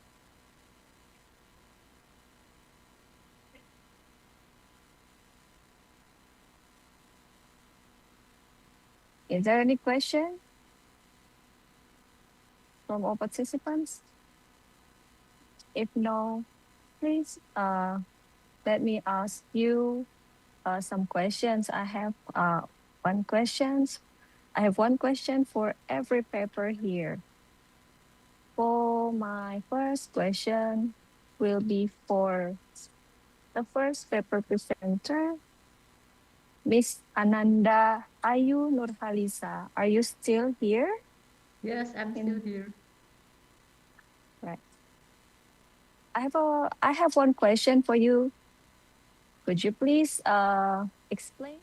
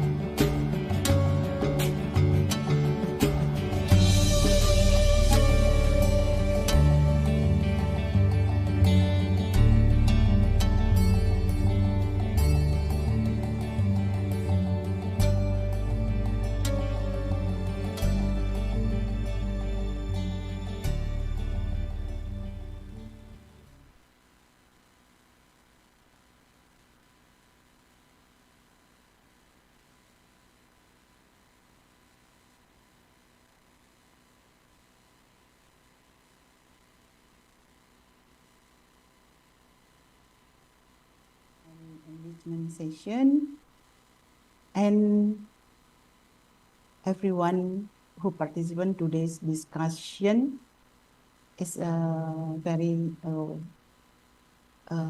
I think is it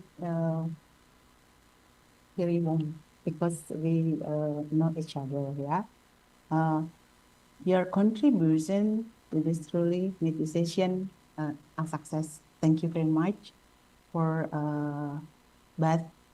for this parallel session on Inspire, the third International Conference on Hospitality, Tourism, and Entrepreneurship 2025, held under the theme Resilience, Future Innovation, Sustainable Tourism, Recover, and Regenerative Development in a post-crisis world. But before the end my my Zoom, don't forget, because Inspire is not closing yet, but please join again in, I think at 4 o'clock in the afternoon, because where the best paper, also best presenter award will be announced. Okay. We also encourage all participants to explore other breakout rooms to continue discovering innovative research on hospitality, tourism, and entrepreneurship. Thank you very much once again for your Excuse attention. me, Ibu Chairperson. Yes. Excuse me, Ibu. Is there any presentation link for the presenter? Or maybe the committee will take the responsibility to share the presentation link. Okay. Presentation link. Kurnia, what is this? Okay. Already sent by the committee, ya. Committee. Thank you very much, Thank you. Kurniawan. Thank you, Ibu. Okay. Okay. Once again, nice to meet you. If I have some wrong word, Sorry, or ma'am. yeah, Maybe you can check the chat to certificate participant and speaker di room chat. okay.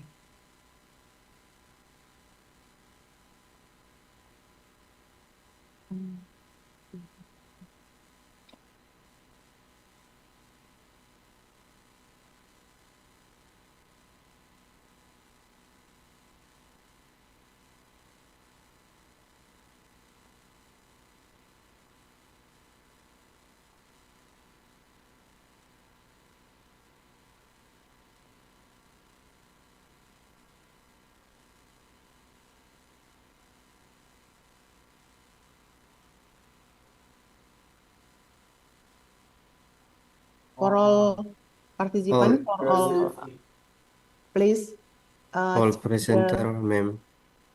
presenter. Please Yeah. check the chat board. Okay, would you like to fill in the Google form or Google Docs to get your certificate for presenter?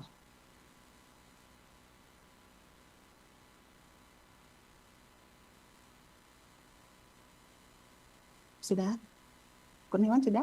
Okay, thank you very much. If I have some wrong speech, please apologize me. Thank you very much. See you next agenda. Yeah.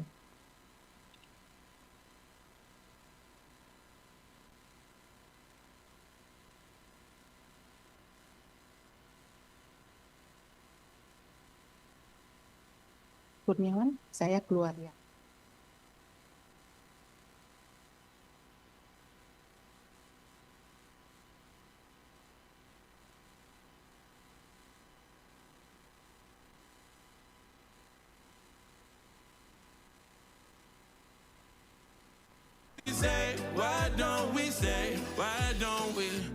Wake up in Manila, ride to Belize, dive into the ocean and feel a little free. Skies of vanilla, smell it through the breeze. You could be the one, take a chance with me, take a chance with me. Take a chance with me.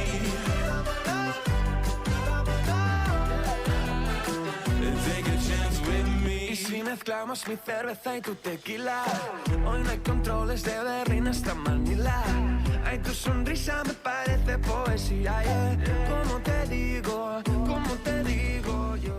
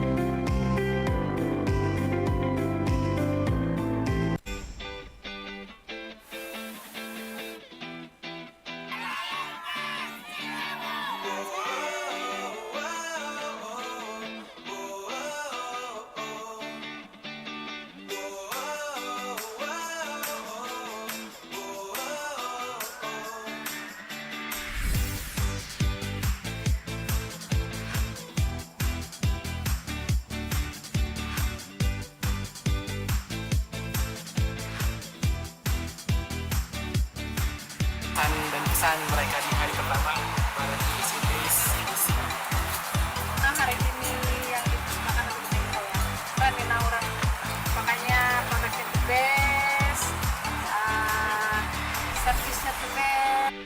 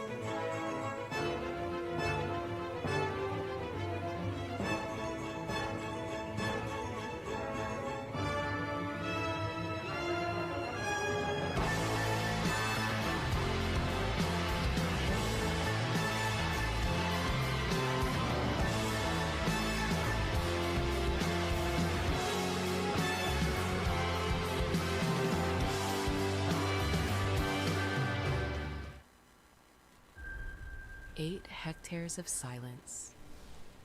A canvas for those who know luxury isn't seen. it's felt. Own a whisper of South Lombok's most curated ecosystem. Weddings for the discreet, co-working for the nomadic, spas for the silent. Where one stream ebbs, another flows. Resilience isn't luck. Stewards of unseen luxury. Architects of returns that wear discretion like a second skin. We won't say it's the best bet you'll ever make, but once you see this place, you'll understand.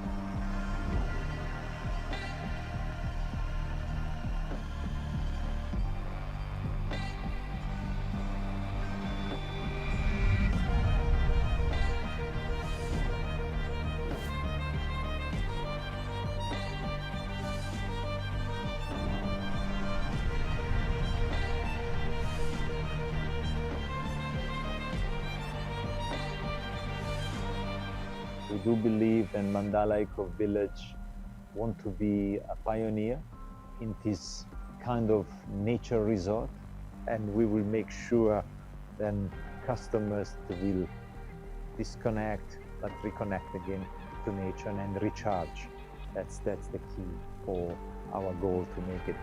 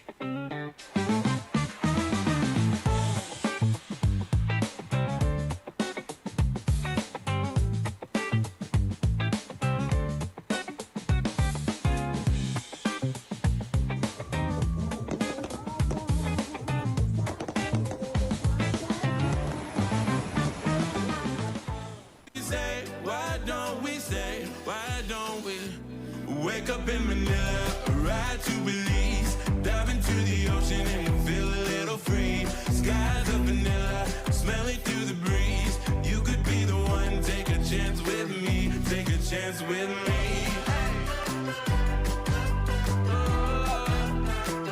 Take a chance with me.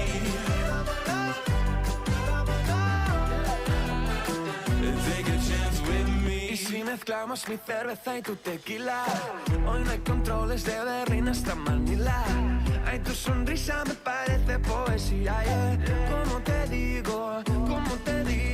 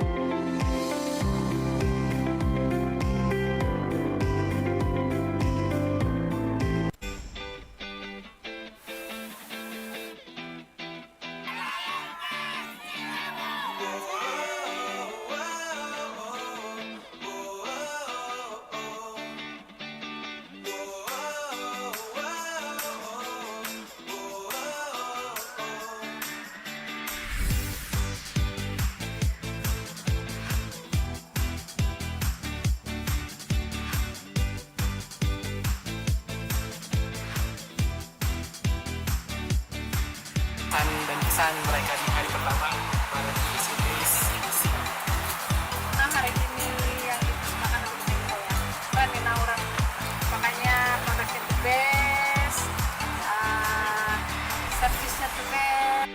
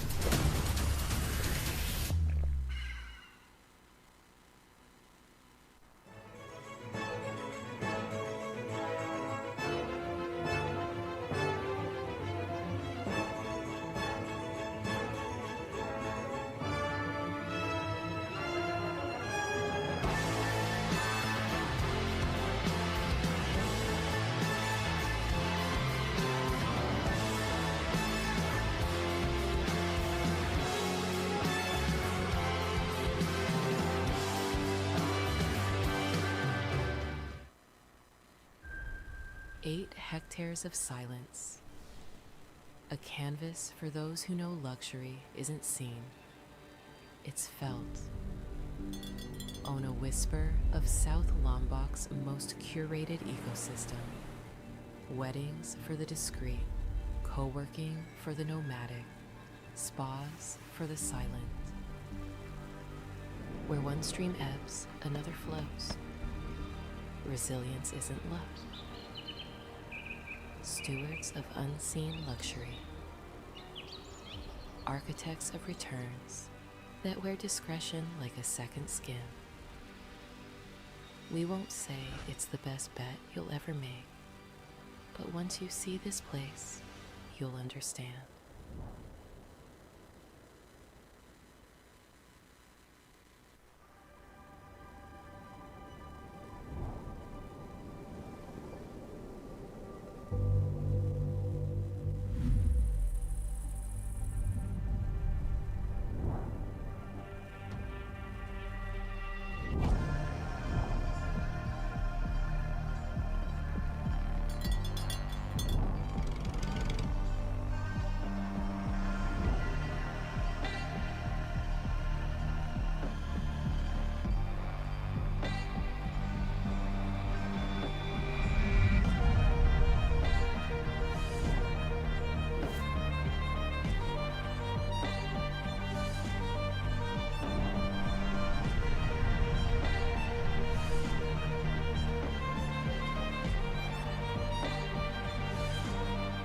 We do believe that Mandalay Eco Village want to be a pioneer in this kind of nature resort, and we will make sure then customers will disconnect but reconnect again to nature and recharge.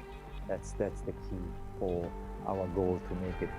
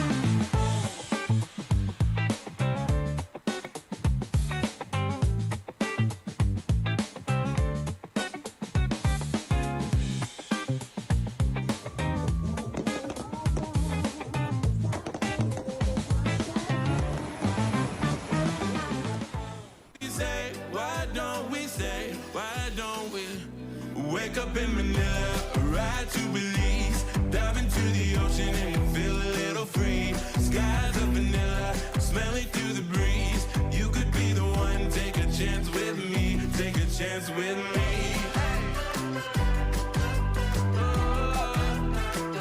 Take a chance with me.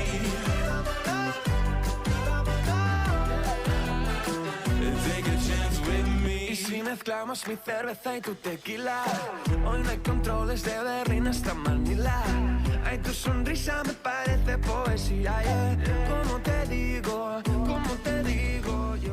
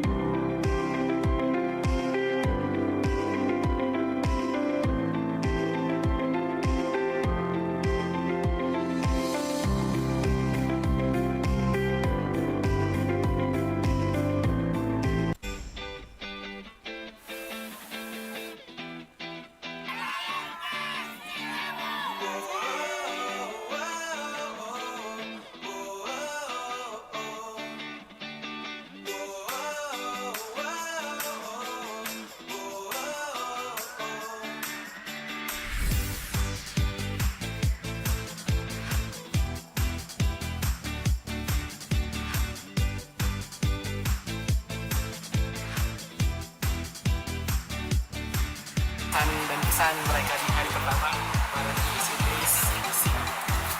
Nah, hari ini yang dipersembahkan untuk saya Ranina orang, makanya produknya the best, servisnya the best.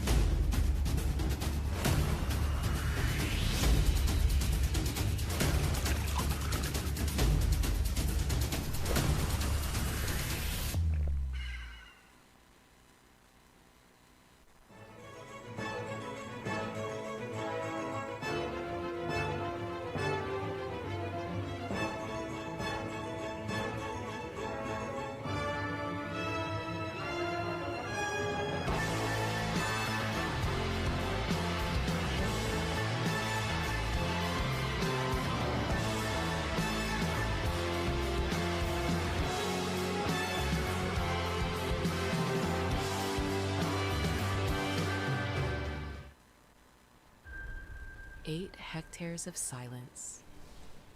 A canvas for those who know luxury isn't seen. it's felt.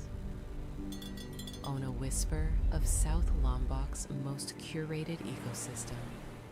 Weddings for the discreet, co-working for the nomadic, spas for the silent. Where one stream ebbs, another flows. Resilience isn't luck. Stewards of unseen luxury. Architects of returns that wear discretion like a second skin. We won't say it's the best bet you'll ever make, but once you see this place, you'll understand.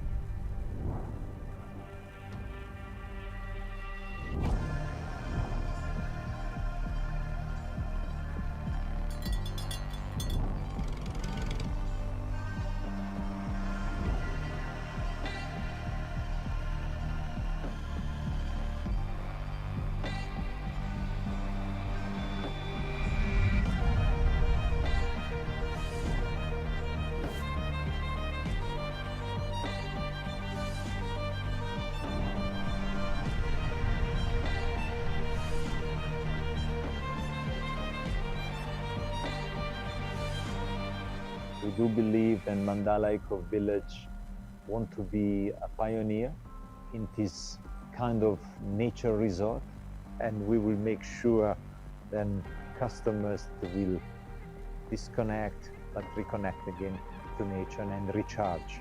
That's the key for our goal to make it.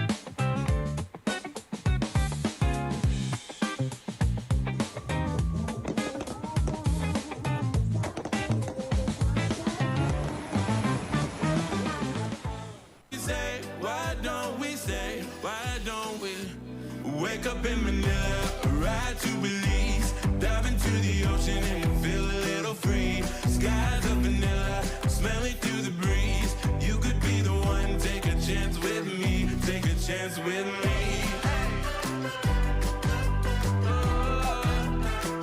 Take a chance with me.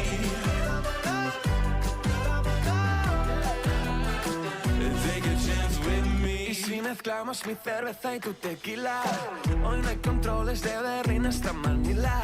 Ay, tu sonrisa me parece poesía, yeah. ¿Cómo te digo? ¿Cómo te digo yo?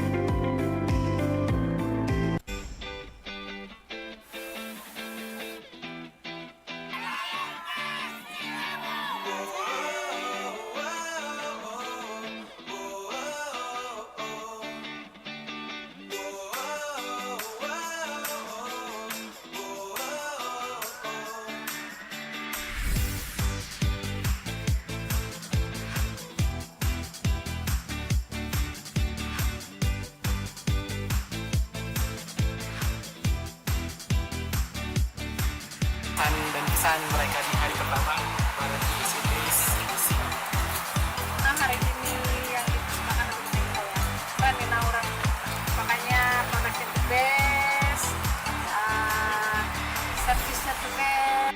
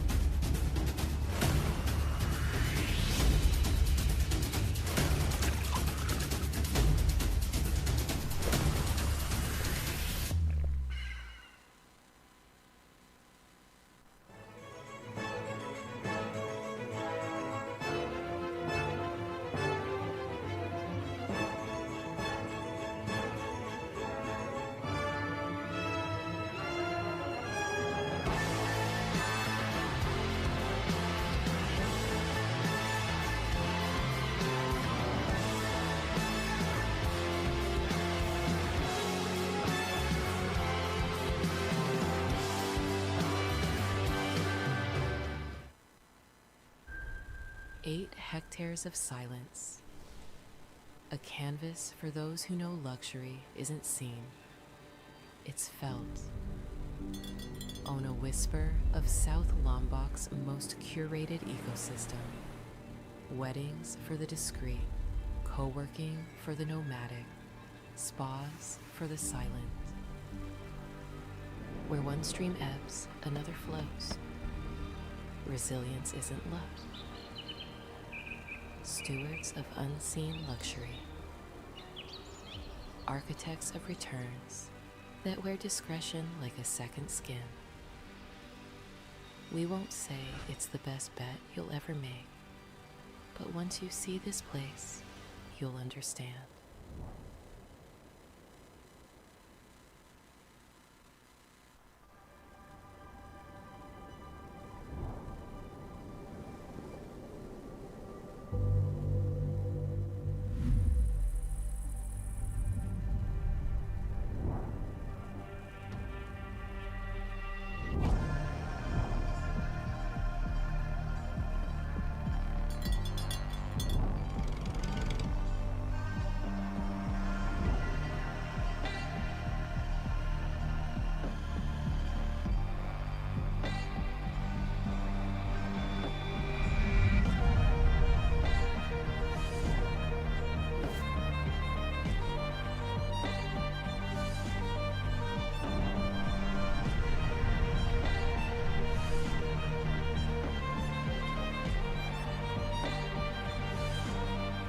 We do believe that Mandala Eco Village want to be a pioneer in this kind of nature resort, and we will make sure then customers will disconnect but reconnect again to nature and recharge. That's the key for our goal to make it.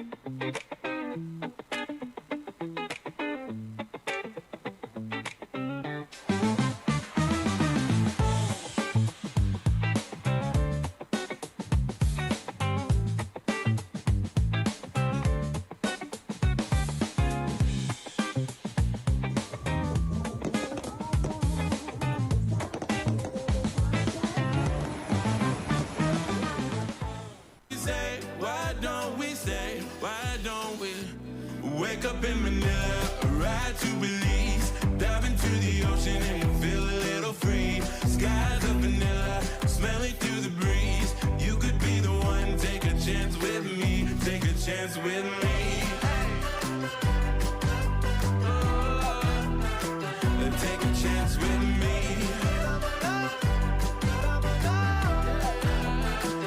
Take a chance with me. Y si mezclamos mi cerveza y tu tequila, hoy no hay controles de Berlín hasta Manila. Ay, tu sonrisa me parece poesía, yeah. ¿Cómo te digo yo?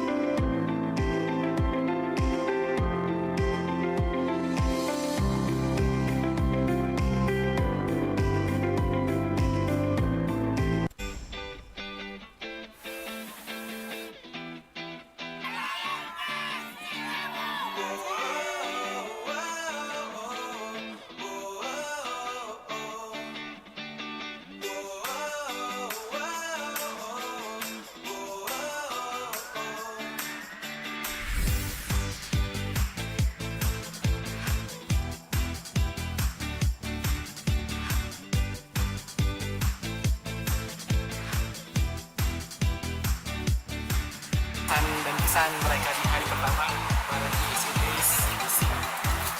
Nah, hari ini yang dimakan untuk saya keren orang, makanya produknya the best, servisnya the best.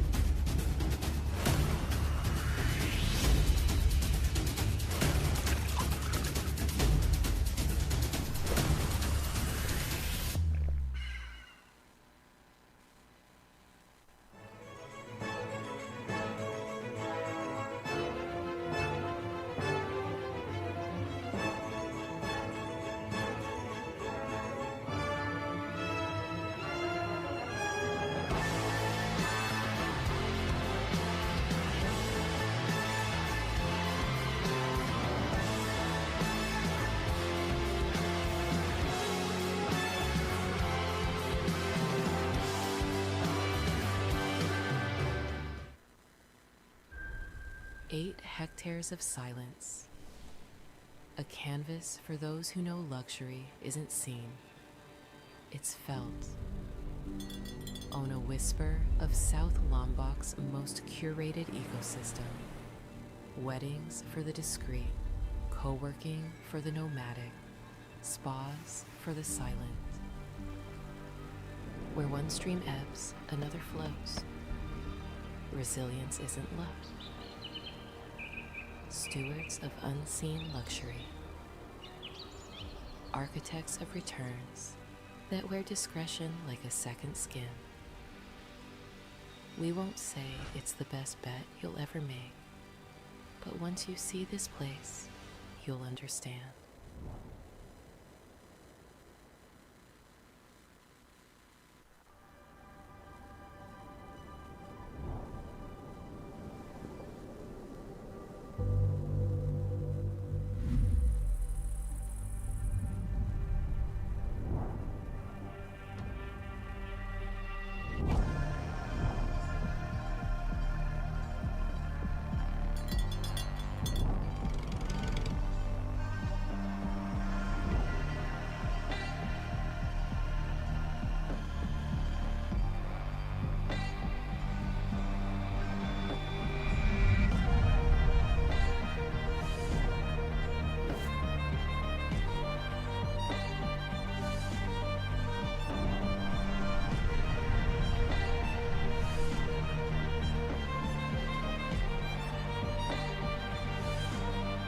We do believe that Mandala Eco Village want to be a pioneer in this kind of nature resort, and we will make sure then customers will disconnect but reconnect again to nature and recharge. That's the key for our goal to make it.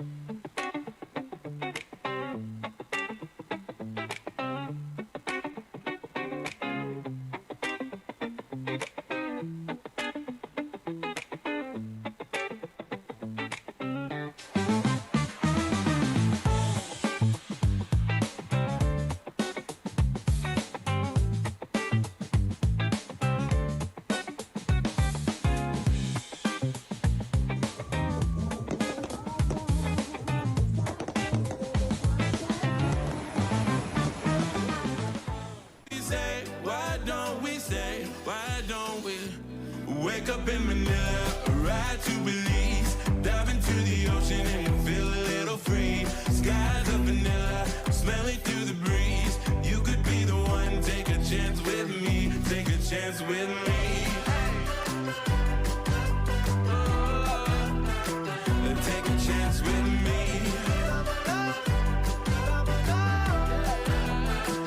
Take a chance with me. Y si mezclamos mi cerveza y tu tequila, hoy no hay controles de Berlín hasta Manila.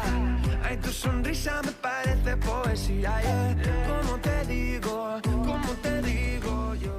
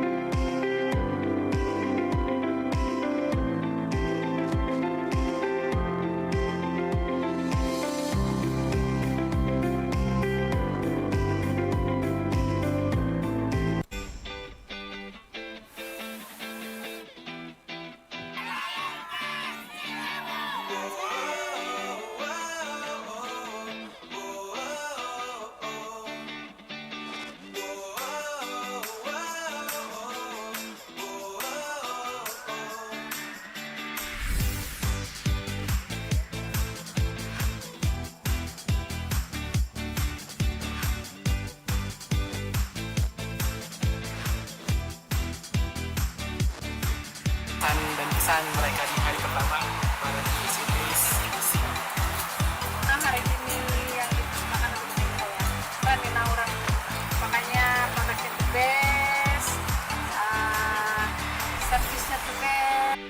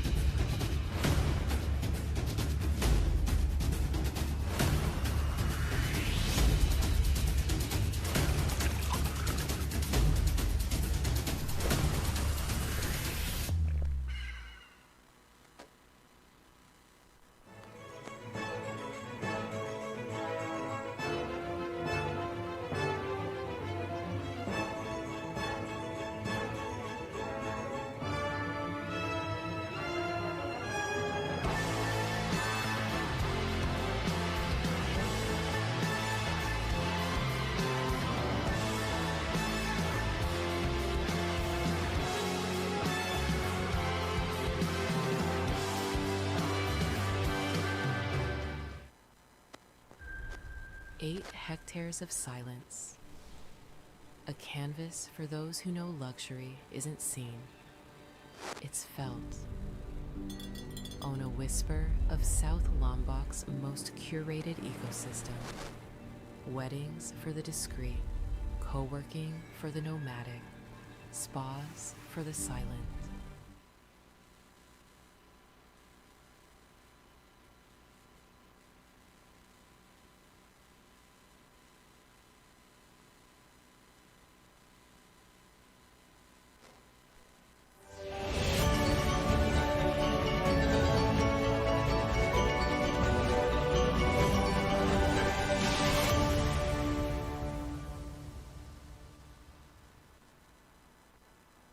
Welcome back to Inspire 2025. Before we announce the best paper and also the best presenter of today's conference, we would like to thanks to our sponsor that supported us very much in this conference today. First, we would like to say thank you to Escort Narotama Tour Organizer, Adi Bismain, Adi Tourist Service, Central Event, Kerta Living Management, Odira Tour, Liang Liang Spa, Apotek Jovan, Kanaya Travel, Mandala Eco Resort Lombok, and also Dharma Setia Art Shop Lombok. So we would like to say thanks to the next sponsor from 90s Architect, iClean Plus, KPH Adventure, Lokator Organizer, Puskesmas Tara-Tara, Tepi Pantai Bali, The Ubud, Koshifa, Ikada Villa, Harsa Photo Booth, Cipta Kreasi Event, and Taro Bali Trans. Ladies and gentlemen, so now we will proceed into the next following agenda that we will announce the best presenter in today's event in Inspire 2025 goes to Dia Sarma with the title Smart Tourism Futures Technology as a Driver of Hospitality Transformation from Guru Nanak Dev University, Amritsar, India. So please give a big round of applause to our best presenters in today's Inspire. And now we may present the certificate of appreciation to our best presenter right on the screen.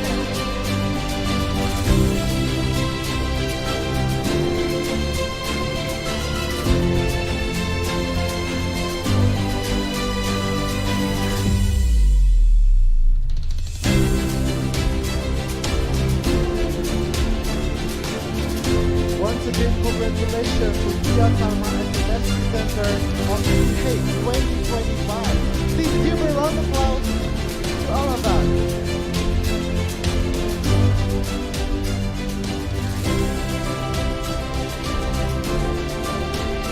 Well, ladies and gentlemen, now as the time conference runs somehow, I will represent into the next following agenda. Well, ladies and gentlemen, that's the best presenter of Inspire 2025. Now we proceed into the next awarding session, into the best paper of Inspire 2025. Goes to Igede Indra Aryawan, Imade Bajra Sugandiasa, Putu Surya Laksana Rahsaja, Made Darmiati, with the title of paper, Collaborating for Sustainability, Hotel Travel Agency Partnership in Implementing Green Tourism Practice in Badung and Denpasar area. From Bali Tourism Politeknik, give a round of applause to the best paper of Inspire 2025.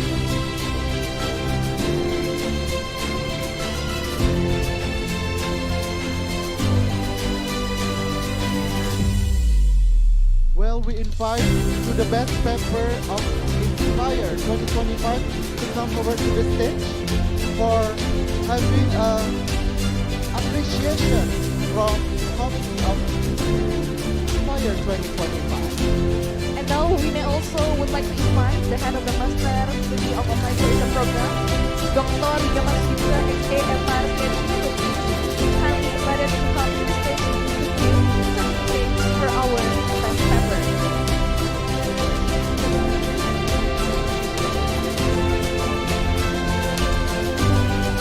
Once again, congratulations to Gede Indra Aryawan, Imade Bajra Sudandiata, Putu Surya Laksana Jasa, and Imade Daniati for the best paper Inspired 2025.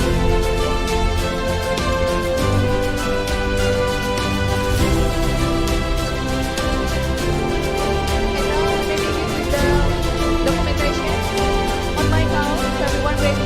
In 3, 2, 1. Once again, in 3, 2, 1. Perfect. Well, give a round of applause once again to the best paper of Inspire 2025. We remain for the head Of Master Study Applied Tourism Program to please stay still on the stage.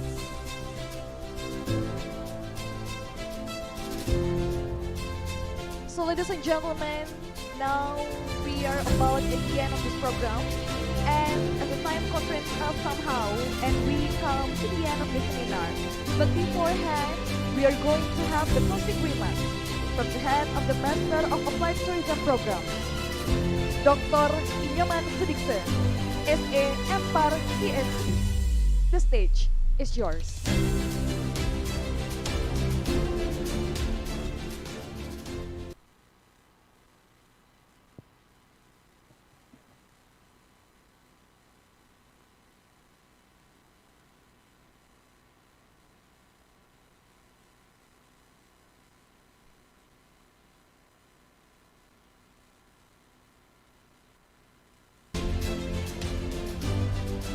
Well, good afternoon, everyone.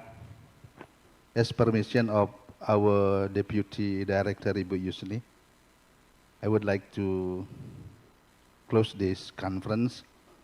Distinguished guests, keynote speaker, colleagues, and participants, Om Swastiastu. Assalamualaikum warahmatullahi wabarakatuh. Salam sejahtera untuk kita semua.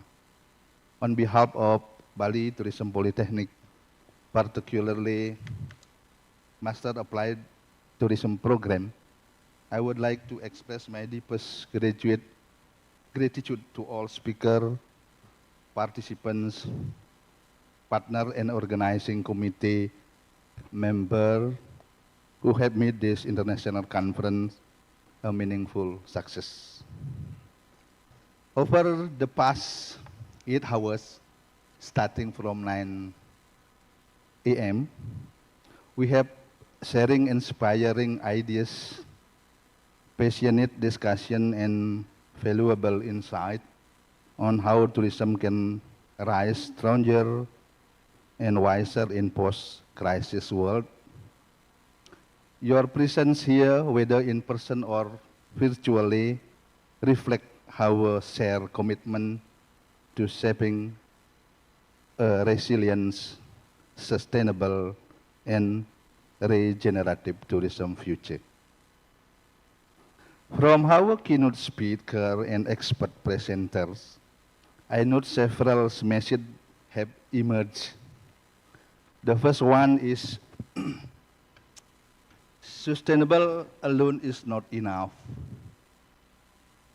Some speakers urge us to move beyond sustainability toward regenerative tourism. It's a model that restores ecosystem, empowers community, and rebuild harmony between human and nature. The second one, as stated by one of our speakers, IGAPA, resilience is not about never falling, but about rising every we fall.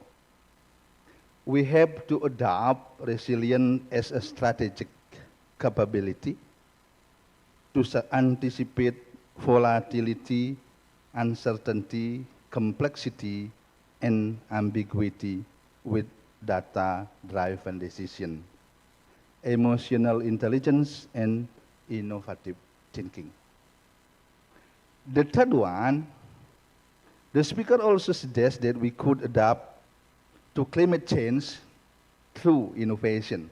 For example, as stated by our speaker from Austria, that offer tourism into opportunity for product diversification, digital visitors management, and local value creation. The fourth one, green innovation is important in tourism recovery. By integrating digital marketing, green building, renewable energy, and virtual tourism experiences as pathways toward sustainable growth.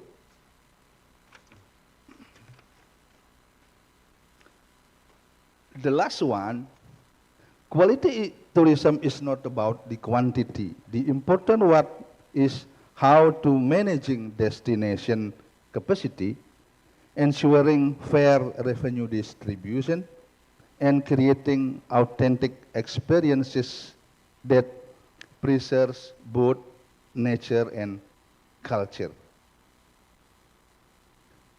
Together, this insight call us to rethinking our role as educators, policymakers, and practitioners, where we are not just rebuilding tourism, we are redefining it. Let us collaboratively to restore balance between people, planet, and prosperity. As we close this conference, let us remember, tourism is not merely about moving people from generating country to destination country, but it is about moving heart, mind, and communities toward a better future. In word of our keynote speaker, resilience is not about bouncing back, but bouncing forward. May the idea born in this conference continue to grow into action in our classroom or destination and or communities. Thank you once again to all distinguished speakers and participants. May we continue to collaborate, innovate, and regenerate for more resilient of sustainable tourism in the future. Thank you for all of us for the successful of this event. See you on the 6th of International Conference on Tourism, Hospitality, and Entrepreneurship in 2026. We always need your support and your collaboration in the future. Thank you for our students, the committee, last night still until 2 o'clock here. Thank you once again. Om Santi, Santi, Santi. Om. Thank you. Terima kasih.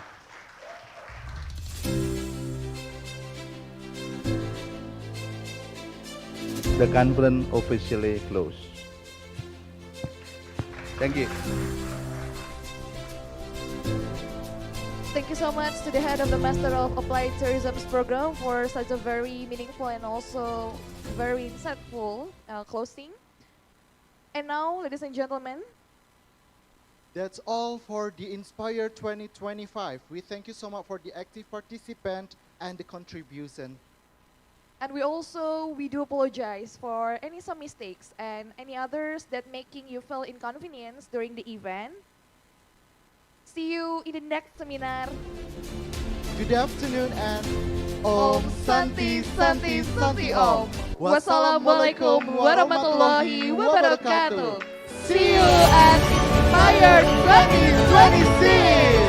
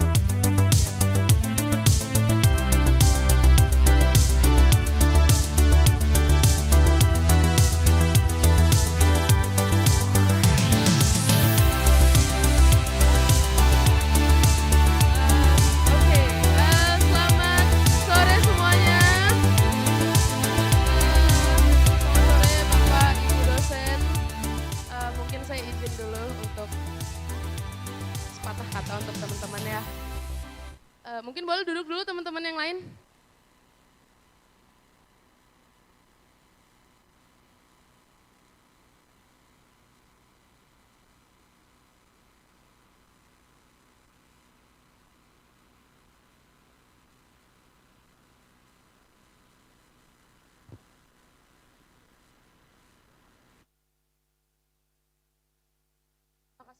Kamala dulu.